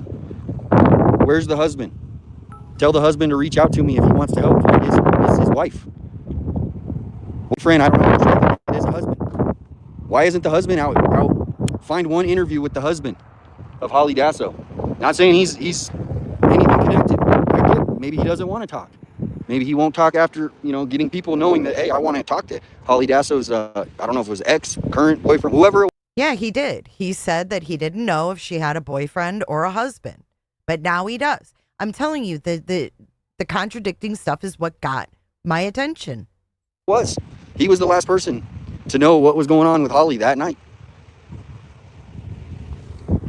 You just saw a car just drive by here. I don't know where they were going, but people know this spot, obviously. I don't know how far this road, I've never been out. I've been wanting to come out here. You never been out there? This road goes spot, obviously. I don't know how far this road. I've never been out. I've been wanting to come out here. He's never been there? I thought you've been following this shit for a fucking year. I wish he would have stayed and at least, like, explained and cleared it up. Like, what? We're going, but, you know, this is, people know this spot, obviously. I don't know how far this road. I've never been out. I've been wanting to come out here. This road goes. If you live out here, you probably know about this area. Does the person who killed Holly, does he live out here? I don't know, have the investigators. That's why we're doing this, is Nancy Guthrie's case is getting lots of exposure, which deservingly an 84-year-old woman, as much as Holly's case needs exposure now, because it involves the same sheriff, the same detectives, who I'm not saying anything bad about the detectives. These detectives have a boss, and they're told what to release and not to release. This is when a new sheriff comes into town. Maybe we can start finding more answers. So, thank you guys. If you guys, there's nothing to really search out here without proper, my car isn't 4x4, not that you need it, but it's good to have a truck, supplies. This is really just about Holly Dasso. Now, if anyone... It's good to have a truck and supplies. Wants to meet, I'm going to talk to JLR. We can come back out here. Maybe there's some search groups. Maybe Nancy's out here. I don't... What? think so. We don't know. It's all speculation. I'm not angry at all, Tasty. Why would I be angry? I'm sick of people exploiting, and no, I don't like Joe Schmo, his friend. No, I don't. I don't like when victims get exploited. It makes me upset. Speculation of where she could be. It's a big desert. But we do know that Holly Dasso, somewhere along this Marsh Station Road, along these train tracks, Holly Dasso was taken and laid on the tracks. And I'm going to end it here on the way back. Unless you guys want me to stay live, I can answer some questions. I'll stay live. I don't want to just end it real quick. But this is... So FOIA, if you go watch episode 2, Holly Dasso on YouTube, episode 2, you can see me and Joe Schmo. I will put a link to his... Okay, that's what got my attention, was the Joe Schmo thing. Because Joe Schmo followed my friend, who's very pretty, around CrimeCon, taking pictures of her for Lauren Mathias. And then he also signed a declaration in a lawsuit saying that Joe Schmo was stalking, or that she was stalking Lauren Mathias. Joe Schmo is a creep. Do you think that Holly's family would want to see this? Page, great crime reporter. He knows his stuff. He knows, he's been helping me get FOIA requests, you know, and that's what it takes, a team. A lot of people, they're doing it all, and it's a lot of work to put things when you have a team, especially, you know, a community like 857, like the JRR, like the DGL, all these communities, Crime Sleuth Intuition, Criminal Network, all these MAB, all of these. And I'm missing 100 of them. You guys, I want you to look into this case. I will help, just like Nancy's. Let's get these parallel out, these two names, Holly Dasso, Nancy Guthrie. Holly Dasso, Nancy Guthrie. One deserves this much attention, so does this. Sheriff Nanos is in charge of both. Same detectives on both. No, it's not the same detectives. Oh my God. Nancy has a task force that is of deputies from Pima County and FBI. What in the hell is that machine up there in the hole? That is a solar panel, if that's what you're talking about. Now up here on the mountain is it's like a castle. Thank you, Darren. Let me see. Nancy is in an FBI lab. We're going back to Nancy's right now. We're focusing. I want you guys to look up, share her name out, Holly Dasso, hashtag, whatever you guys do on TikTok. Do a little TikTok about this story. Obviously, you heard how quiet it was a minute ago. I mean, it's silent. Nobody's stopped because the phone does get hot in the dashboard. To Facebook, you can follow that. Tragedies. There's man, neighbor committed. Yep. I'm not. I can get out here and drive and do a video, and you know, and I know that there's better sleuths out there. So I want you guys to sleuth this one, Holly Dasso. Share it to the Mandy. Share it to the. Oh, Jody Rodriguez, you are so classy. Look at her. How the fuck do you know if it is or isn't the same? Shut the fuck up, bitch. Dude, what is your problem? Huh? Let's not get the psychics in yet. Okay, because we need to get more facts. So if you watch episode 2, you can see what we've pulled. But this is really important to me for the family, number one. If you watch the videos with the dad, and he just wants answers for his daughter, and the mother, I don't know if she's in it, I just remember the dad, but the husband was last to see her. Where is the husband? Why isn't he out screaming from the mountaintop saying who did this? So it's this whole time through Nancy's, I've been kind of posting about it on Facebook. I've been mentioning it on lots of live streams. If you guys know and you heard her name already, you can see. Okay, the bottom line is, and I'm sick of his voice at this point, the bottom line is, it's not the way you raise awareness. Granny, you can watch whoever's streams you want. This is called YouTube. This is where we do reviews and shit like that. All right, we've got a new update from TMZ. I'm switching gears. I don't give a fuck what 857's friends say about me. I can think something's weird without getting attacked and called a bored housewife. So I'm joined today by Mr. Steve Huber, who is a current professor at Embry-Riddle Aeronautica University, currently teaching at their School of Business Security and Intelligence. He's also a former special agent in charge at the Phoenix Field Office. He was working with the FBI for nearly 30 years, and he's here to talk to us today about the Nancy Guthrie case. Mr. Huber, thank you so much for joining me. Glad to do it. So let me put you in a hypothetical. You were a special agent in charge at the... I will never apologize for having an opinion, and I should not be attacked for having an opinion. That's weird. Right, Brenda. Read Brenda's post. It's not raising awareness to read autopsies. And that was my point. And then he came over here and subscribed just to tell me that I'm fake. Why am I fake?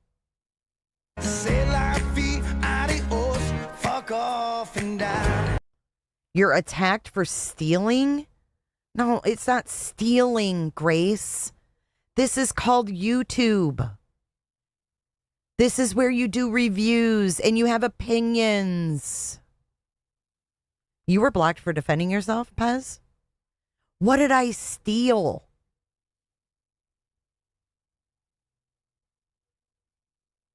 Oh my God. Hey, Kels. Stealing. Okay. The Phoenix Field Office for the FBI, which is currently the same field office that is in charge of the Nancy Guthrie case. Now, in a world where you were still working for the FBI at this time and the Iran conflict was not taking place, can you walk us through some of the techniques or strategies you would be utilizing at this point in the investigation to try and track down Nancy Guthrie? So what I would do, the way I used to operate was I would surge resources towards the priority matters. And certainly early on, when this first happened, resources were surged. And an incident command was set up, a joint operation was set up.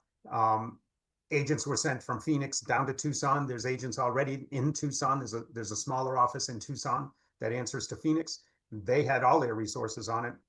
And then they sent more resources from Phoenix. Those resources are going to back off. So it's going to be, again, this ebb and flow. If the case is probably assigned to in the Bureau, what's called a violent crime squad or reactive squad, and they're doing the investigation and supporting Pima County's lead in the investigation.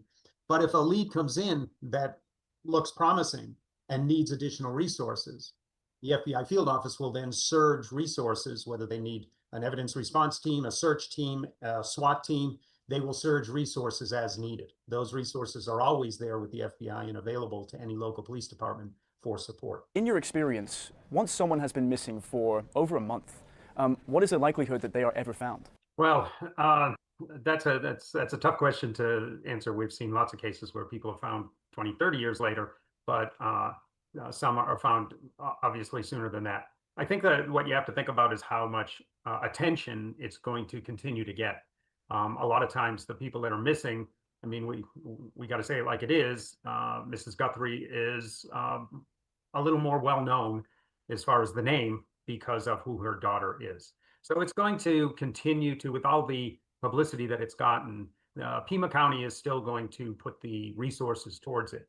I believe the FBI still has a team, and they will continue to have a team investigating it and assisting Pima County as much as they can. So I think they're going to pay attention.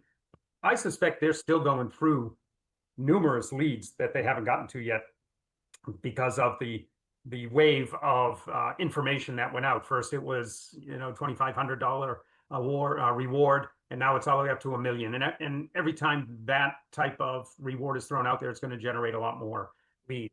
in the thousands. And so it's still taken them time to go through those leads. Some of them are resolved with a phone call, but some of them may lead to something. And I think that's what it's going to take, is going to be some lead that they're just now getting to that's going to pan out as a legitimate lead that leads to maybe a resolution in this case. I'm glad you said that, because it actually brings me to my next question. You know, after a month in either a criminal case or a missing persons case, how does the investigation evolve in terms of priorities, strategies, maybe techniques that the FBI would use to gather intelligence? Well, Jackson, you just said the magic word, priorities, right? At Pima County, they've got their priorities, but if you look at the FBI side, with what's going on with the conflict in Iran and what's going on recently in Michigan and different places, the FBI's Joint Terrorism Task Force, the FBI's resources are being tugged in a lot of different directions. So priorities do matter. And so that's what they'll do. They'll assess the threats through their Directorate of Intelligence side of the house, and they'll assign resources to the Guthrie investigation. But does it remain a priority in their world with what's going on globally and nationally? Pima County, on the other hand, although they do have to pay attention to potential threats to, say, the Jewish community in Pima County, any synagogues they have, and so forth, because of what's going on, they have to now weigh their priorities internally on how aggressive they are chasing down leads in the Guthrie case. So it sounds to me like what you're saying is the Iran conflict is affecting the resources at the FBI Phoenix field office's disposal, and in turn is diminishing the chances that Nancy Guthrie or the people responsible for her disappearance are ever found. Would that be correct? Right. I mean, the expectations by the citizens of the United States for what the FBI does is a national security agency. The Guthrie case is essentially a local case that the FBI has been supporting Pima County Sheriff's Department on. And so the priorities will be assessed in both agencies, and the amount of resources provided to continue to investigate this case will ebb and flow as the time goes on. This is kind of a very broad question. I'm not expecting you to have an answer because anything could be the answer. Who do you think did this? I mean, in your 30 years of experience, you know, I don't know if you've ever dealt with a missing persons case like this, but in your experience, who is the most likely perpetrator? Well, I can't give you a specific, but generally speaking, in these cases, especially after the initial response of she's been quote unquote kidnapped, people were waiting for a ransom. Well, that seems to have all fizzled, right? There's really nobody out there looking for a ransom. There's $1 million on the table, so they could get $1 million just by, you know, figuring out a way to turn her over. I'm going back to the old school that someone came to the house. This is just, you know, someone came to the house to break in. She either opened the door, they knew she lived there alone, they didn't expect her to open the door. Either that, or the door was open and they were in, because to date there's been no indication of a break-in, and she was asleep and woke up. Either way, the people who broke in were surprised by her and felt they couldn't leave her as a witness. Two things. You're saying that, and correct me if I'm wrong, but it almost sounds like you're suggesting that multiple people were involved and were there at the house. And what you're also suggesting is that this was a break-in gone wrong, perhaps. Again, I would argue that a majority of these cases, that's usually what happens. I'm just picturing a single person breaking in and having to deal with You didn't miss nothing, short cake. And being able to pull this off by himself. He's got to get her out of the house. He's got to get her into a vehicle and so forth. Mm-hmm. So this is just from the outside looking in. There's a lot of ways to look at it, but someone was able to get her to leave that house. Either they carried her out and put her in a car, or she went with them by force, or she willingly went with them. So, you know, there's three options there, but somehow she's gone from that house. And the fact that it's been 40 days and no one's heard from her, and this probably is not a kidnapping, I would lean towards forcibly taken from the house. Forcibly taken seems like the most likely scenario here, considering there were signs of a struggle inside the house, and also the blood right outside of her front door. How come, with all of the technology at the disposal of the Pima County Sheriff's Office and the FBI, whether it be cameras or whether it be various surveillance devices, whether it be ways to test DNA, how come someone in this day and age hasn't been caught doing this? So we tend to be focused on. It was interesting to watch a lot of the media that were Just a shot of tequila and a some nice of their blunt. responses when they got to the area. Apparently, they had never been in Arizona before, and I'm an East Coaster, and so we get out here and you realize how desolate an area can be. So we tend to be focused on a busy area with lots of cameras. When you come to Arizona, you've got a lot of wide open space, desert area, and not as many cameras. And we see now that the Ring doorbell cameras are so set back from the road that they can see people on their front porch, but they can't really see people out on the road. So what they were looking at is video footage from further away from the house, because you go down the road, you take a turn, you take another turn, and boom, you're at a main street with a shopping plaza and so forth. There's where you're going to have cameras. So, but you're not going to have as many cameras right in the area of the home. So it sounds like, yeah, and I'm kind of building a timeline based off of your answers here.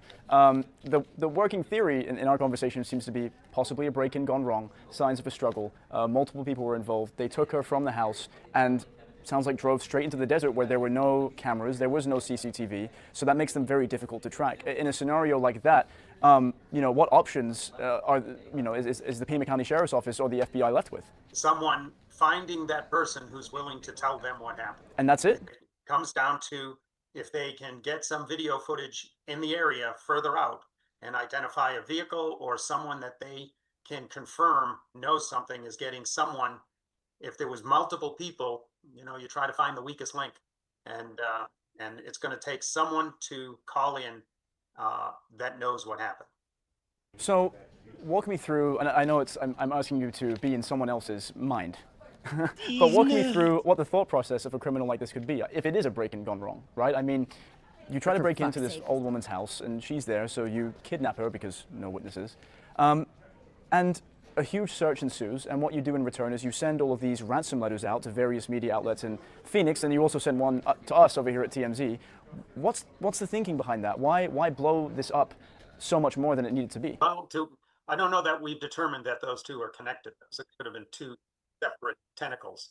The people who the culprits here that took her are completely separate from those who were sending stuff in and trying to get some ransom. And usually in these kinds of cases, where if it is someone who went there to break in, were surprised by her, they panicked. And so once the panic sets in, one thing leads to another, and things just get worse and worse. So there's somebody out there that knows exactly what happened because they were part of it, and it's just a matter of them no longer wanting to walk around looking at who's following them. And so my final question would be, if she was taken, and she's unfortunately no longer with us, there is this overwhelming theory in the media that Nancy Guthrie was taken south of the border. Do you subscribe to that theory? And if she was, do you think there's a chance that she will ever be found? Do I subscribe to that theory? I wouldn't rule that theory out. I think that if she was, I think there might be indicators already. But they haven't put that out, that there was any indication that they took her across the border, unless the border's pretty tight now, and trying to get his glass woman. I guess if they killed her first and she was in the trunk, I guess it's possible for them to get her out of the country. But I haven't subscribed to that theory yet. I ask you because we did receive a demand letter from. And as you say, this could have been from anybody, so this is not confirmed, but we did receive a demand letter that says, I know what happened. That was definitely Nancy. I saw with them south of the border, obviously, which intimates that people took her there. Yeah, it's all about how credible the sources are. People say a lot of things, and especially, again, when there's $1 million on the table. And it's a matter of finding that one person that truly does know, that one credible source. I guarantee the FBI has been tapping into their informants, their sources all over the Southwest, and including those on the other side of the border.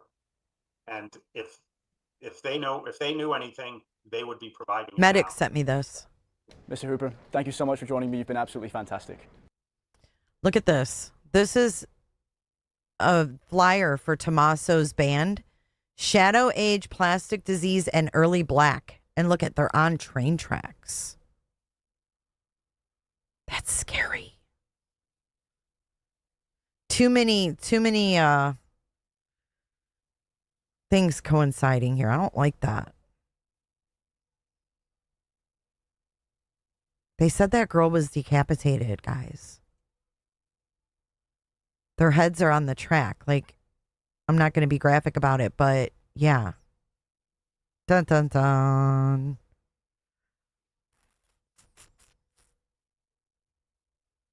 I don't know which one is Tommaso, to be honest. I don't even know if he's on there, but his band name is on there. Early Black is his band. Thank you, Medic, for sending me that. I got something else.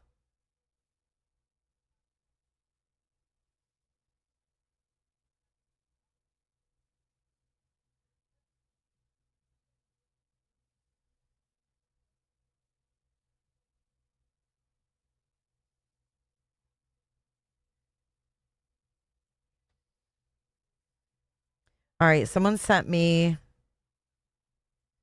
They said this is good drone footage from early on. Dude, that's weird. That gave me bad vibes. I don't like that. That's scary. What if there is some kind of serial killer in Tucson? But would a serial killer take Nancy or would they leave her? You know?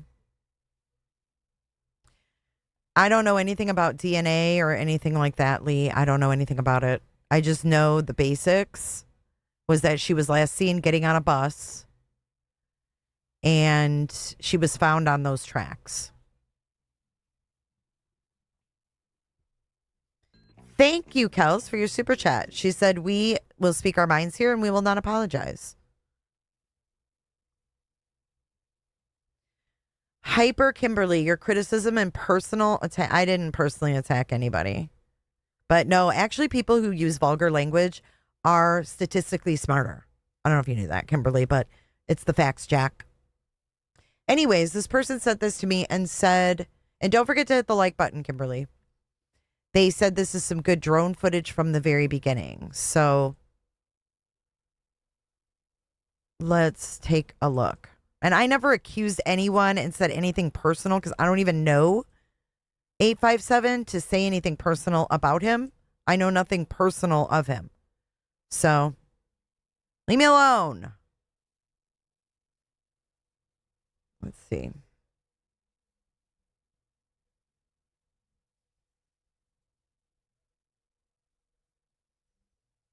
Saying what you all really mentioned, which is that they believe and investigators believe that she was taken against her will, potentially in the middle of the night. That could include an abduction or a kidnapping. Let's take you to some drone video we shot this afternoon. This gives you really a bird's eye view of this area we're talking about in Northeast. So when Brian Ensign talked about the house behind Nancy's, we can't see it in this footage. But is this the Gem people's house right here? Tucson. This is a very affluent, a very safe area. This is an area where kidnappings and abductions or missing person cases even are few. Look at those marks right there. Those were huge right there. February 2nd. And there's the shirt. Thank you for sending me this. Look at the tracks. And look at the tracks here. You can really see them. They go all the way down, though. Look. I wonder if they go all the way around. And the safety for locals is high. The Pima County Sheriff's Office began to scour this area in search of the 84-year-old woman Sunday at around noon. That's when family members reported her missing. Authorities say she was last seen in person at her home the night before at about 9:45 Saturday night. While this does remain a missing persons case, Sheriff Chris Nano says homicide detectives were called out to investigate yesterday afternoon, revealing that inside the home there are signs that a, quote, crime was committed. To preserve the investigation, the sheriff here in Pima County could not divulge any additional details. The sheriff did say Nancy was reported by those family members missing, but the people who first noticed that something wasn't right with her normal schedule was people who she attended church with every week on Sunday morning. So again, this is day 2. We got a pickup truck. We've got an SUV. She's just a missing person at this point.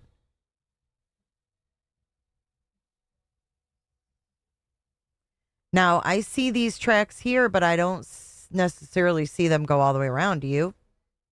Morning, and when Nancy no-showed yesterday morning, it was very unlike her. Nancy Guthrie is of great sound mind. No This is silver not alert. a dementia related. She is as sharp as a tack. We know she didn't just walk out of there. That we know. There are other things at the scene that indicate there was she did not leave on her own. There is, of course, a major sense of urgency with this investigation, but one additional detail that makes it even more urgent is this morning Sheriff Chris Nanos told us that Nancy Guthrie takes daily medications. He described it as if she goes without, or for a 24-hour period without medications. He described... We can see them right here, too. But it kind of looks like they end in a way. It is if she goes without, or for a 24-hour period without these medications on her, that it could prove to be a fatal time period, that she could pass away without these medications and taking these. No, I thought the same thing, Buddha. Buddha says, hey, Jay, do you remember yesterday when the cops and FBI were heavy in Vale? You think it has anything to do with Vale being Savannah's daughter's name? Yeah, she probably named her Vale after the city near her home, maybe. There is a silver alert in New Mexico for the general. These medications. The sheriff this morning also asked every person in this Catalina Foothills area to check their Ring cameras. I know many people nowadays have Ring cameras on their front doors to check any. Yeah, that's it. That we know. There are other things at the scene. Ooh, look at that one. So this must be the house behind up here.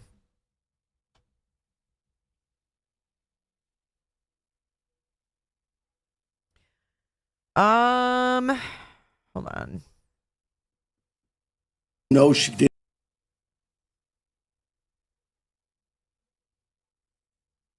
didn't just walk out of there. That we know. There are other things at the scene. Damn, I missed it again. She didn't just walk out of there. That we know. There are other things at the. Okay, there we go. Those are tire tracks. I think someone like peeled out of there because look, you can see the second one. Look. See the second one right here down at the very bottom. You can see it right down there.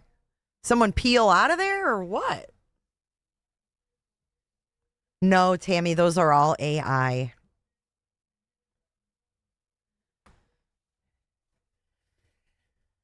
Did she have any trash bins missing? I don't know. But that looks like someone peeled out of there, no?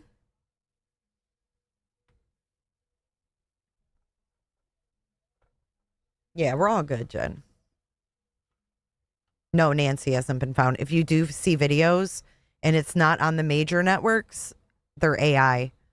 Because NBC, CBS, ABC, they will all be airing it.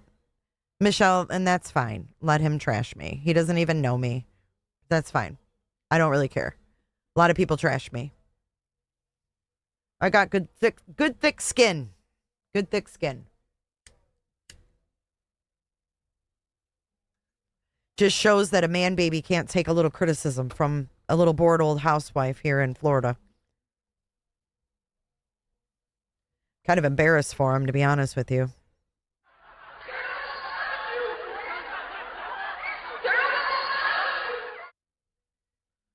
That's what I said, says Brandy. They could have measured that to compare it to the cars in the family, etc. Or got tire marks. Yeah, those are deep.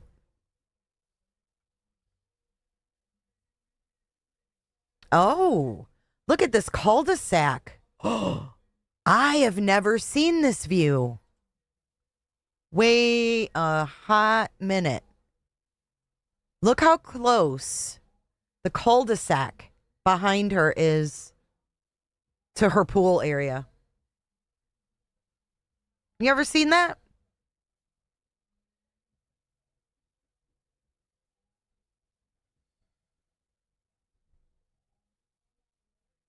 Oh my God.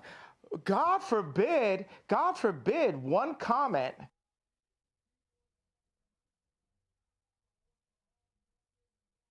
Easy access right through the back there.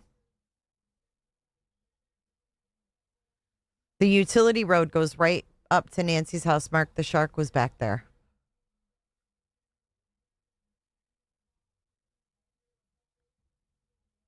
This is the cul-de-sac behind. There's a road behind Nancy.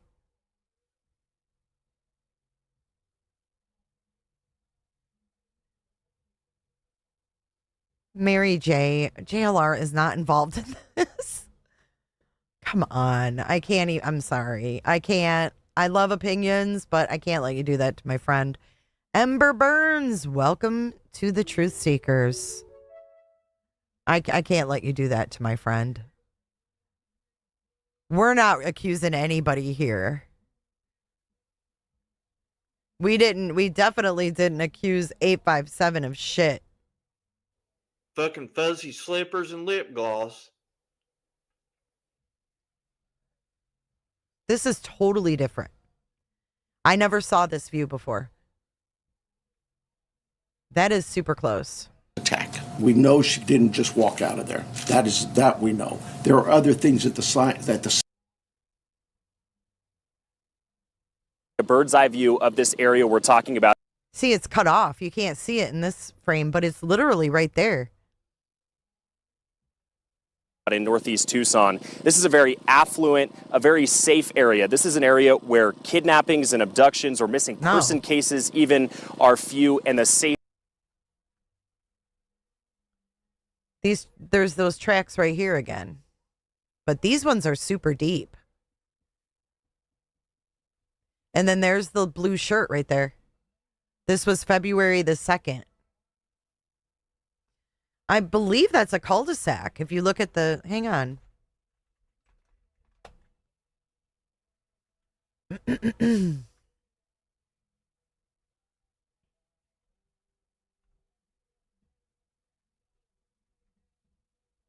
What's her address?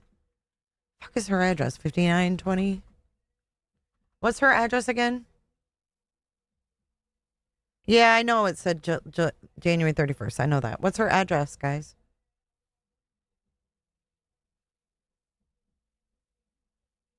$58.20. That's what I thought. $58.20. Usually it pops up for me and it didn't, so I thought I had it wrong. But if you look behind her.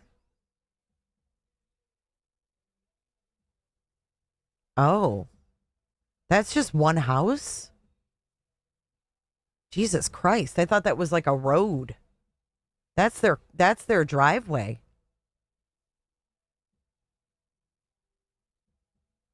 That's their driveway. Holy shit.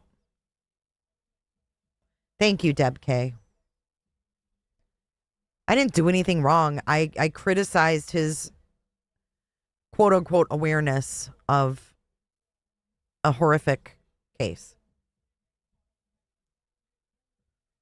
Yeah, I literally thought that was a cul-de-sac. Where kidnappings and abductions or missing person cases even are few, and the safety for locals is high. Was people who she attended church with every week on Sunday morning. They did spend a lot of time over here. Which now makes me think, was there something that went on over here? Remember the side window in the Today Show episode? DGL showed that part at night and you can't see anything on the long driveway. CN is going to Cali? He is?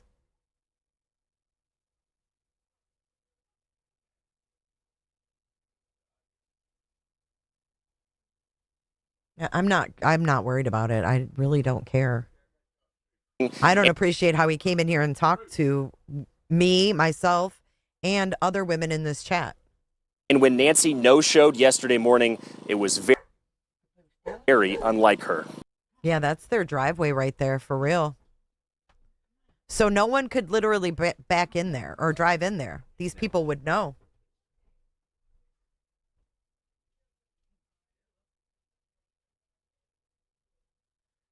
But who rented the house behind them? We heard it was media.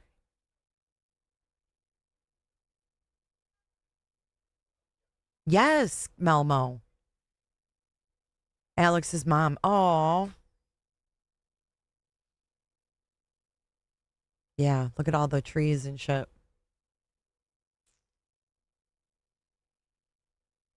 He didn't like being criticized of his Holly Dasso coverage. So he came in here Nancy Guthrie called me a fake and shit. That's what it is what it is.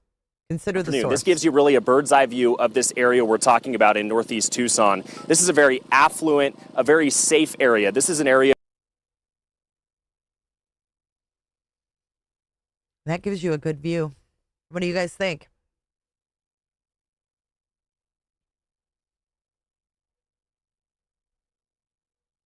His entire chat? Yeah. I don't care. It's fine. It is what it is. But if that shirt was sitting there on February 2nd in this footage,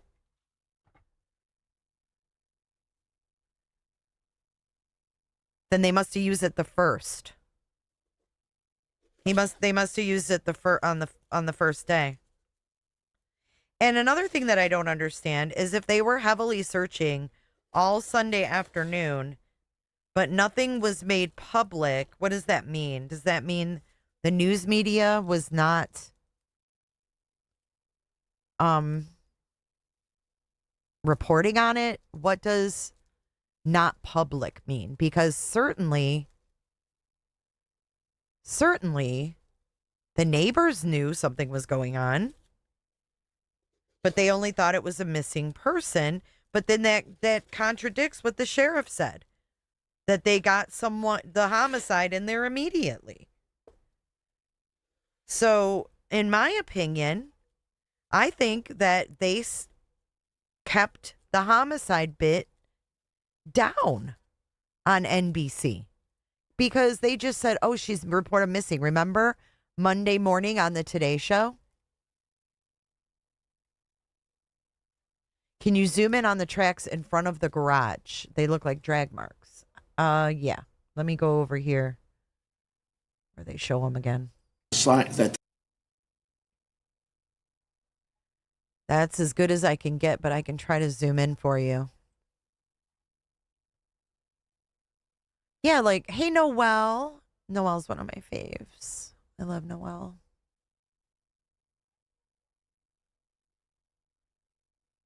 I just want to take a closer look. Okay, there you go. You think it's an Airbnb, but didn't we hear that the media rented it? Who was in it before the media?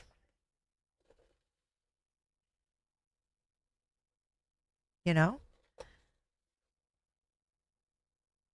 I wonder if that's where he was trying to put a bag over the wall or not. What bag? Oh, you mean Pac-Man? No, he was in a different area, right? He was like across town or something. I thought Gem Guy lived right directly next door, not behind. Am I wrong? I could have sworn Gem Guy was right next door. Hey, Rakin. Case is a doozy. What do you think they were dragging, though? Because it looks like... God, that... It looks like tire tracks. Looks like they gave it a little bit too much gas or something. Maybe they were in a frenzy when they left.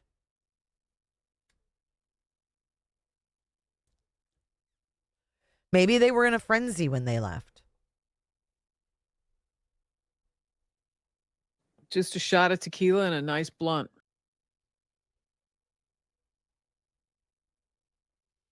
I don't know whose white car it is. Whoever was there on the 2nd. Because this is February the 2nd. But we haven't seen any tracks deep like that. And all the cars that have gone in and out and in and out. We haven't seen tracks this deep. Thank you, T. Moss, for becoming a member today. Welcome to the Truth Seekers.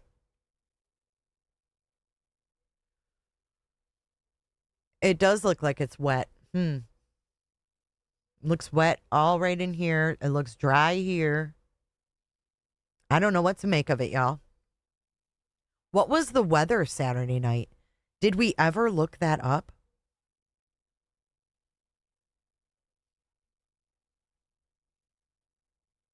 Maybe it was just soft there?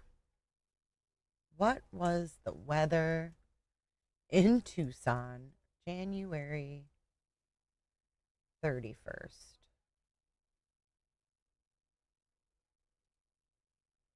It was warm and sunny with a high of 75. It was dry.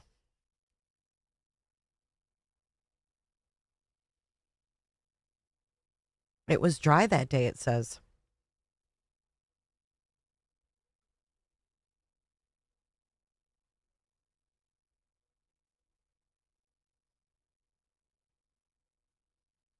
Precip. Let's see. There was no precip.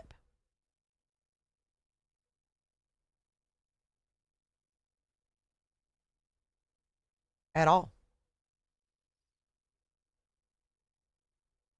I just showed my husband, he wants to know why you can't see tread.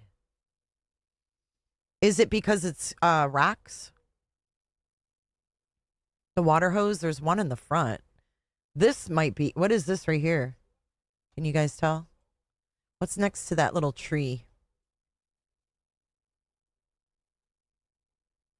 Is that a hose? Possibly? Right there?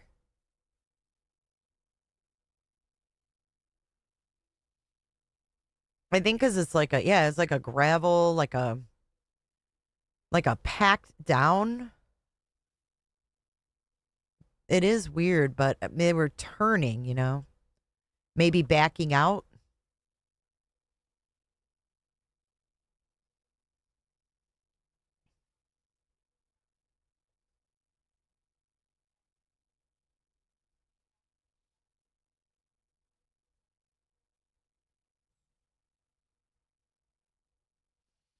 Well, before we saw some garbage cans in here, but I don't see them from this angle. But in different drone footage, we saw like 2 garbage cans in there.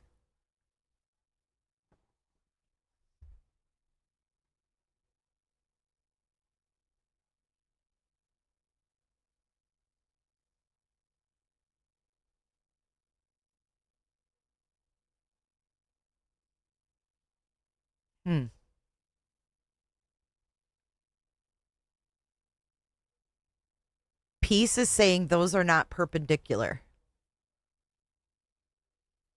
Angie says they could be old tracks from a previous rain. Spearhead. Thank you for your super chat. Spearhead says, could it have been formed from her being wheeled out?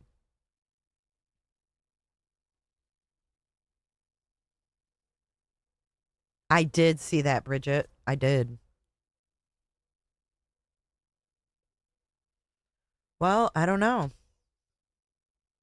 I don't know if that was from the previous investigation. That's a good question. Nobody knows. Nobody knows. It would have to be something pretty narrow to be dragged, though.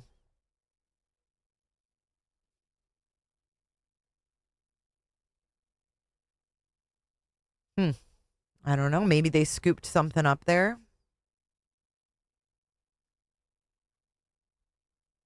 Could be CSI or investigator stuff. That's possible.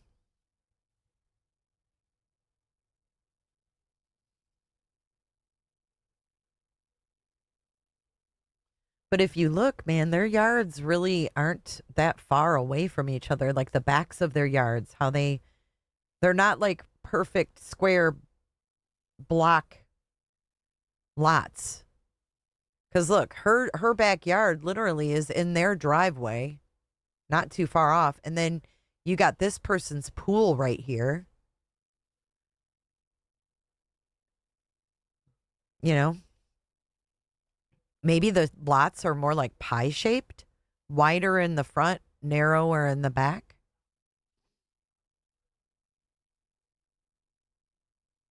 I mean, how do we know that they didn't make cast marks in there? I don't know.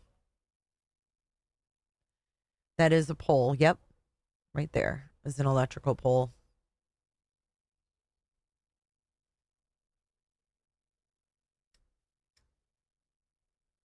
The thing is, we just don't know what went on the first because it wasn't made public, because Savannah called the senator.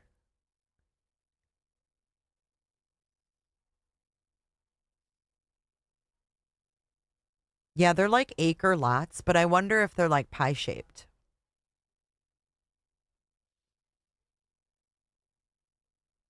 All cars have four wheels. Look at Noelle being commonsensical. Noelle, I can't dispute that. Where's the other two wheels? Where's the other two wheels? That's what Noelle wants to know. That can't be a car. She's right. Noelle, you're so right. Where's the other two wheels?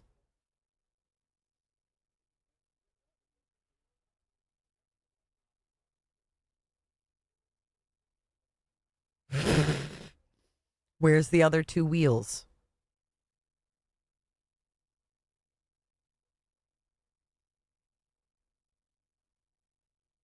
I'm dead. Noelle.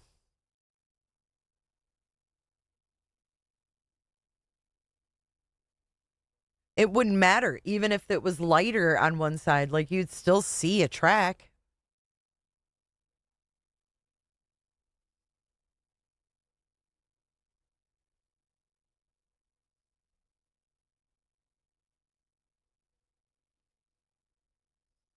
Yeah, you can see them in the front vaguely.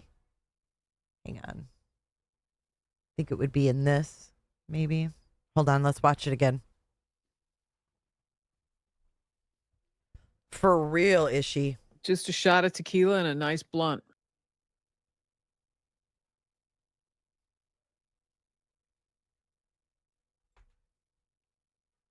I don't know if these are the same. Now look at them from this direction.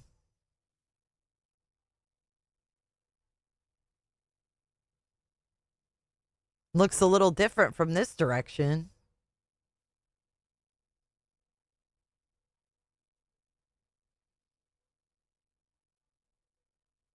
New York Times does.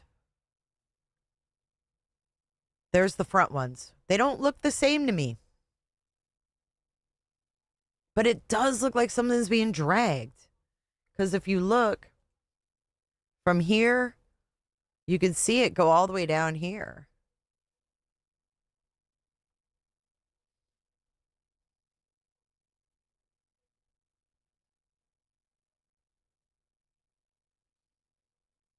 You see two sets in the front?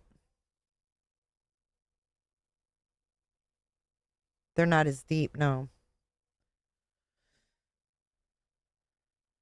I don't know.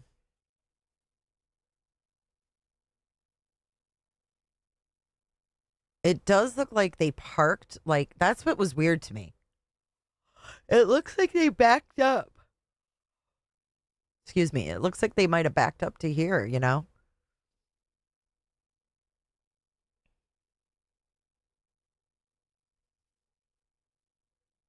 The Times, not the Post, right? The Times. Okay, New York Times, Nancy Guthrie driveway.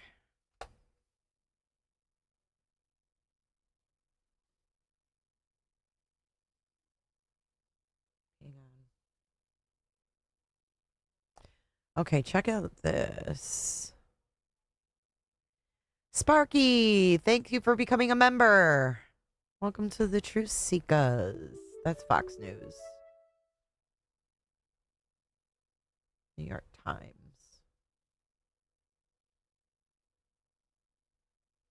Okay, let's blow this up. Thank you, Sparks. Oh, continue with Google. Okay, I'll bite.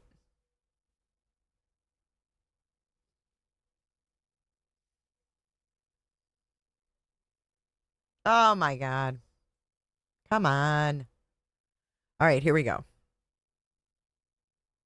Wow, it wants me to pay still. All that. I can't. Ugh.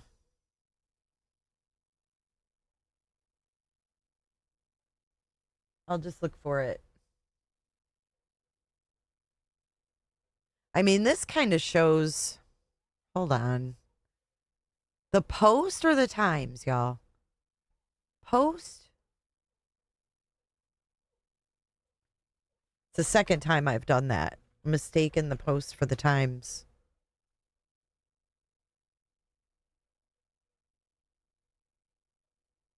That's Fox again. Try X.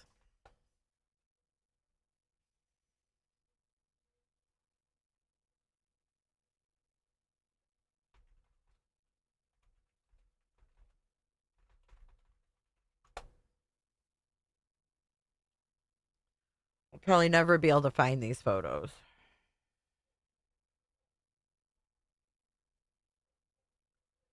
Y'all need to like tag me in it or something.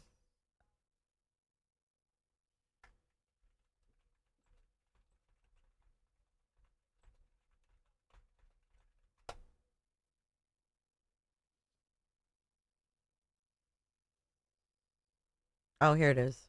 I found it. You were right on X.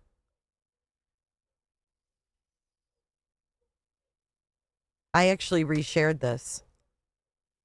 JLR. This is JLR's. But he got it from the Post. There you go.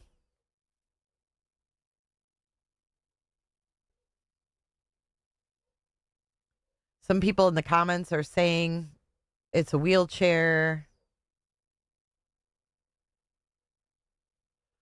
And here's this.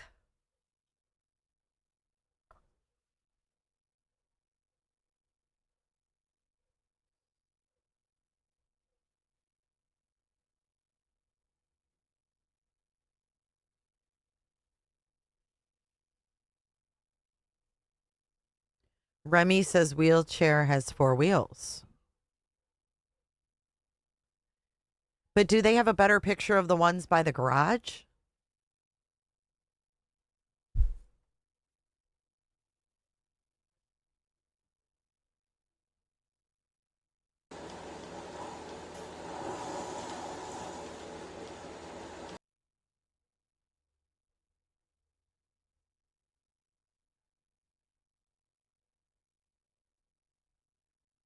Someone's got look. That cart right there. Is there a cart missing? Did she have a garden cart like this? I wonder. You really think it would be a dirt bike, though? At this point?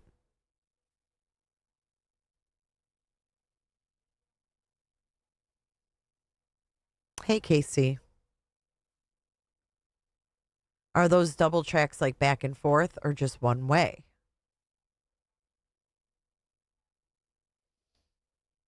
I'm just showing what's in the comments here. I'm not. Here, someone showed a dolly. Here's another picture.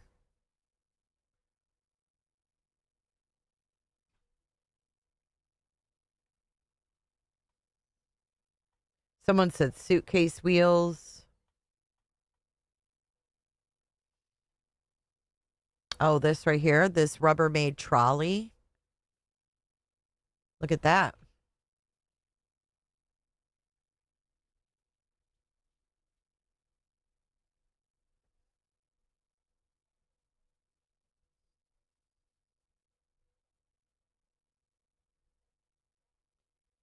Feet drag marks.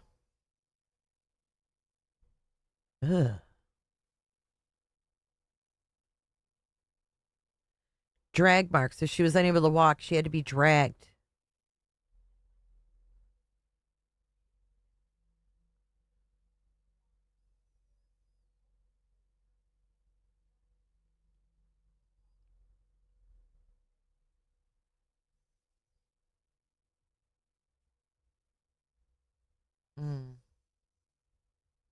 I don't know. It's weird. My brain is mush, though. My brain is mush.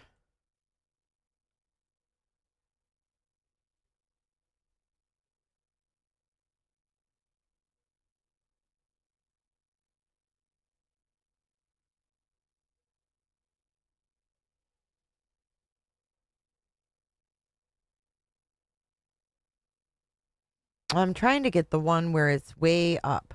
I think it's in the very beginning. And by the way, this is the investigator that's working her case. This is the homicide detective, not the guy that was in the Holly Dasso video that we watched.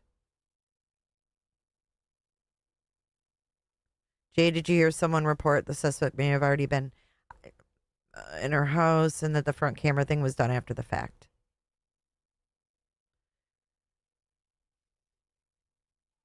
Yeah, I mean, we've speculated the camera came after. She had a spike in heart rate at 2:00.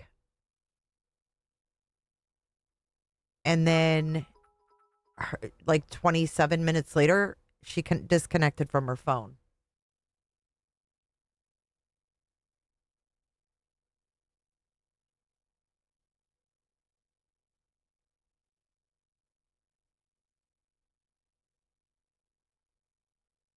He said CSI was called in right away. Right?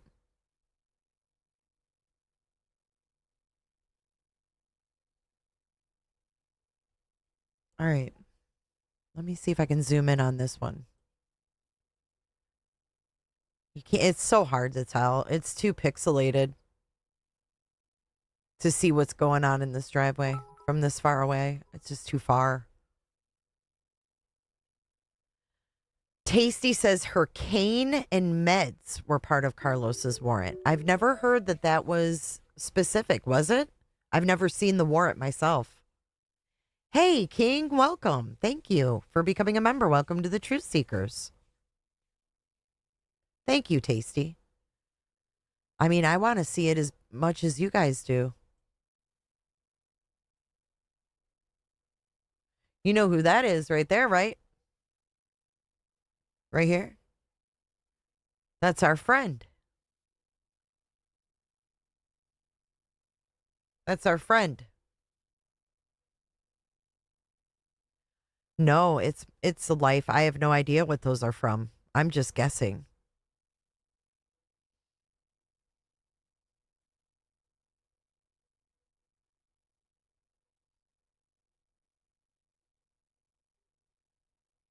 I heard medical supplies, but I never heard anything specific.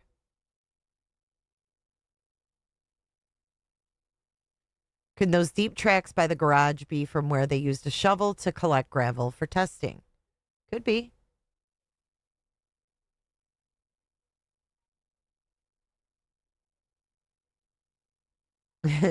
It's okay, Ishi. It's all done and over. Yep.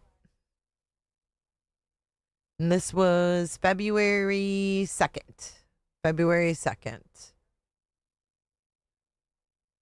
There's like a black black truck, and then there's some like local media, and that's it.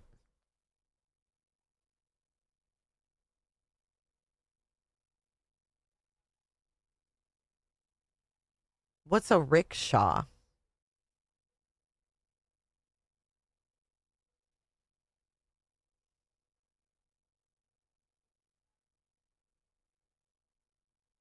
I don't know what a rickshaw is.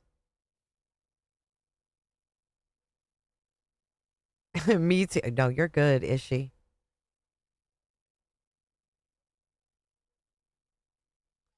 I mean, we heard that there was a massive search on Sunday the 1st, but have we seen any proof of that? All we got was a nighttime press conference. And then we heard from Senator Kelly that it wasn't even made public until after mid-afternoon because he talked to Savannah on the phone.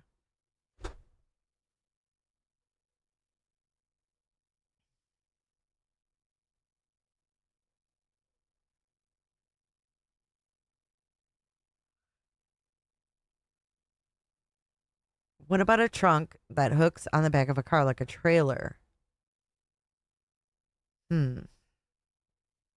Maybe peanut butter. A golf cart? I don't know.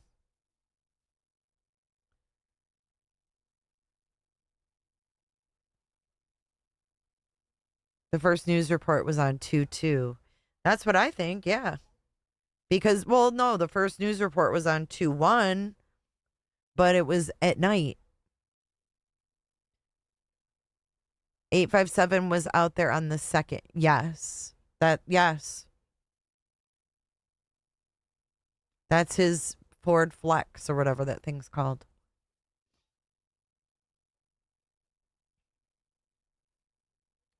Maybe a trailer to bring in the dogs. I don't know. I don't think they'd pull up to her house like that.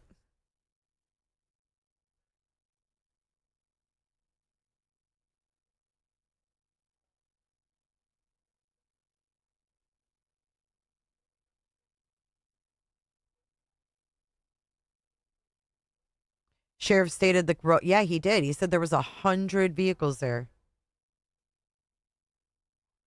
He said there was 100 vehicles there.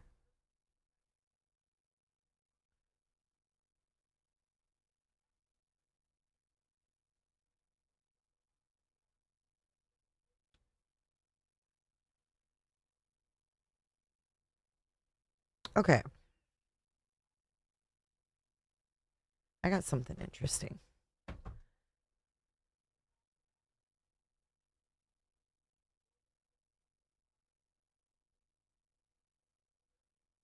I can't believe we had all that drama today.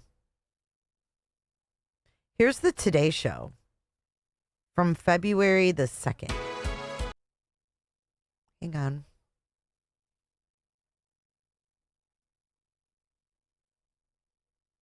Whoops.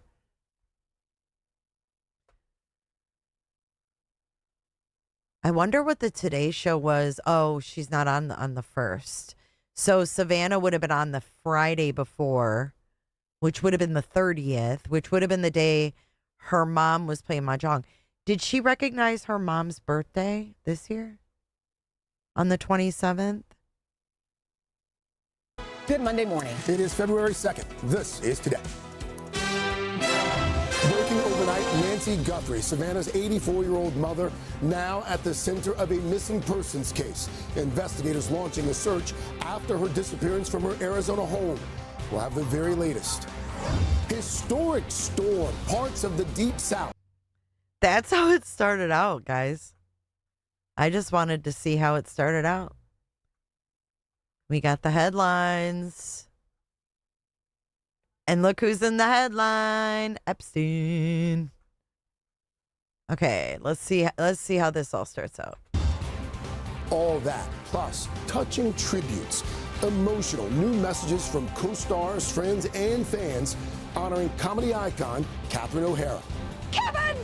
We will celebrate her remarkable life and career.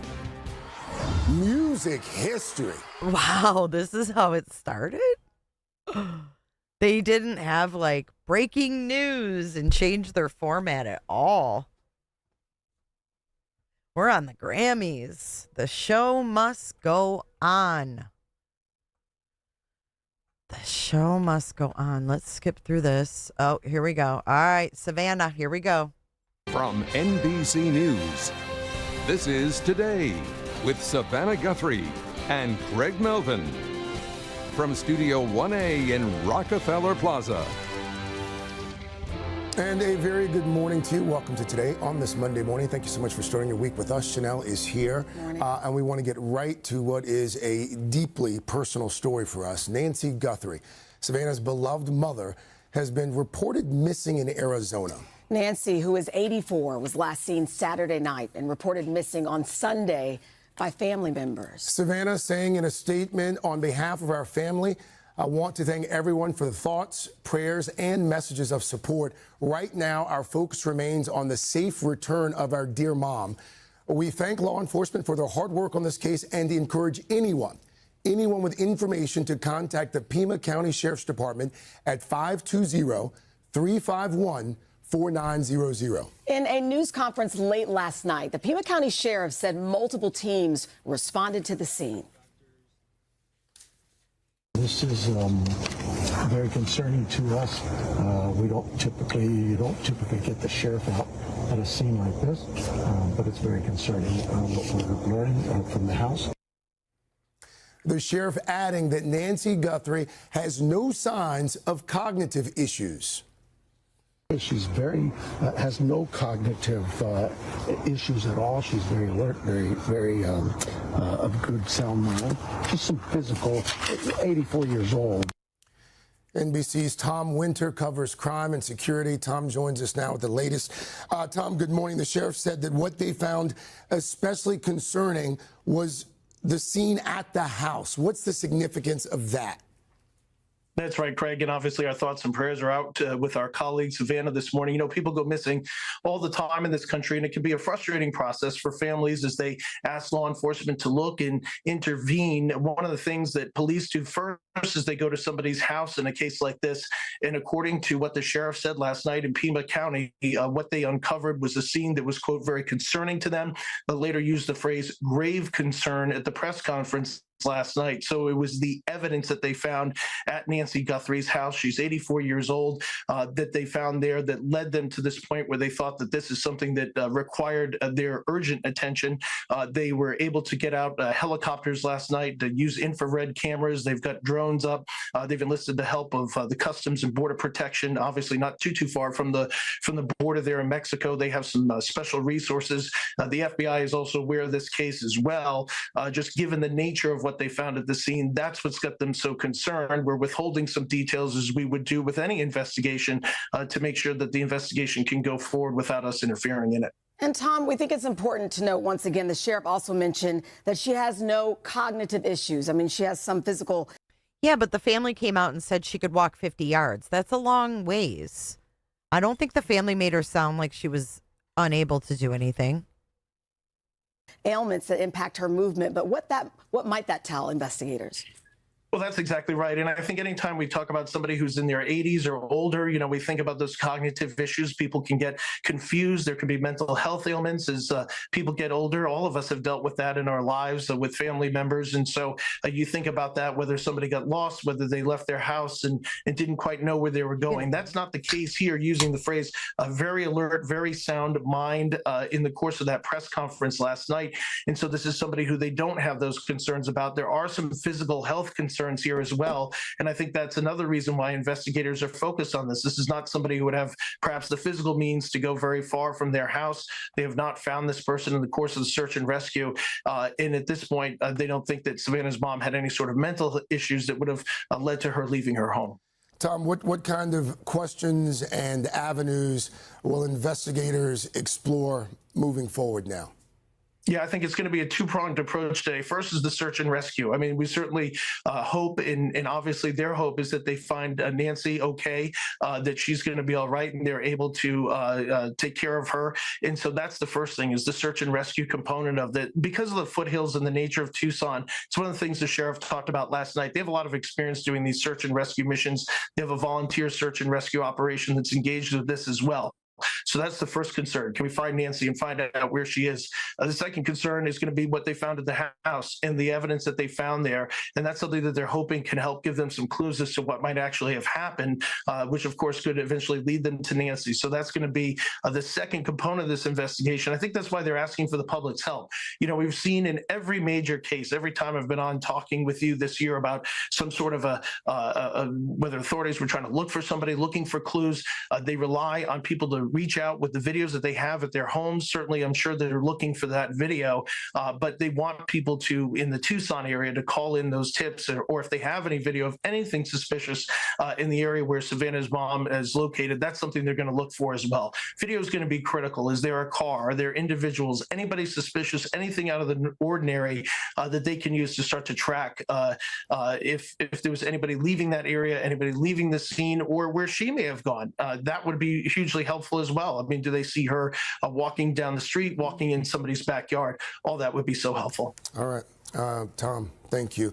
And again, to Tom's point, anyone with information is asked to call the Pima County Sheriff's Department, 520-351-4900. You can also use the website, 88crime.org, or you can call that number as well. That number's on your screen, 520-882-7463. There was no footage. And of course, we didn't find out until that late night thing.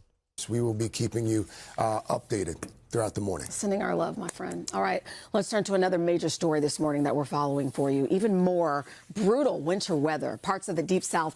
Okay, so I've got the 27th. Let's see. They just moved on to the snowstorm. Anyone with information is asked to call the Pima County Sheriff's Department. Moved on to the next story, you know. Here's the 27th. Here's Nancy's birthday. Hi there. Good Tuesday morning. We're following breaking news overnight. A significant shift in President Trump's immigration crackdown. It is January 27th. This is today.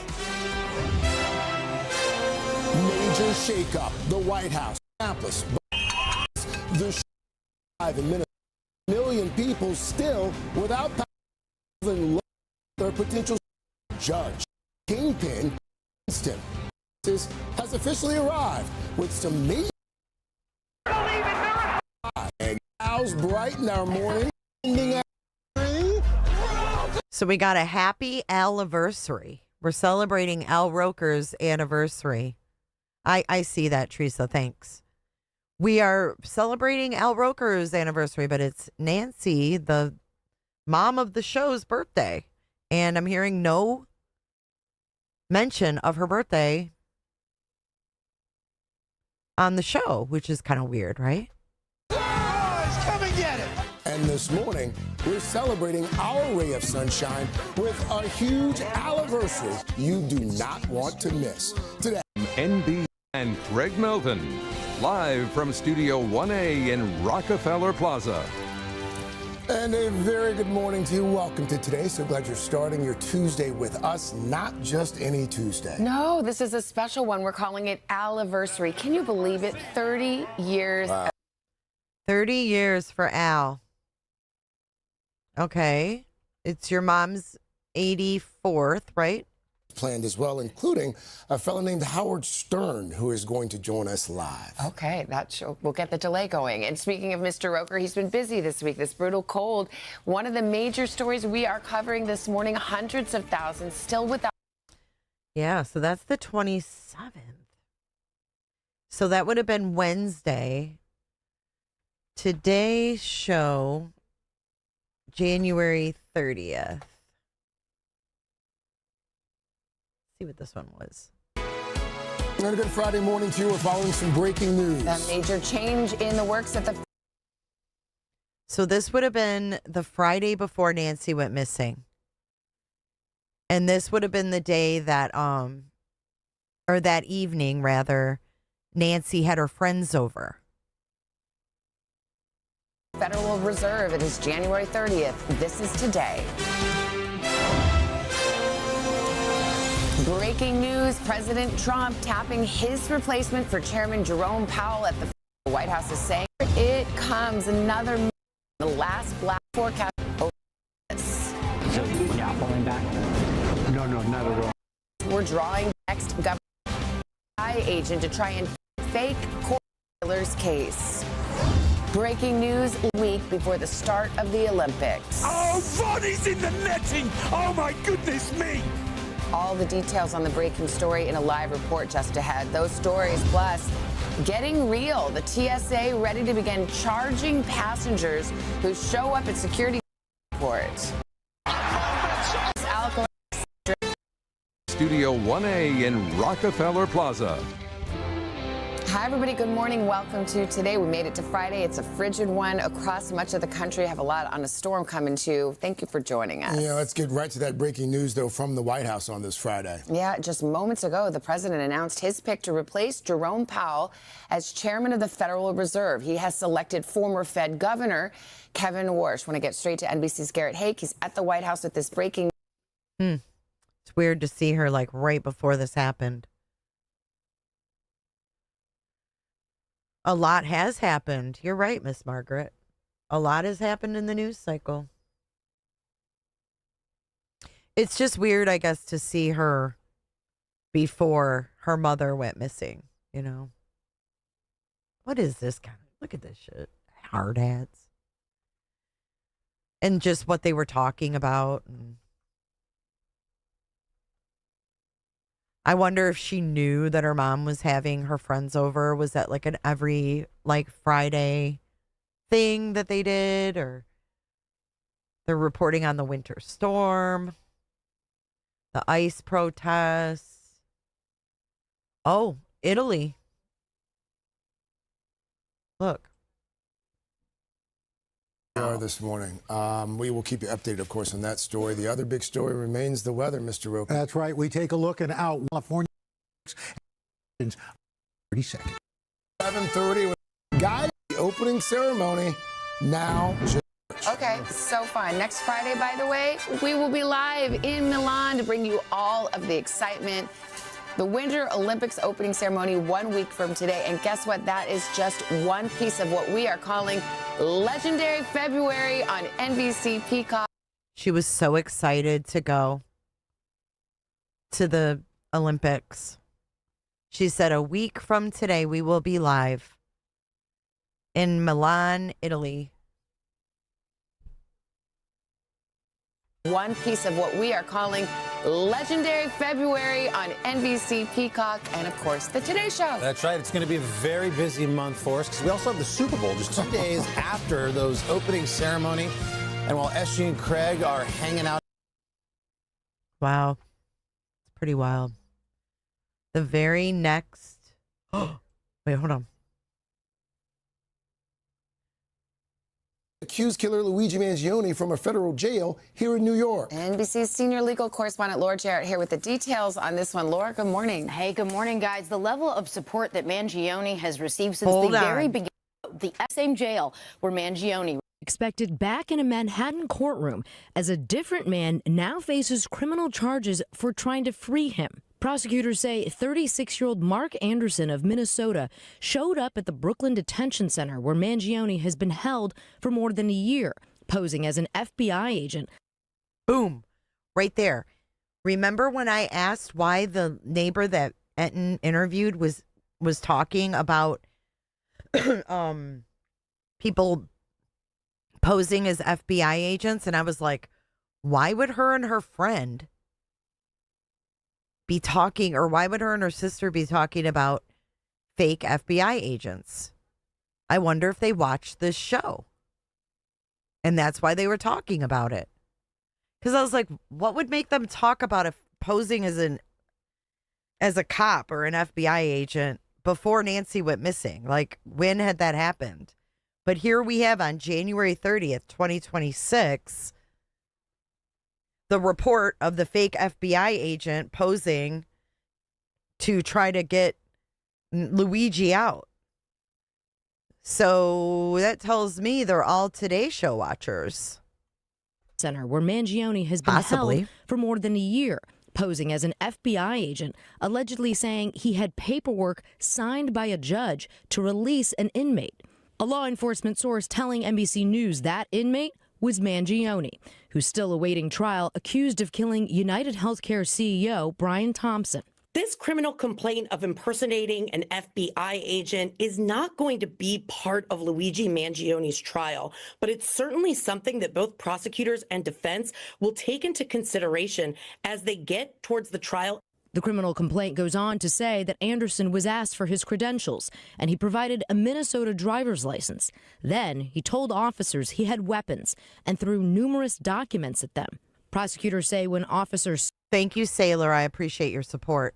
Searched Anderson's backpack, they found a large barbecue fork and a round steel blade resembling a pizza cutter. According to a law enforcement source, Anderson had been working at a pizzeria after moving to New York City for a job that didn't work out. You can make fun of me all you want, but I wondered why these women that live in this safe-ass neighborhood were discussing, cops imposing, or whatever you call it. Imposing as a cop or whatever. Anyways. Ahead, guys, including your game plan for what's going to be another brutally cold weekend. Brian Chung is here with all your tips and tricks you're going to need to stay warm, safe, and most importantly, sane. Hey, good morning, guys. From your car to your clothes to your home, we'll tell you about all the best. So they're literally talking about the snowstorm and shit. Let's see. With snow and ice taking a toll on tens of millions of Americans. In Arkansas, take a look at this. A courthouse collapsed under the weight of heavy snow. And in Colorado, a deadly crash after a delivery system, a robot. Radical and pretty cute, actually. Good morning to you. Good morning to you at home. Americans, obviously, we love the...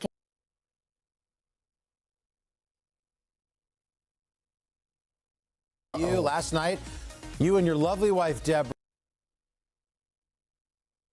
I'm just scrolling through to see. Okay, here's the outside part. This is what I want.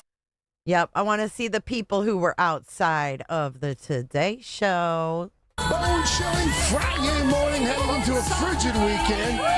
But the folks out here in the plaza don't mind. They don't mind. We wanted to come keep you company. Oh, seniors! We see your senior trip. We see your senior trip.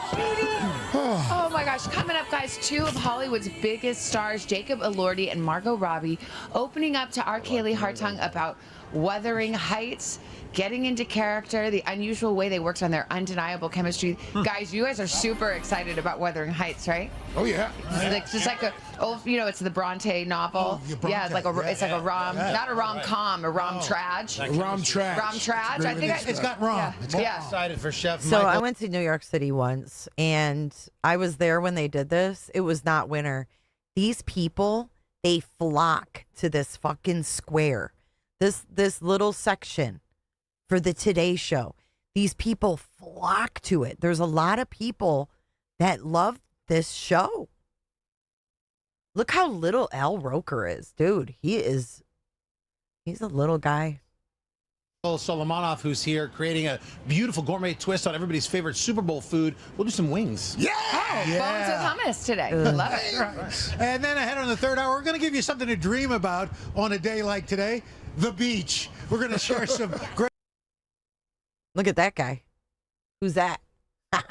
Great deals you can book right now to take advantage of wave season. Right, but first, check this out. There's something new over at the Channel Gardens here at Rockefeller Center. Oh, Polo Ralph Lauren and ice sculpture. Ooh, A Team USA ice sculpture. Wow. To kick off the Olympic celebrations, now just 1 week away. It was made from more than 22,000 pounds of ice. It features 3 athletes, all wearing, of course, Ralph Lauren's opening and closing ceremony uniforms. Ooh, look at the little polo emblem. Look. There's no way it's That's pretty sweet. Look at that. That's pretty cool. going to melt between now and then. I think we're about to be an ice sculpture. That's right. All right, we're back with Kylie Kelsey, busy mom, podcaster, wife of Super Bowl winning, Eagles winning legend, Jason Kelsey. She also uses her voice to make a difference in the world. She serves as an ambassador for Dove's Body Confident Sport Collective, encouraging and supporting young. Thank you, Miss Margaret, for the super sticker. Dude, they do. They just love that show. He must have been, well, he's short, though, I mean. I don't even know who Kylie Kelsey is. Never heard of her. I never heard of her. Let's see what else they talk about. They do some football cooking and act fake as Fark. They even made this girl get in there with them. Maybe sad. What chef does to these? Maybe sad that your team isn't playing. Okay, so you can cry. We're right? sad. I know we're all sad. Came out of nowhere, chef. So we're, it's rough. So we're gonna roast these chicken wings with a little bit of honey. I mean, I could sit there. Wolf wings. Laser wolf wings. Okay. Into wings. Yes. Wow.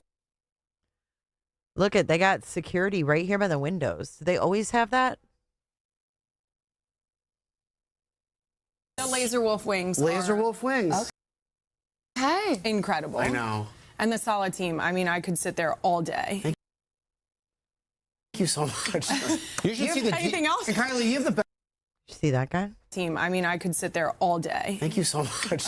You should see the How do we know that the perp isn't someone who came from another place? Like, how do they know it's someone in Tucson? The internet says Al is 6'8". There's no way. Oh, I'm good, Leo. I know who that is.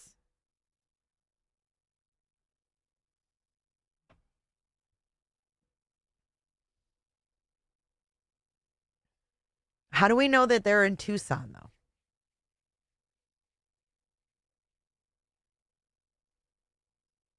Because they said so? I mean, how do they know that? Who's that doggy in the window? Yeah, they could live anywhere. I mean, can't anybody, like, grab a flight and get the hell out of Dodge? I think they could. How do they know it's a local to Tucson?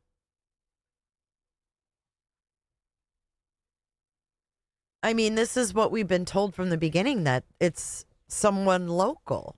And the only reason, no, that's not why they said it. The only reason they gave was because the person knew the local news stations. They said because the person sent the ransom to the local news stations. But if the ransoms were fake, then that whole thing goes out the window.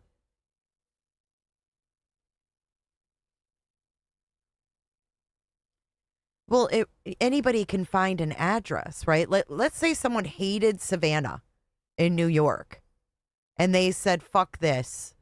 Her most prized possession is her mother, besides her kids.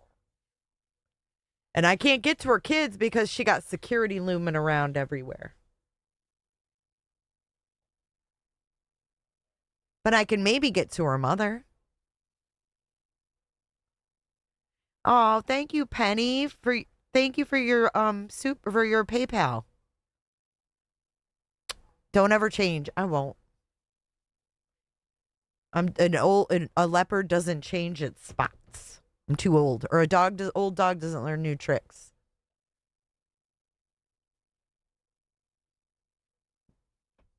Right? So they were like, oh, only a local would know the local news. No, they wouldn't. Anybody can look up the local news.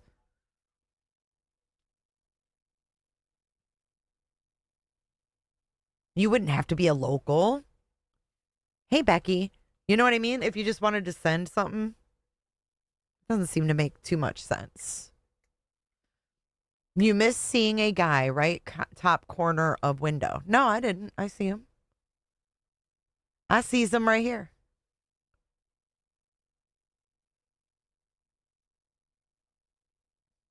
Anything else? And Kylie, you have the best podcast I've ever listened to. James goes all over the country. Thank you so much. You should see the. You guys think it looks like James? What? Okay, I'll appease you. I'll appease you.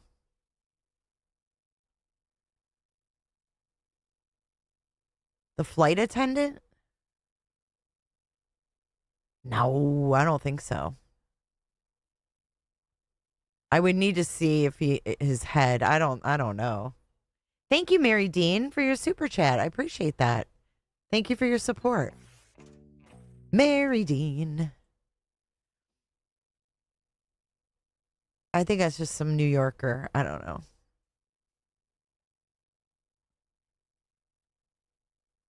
James from VA told JLR he called in a person to the tip line. I wonder who. Did he? He called a person in? Huh. I didn't hear that. Interesting.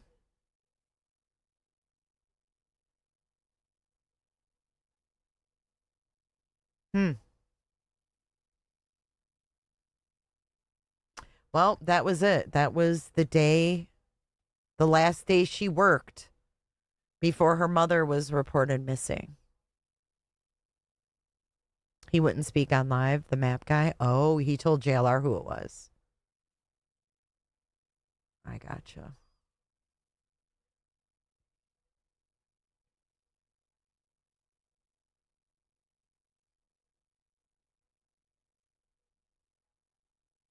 He called him and told him? Just yesterday? He didn't have a person before yesterday?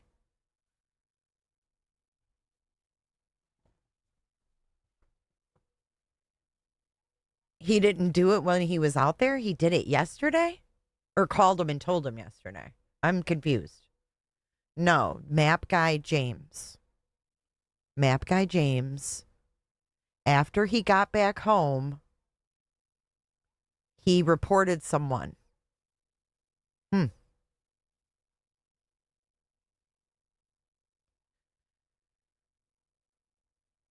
Huh. Who did he all talk to when he was there that he would have a person to report?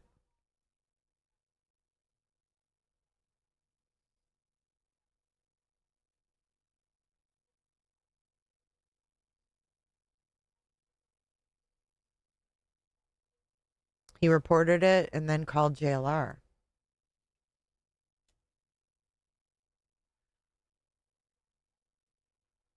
It was someone he saw on JLR's video. Could it have been James? I didn't come to fucking dance, okay? I came to party. But who did he talk to? He was mainly alone, but who did he come in contact with?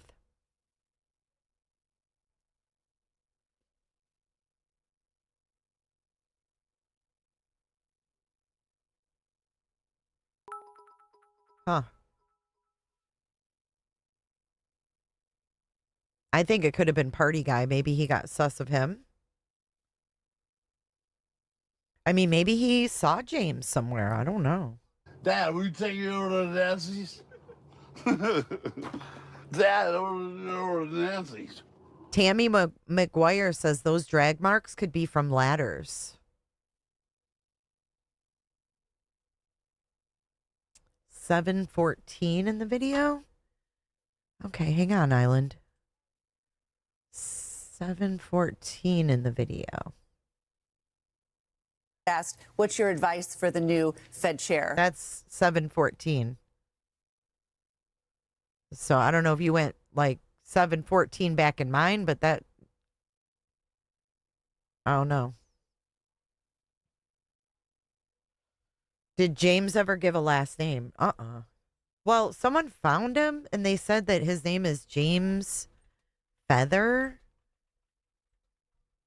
And he has like a Facebook, but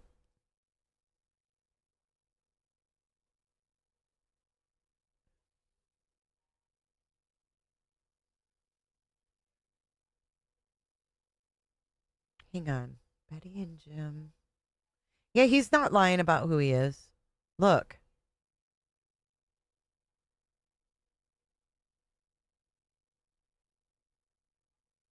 No, it says Ann Ruland and husband Jim. I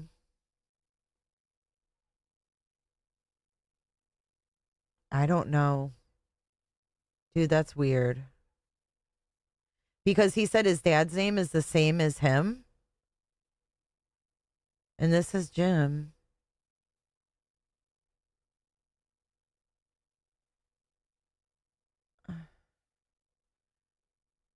That's strange. But anyways, if you look, see, someone's saying he's James Feather right here. Facebook.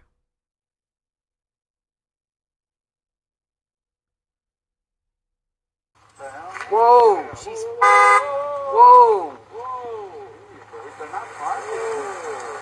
She's going hostile in the car. Whoa. There's some hostility there. She was like, she didn't like that car there.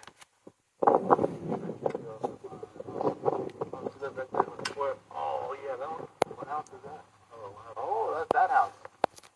Yeah, that lady's, See, look. very pursued. They pulled in. Oh, the house down the street. Right here? Okay, but I didn't come to fucking dance. Okay, I came to party. All right, give me Brian Guthrie's number. Who? Brian. Who are you looking for? Yep. Came to party. How you doing, man? But James. My name's Alex. James, what's going on? How you doing, James? James. I know everybody in this town. I know exactly where she's at. Tell us in. We're looking. I definitely know where she's We're the at. searchers. Okay, yeah. Let me know. We're not law enforcement. We're searchers. Let us know. We're like you. I know exactly. Tell us.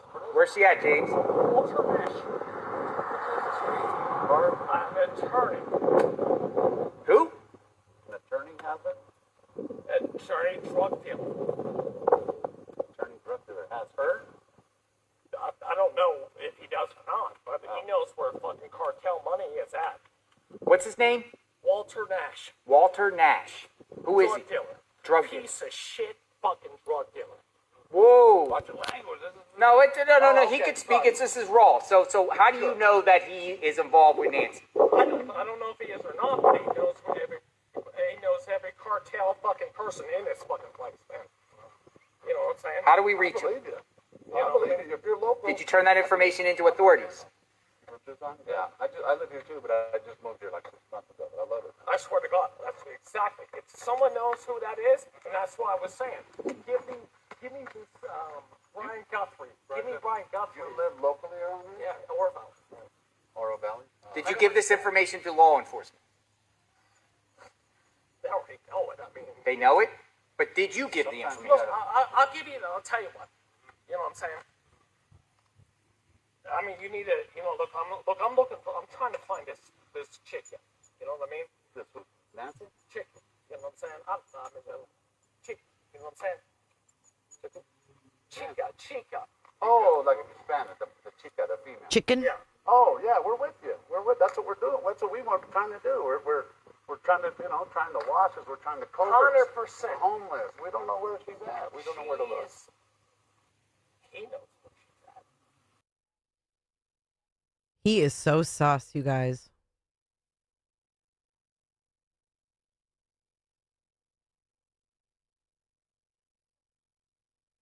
Look at him looking at the house like he does.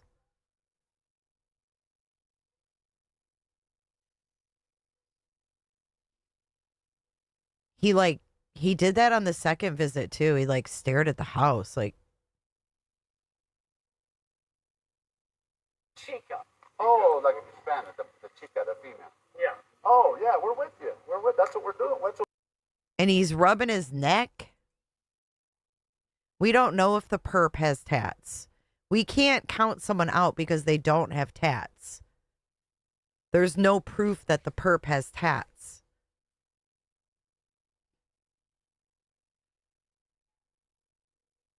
The 100%. homeless. We don't know where she's at. We don't know where to look. He knows. Bye, Lizzie. Enjoy your X space. I love you, girl. It's been so nice seeing you lately, Lizzie.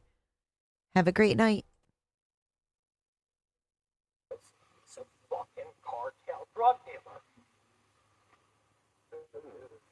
I mean, it's very believable. I don't know. Or what do you think? How do you think this guy makes money? Oh, in fucking 48 months? How did I overlook that? Holy shit. Lizzie did not come to fucking dance. She came to party, y'all. I didn't come to fucking dance, okay? I came to party. Very, very few have that many months. Thank you so much. I love you so much. Money from fucking drug dealers. Yeah.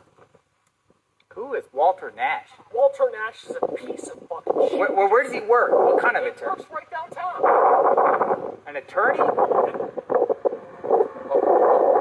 Like a Hell no, prosecutor? he ain't no public defender, man. A prosecutor or just a defense No, attorney? dude, he robs fucking drug dealers, man. You know what I'm saying? He don't work for the government. He fucking takes money from people. So how about this, James? So look, if he did it, what was his motive to get? What's his motive? Like, if you know he's a piece of shit, he's a drug dealer, what would be his motive to take Lance? Because one of them owed him money. Because one of them owed him money. Who thinks that that could partially be true? That someone maybe close to Nancy owed someone money? Is that possible? He says that shit serious as cancer, man. Damn, he's like, he owed him some money. Oh, look, Lizzie, he's giving you a bye-bye kiss. Oh, CN asked all the right questions. He's giving you a bye-bye kiss, Lizzie.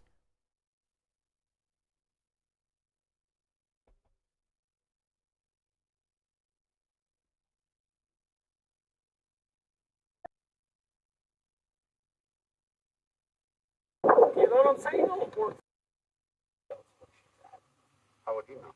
Because he's a fucking cartel drug dealer. I mean, it's very believable. I don't know. Or what do you think? How do you think this guy makes money? I don't know. He makes money from fucking drug dealers. Yeah. Thanks, Joseph. Nash? Walter Nash is a piece of fucking shit. Where does he work? What kind of He attorney? works right downtown. An attorney? Like a Hell no, prosecutor? he ain't no public defender, man. A prosecutor or just a defense No, attorney? dude, he robs fucking drug dealers, man. You know what I'm saying? He don't work for the government. He fucking takes money from people. So how about this, James? So look, if he did it, what was his motive to get? What's his motive? Like, if you know he's a piece of shit, he's a drug dealer, what would be his motive to take Lance? Because one of them owed him money. What, a family member or something? Someone owed him money. Trust me, I live in this fucking place. Yeah. This is my town. You know what I mean? I mean, who can figure it out? You know, Billy, you know my dad over here, all right? You know what I'm saying? We're trying to figure. We're trying to figure. Trust me, I live in this fucking place. Yeah. This is my town. You know what I mean? I mean, who can figure it out? You know, Billy, you know my dad over here, all right? You know what I'm saying? We're trying to figure. We're trying to figure this out. That's what we're doing too. We're just trying to find it. You can say that. I know. I can't unsee Mask Guy. I'm sorry. I can't either. You're not alone. You're not alone.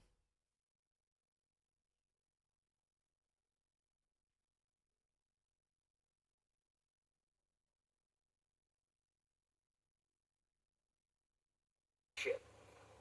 What did he do to you? Like, how do you know him? Yeah, what did he do to you? Like, what's going on? You know what I don't like about him? Huh. Because he poisons people. How? With the Drugs. Oh, yeah. You know what I'm saying? I think you should go to the police with this information. If they don't know. You said they know? He thinks that. No, I think you should probably share that. I think we're just coming out here. Look, I brought my dad out of here. I was trying to find the reporter. Oh, you're talking about Brian?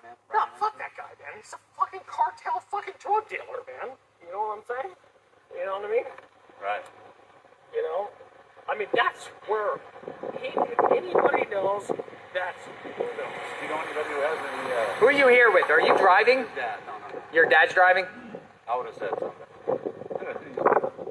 So your dad, huh? My dad does.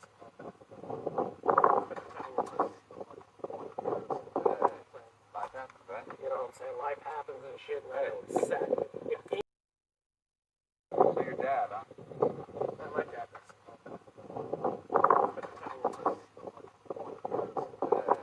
Life happens, right? You know what I'm saying? Life happens and shit, and I know it's sad.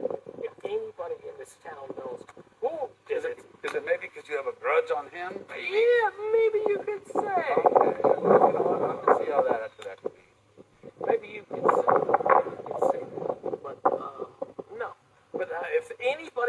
town knows where she's at, he would not. That's exactly no. That's exactly.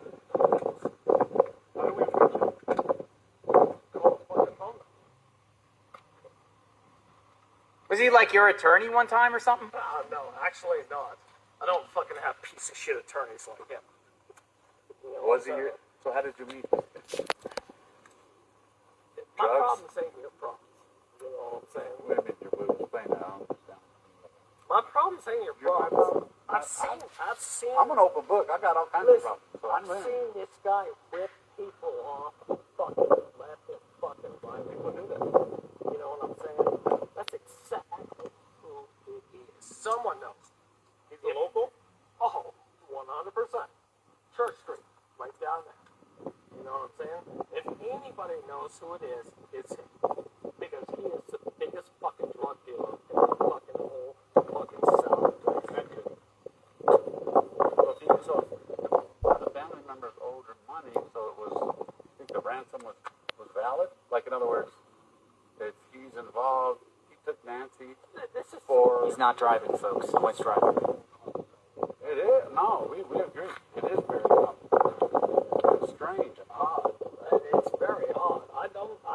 I think honestly, maybe he was some stupid kids out there doing some stupid Very shit. possible. Very possible. I think we're all open-minded here. And that's what he said the second time, too, that it was kids that did this. It was all kids. It could be a homeless guy. It could be just really, we don't know. That's why we're looking for those. Listen, there's a $1 million reward. Don't you think you should take that information to the police? See? You want it? You want the 1-800, what is it? 1-800 call FBI? What I'm telling you right now, okay, that piece of shit drug fucking dealer. Okay, look, I'll tell you what, dude. I don't like drugs. Okay, you know what I'm saying? I'm a recovering drug addict, but I'm clean, so I got you know what I'm saying? I don't like people fucking ruining, poisoning people in my fucking city. So. And that's exactly who that is. You know what I'm saying? Yeah. What about the sheriff, Nanush? Yeah, what do you think about Nanush? I don't know much about him. I don't know if he's been out here, but I thought he was. I'll tell you though. That piece of shit fucking ruins people's lives. You know what I'm saying? That's exactly. You got the number right there.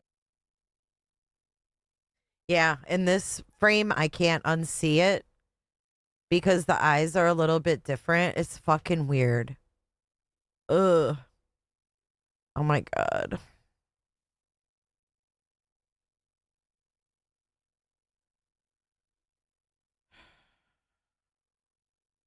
I just can't help it.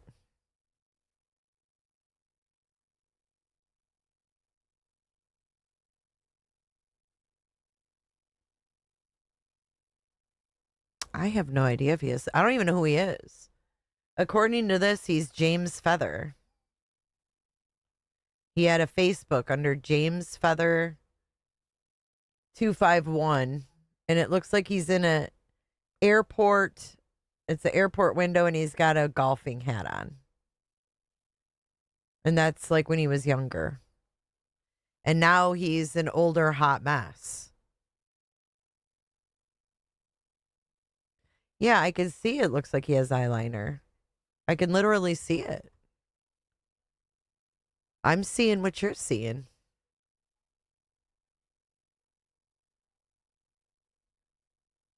Definitely seeing what you're seeing. Sunday says not him. Dr. Malmo says, I'm telling you, he is under Lori Feathers. Under what? Where do I look up Lori Feathers? And who's that? Look at his lips. YouTube Monitor says, he's not the guy. Well, this is strange and unusual behavior, is it not?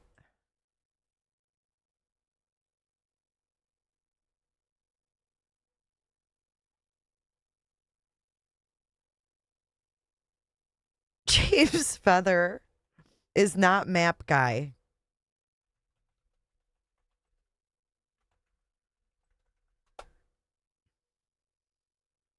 All right, we'll pull up the mask guy.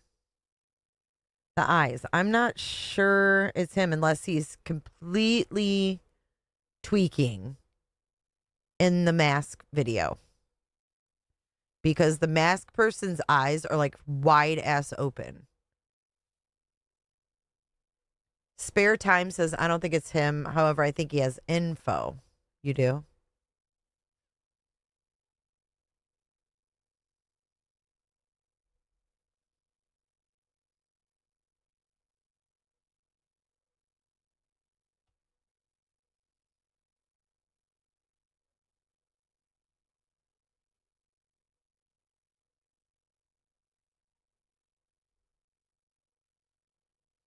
I mean, he's dumb enough to use flowers. Someone was dumb enough to use flowers.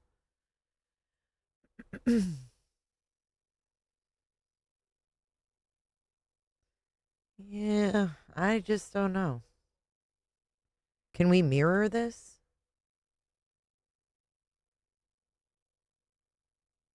Oops. Shit.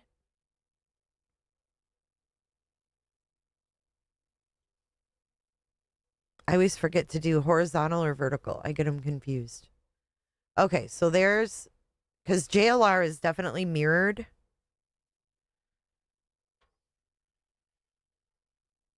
He said he was not questioned by LE. He said he was not.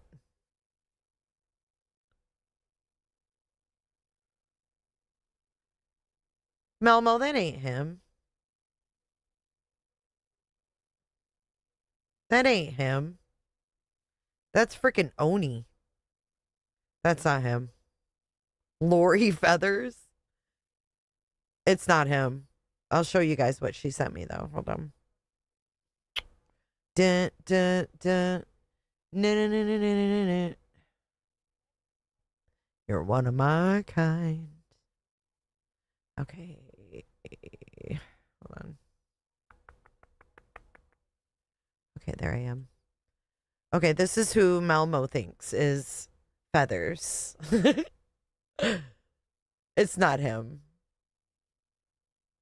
It's not even him as a young guy.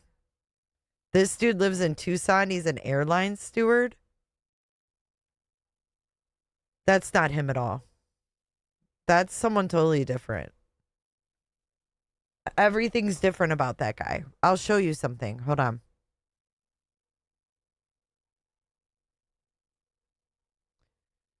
It's not him. That's not the same guy. Do you guys think so?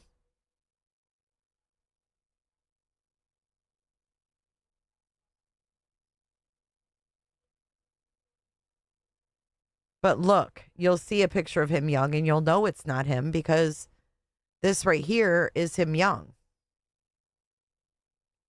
That's how I know it's not him.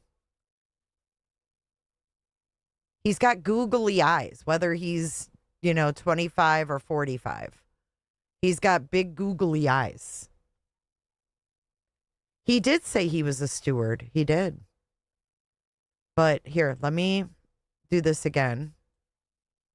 Just because I don't want to freaking email it to myself. Because I'm too tired and lazy right now. So I'm going to do it this way.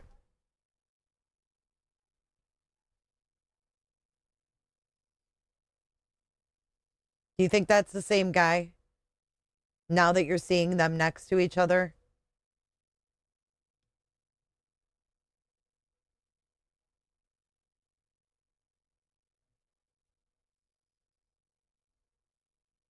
This guy looks like AI, and his name is Lori Feathers. I don't think that's a real legit Facebook. Like, I don't think that guy's a real person. Some weird fuckery going on. I did. I looked at all of them. I don't think it's him. This is a different person. Hold on. Melmo, you're getting hosed. This is a different person than the first one you showed me. That's a totally different person. And it's still not the same guy.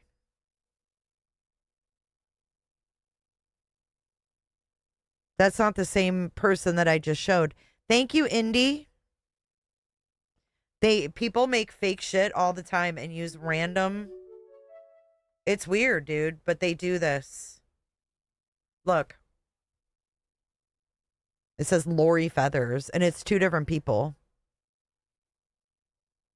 It's tough, man. I'm telling you, there's a lot of fake shit out there. That's why we take the time and we look at shit. Because this used to happen to me all the time. All the time. This is from Facebook. Up here, I'll show you. Right here, it says James Feather 251. This was a Facebook account he had. And that was his profile picture. And that's all we could find on James Feather.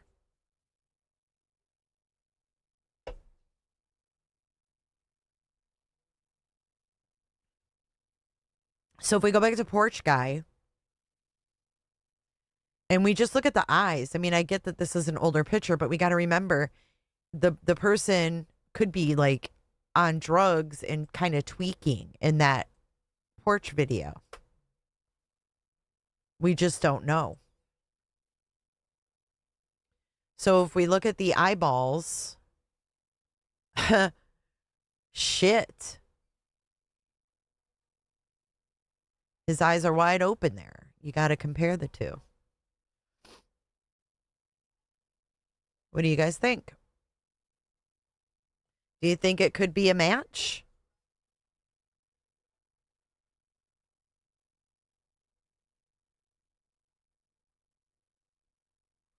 James wasn't in that obit, so I don't even know if that's his family. You guys say no, no, no. No, I don't see it. No way. No, could be. No, no, no, no. Everybody says no. Not him. Crime Solver says yes. Definitely creepy, but not a match. I don't think so. Jacqueline says yes. Tempest, I think it's possible.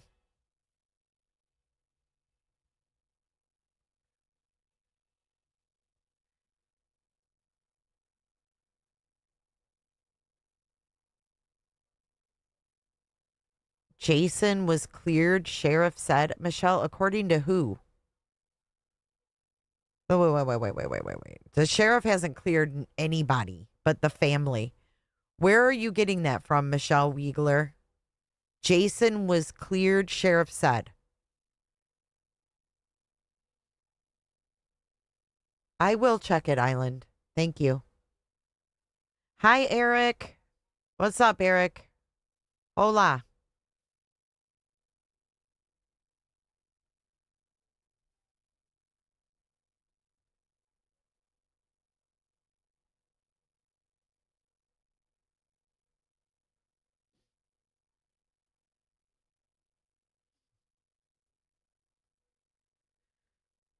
Oh, yeah, he is from Texas, I heard, too. Yeah, that's right. That's right. He works for Achieve Debt Consulting. It says he's from Texas.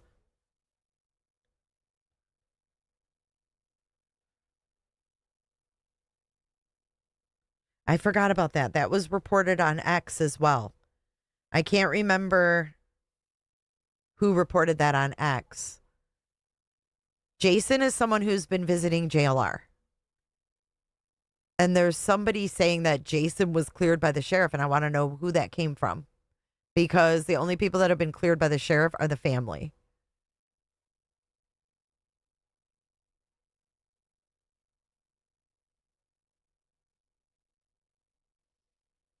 His parents may have retired from Texas to Tucson, but he also said he's lived there a long time. Oh. Oh.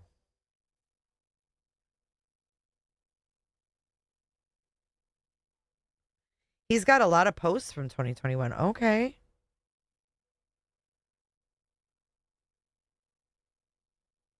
He's also got a photo of himself in 2021 in Miami. on Miami Beach. God, he looks strung out. He's always wearing polo, too.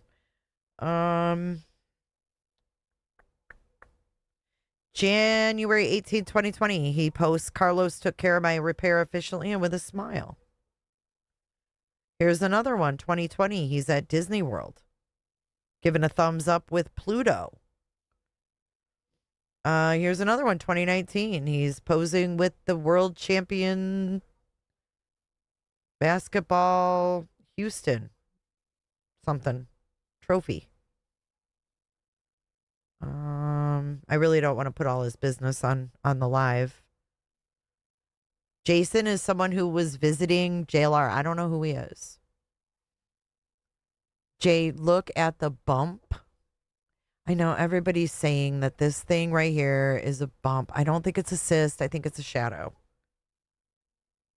I'm not going with that. I'm not diagnosing this person with a cyst. So he used to be a real estate consultant. Then he was a luxury travel consultant for affordable tours. Then he worked for Hilton Grand Vacations. And now he works for Achieve.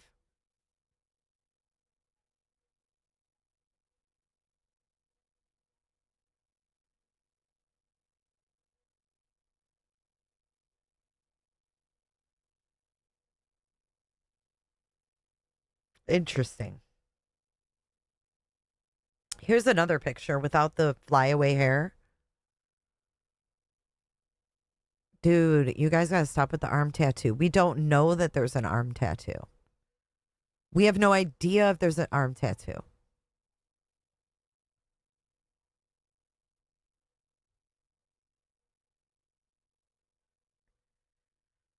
There he is with shorter hair.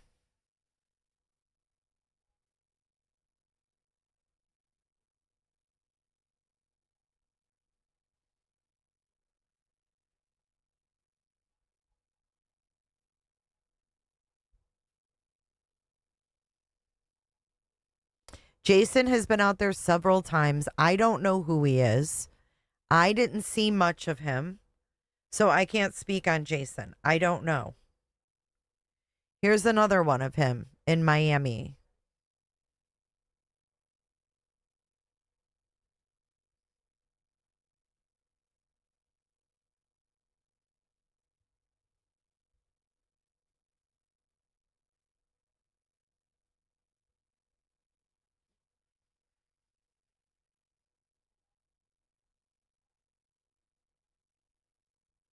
Here's another one.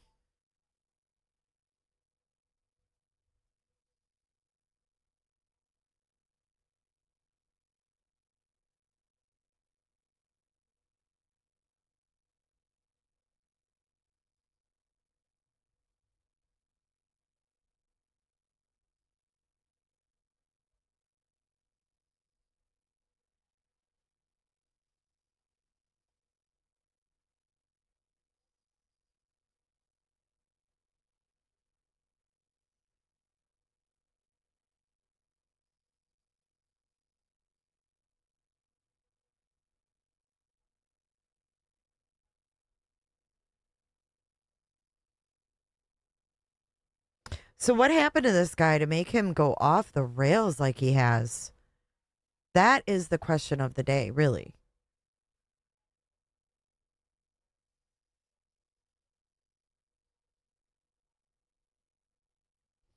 The guy in the mask has wider spread eyes. I don't know if you can tell by that angle. The guy in the mask is straight on. He's not straight on, you know. Let's see what the replies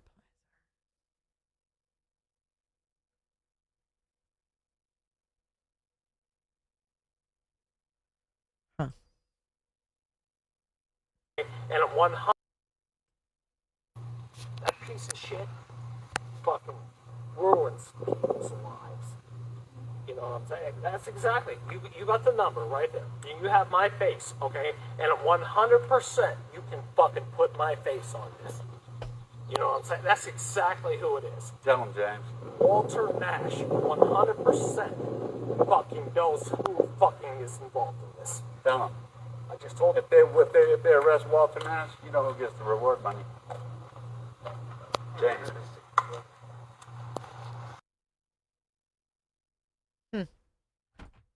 Interesting.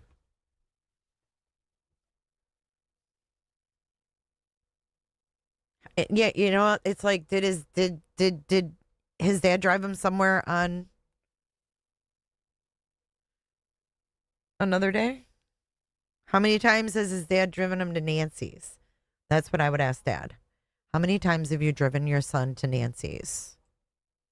Dad, will you take me over to Nancy's? Dad, over to Nancy's. All right, let me look at some emails.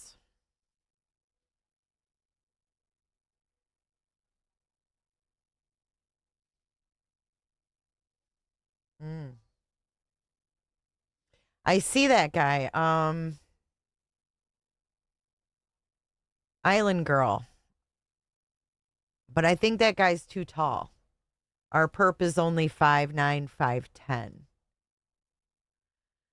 Let's see. We've got something on Walter Nash. Walter Nash, criminal law, drug, and narcotics. Walter Nash has been representing people in criminal cases for more than 50 years. Walter Nash seems to have a good reputation in the community.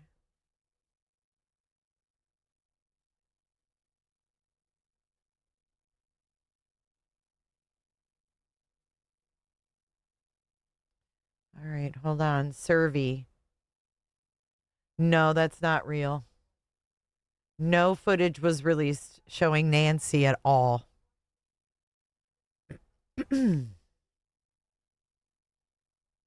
Patrice, thank you so much for your email. I appreciate you.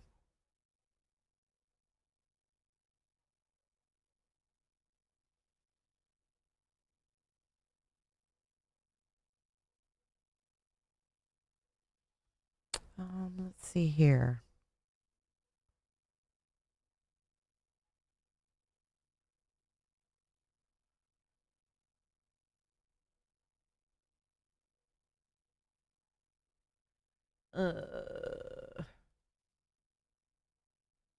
El Charos. Oh, someone sent me screenshots from El Charos.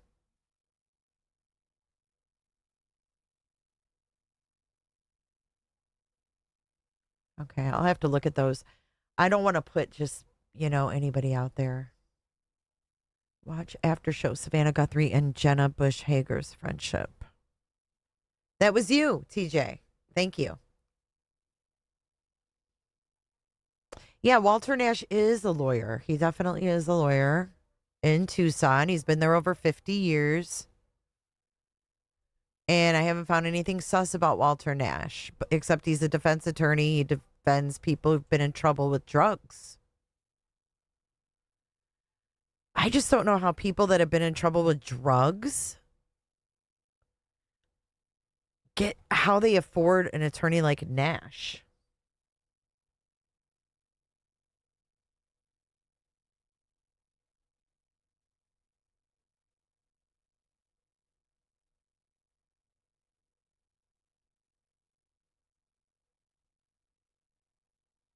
Yeah, I mean, if he's been working there for 50 years, he's older.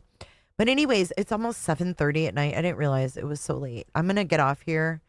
I am exhausted and I got to go figure out dinner and stuff.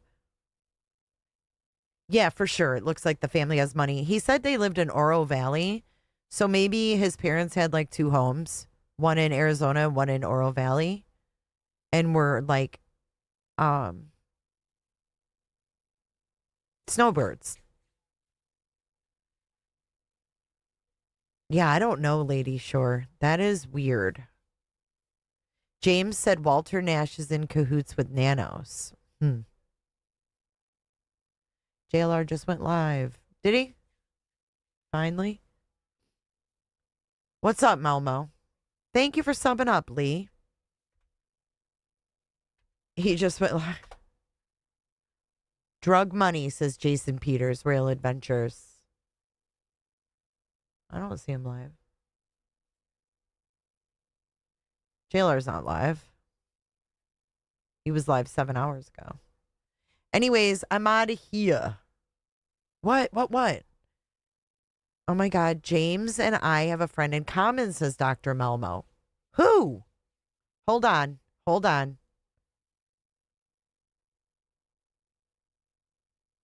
The friend in common is someone you know too? Tell me. Text me.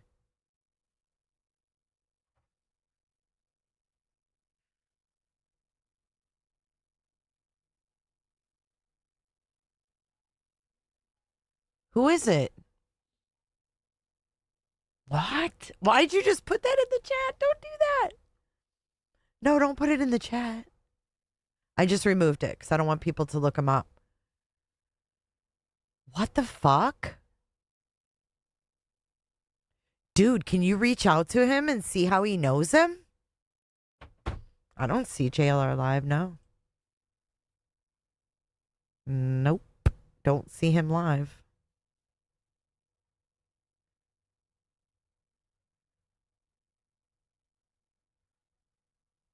Dude, reach out to him and ask him how he knows him.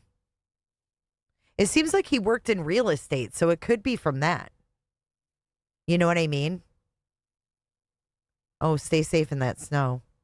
Did Alex go to Cali? I heard he did, yes. He's supposed to, Jenny. So keep your eye out. You guys have a great night. If I don't see you tomorrow on Sunday, I can't promise I'll be here tomorrow. But I may not. So make sure you've got your notifications set to all. And we will follow up. Yeah, I mean, Melmo will reach out to our mutual friend and see how they know him. We'll follow up. Stay tuned and stay safe. Thank you for all of your support. I will see you guys, if not tomorrow, definitely on Monday. Thank you, everybody. Have a safe night and lock your freaking doors.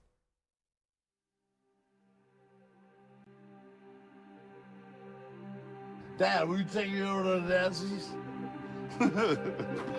Dad, over to Nancy's. And don't let 857 get you down. Okay? You guys are all champions. We're all truth seekers. We all ask questions. It's okay to ask questions. It's okay. Love you guys. Bye. Thank you so much for watching. If you enjoyed this live stream or video, make sure to give it a thumbs up and hit that subscribe button so you don't miss out on my latest content. Want to take it a step further? Bring it all in. And join our community clickers by becoming a Patreon or a YouTube member. You'll get exclusive access to our Discord server, special channel perks, and much more. Until then, I'll see you in the next one. Click. It's real easy, man.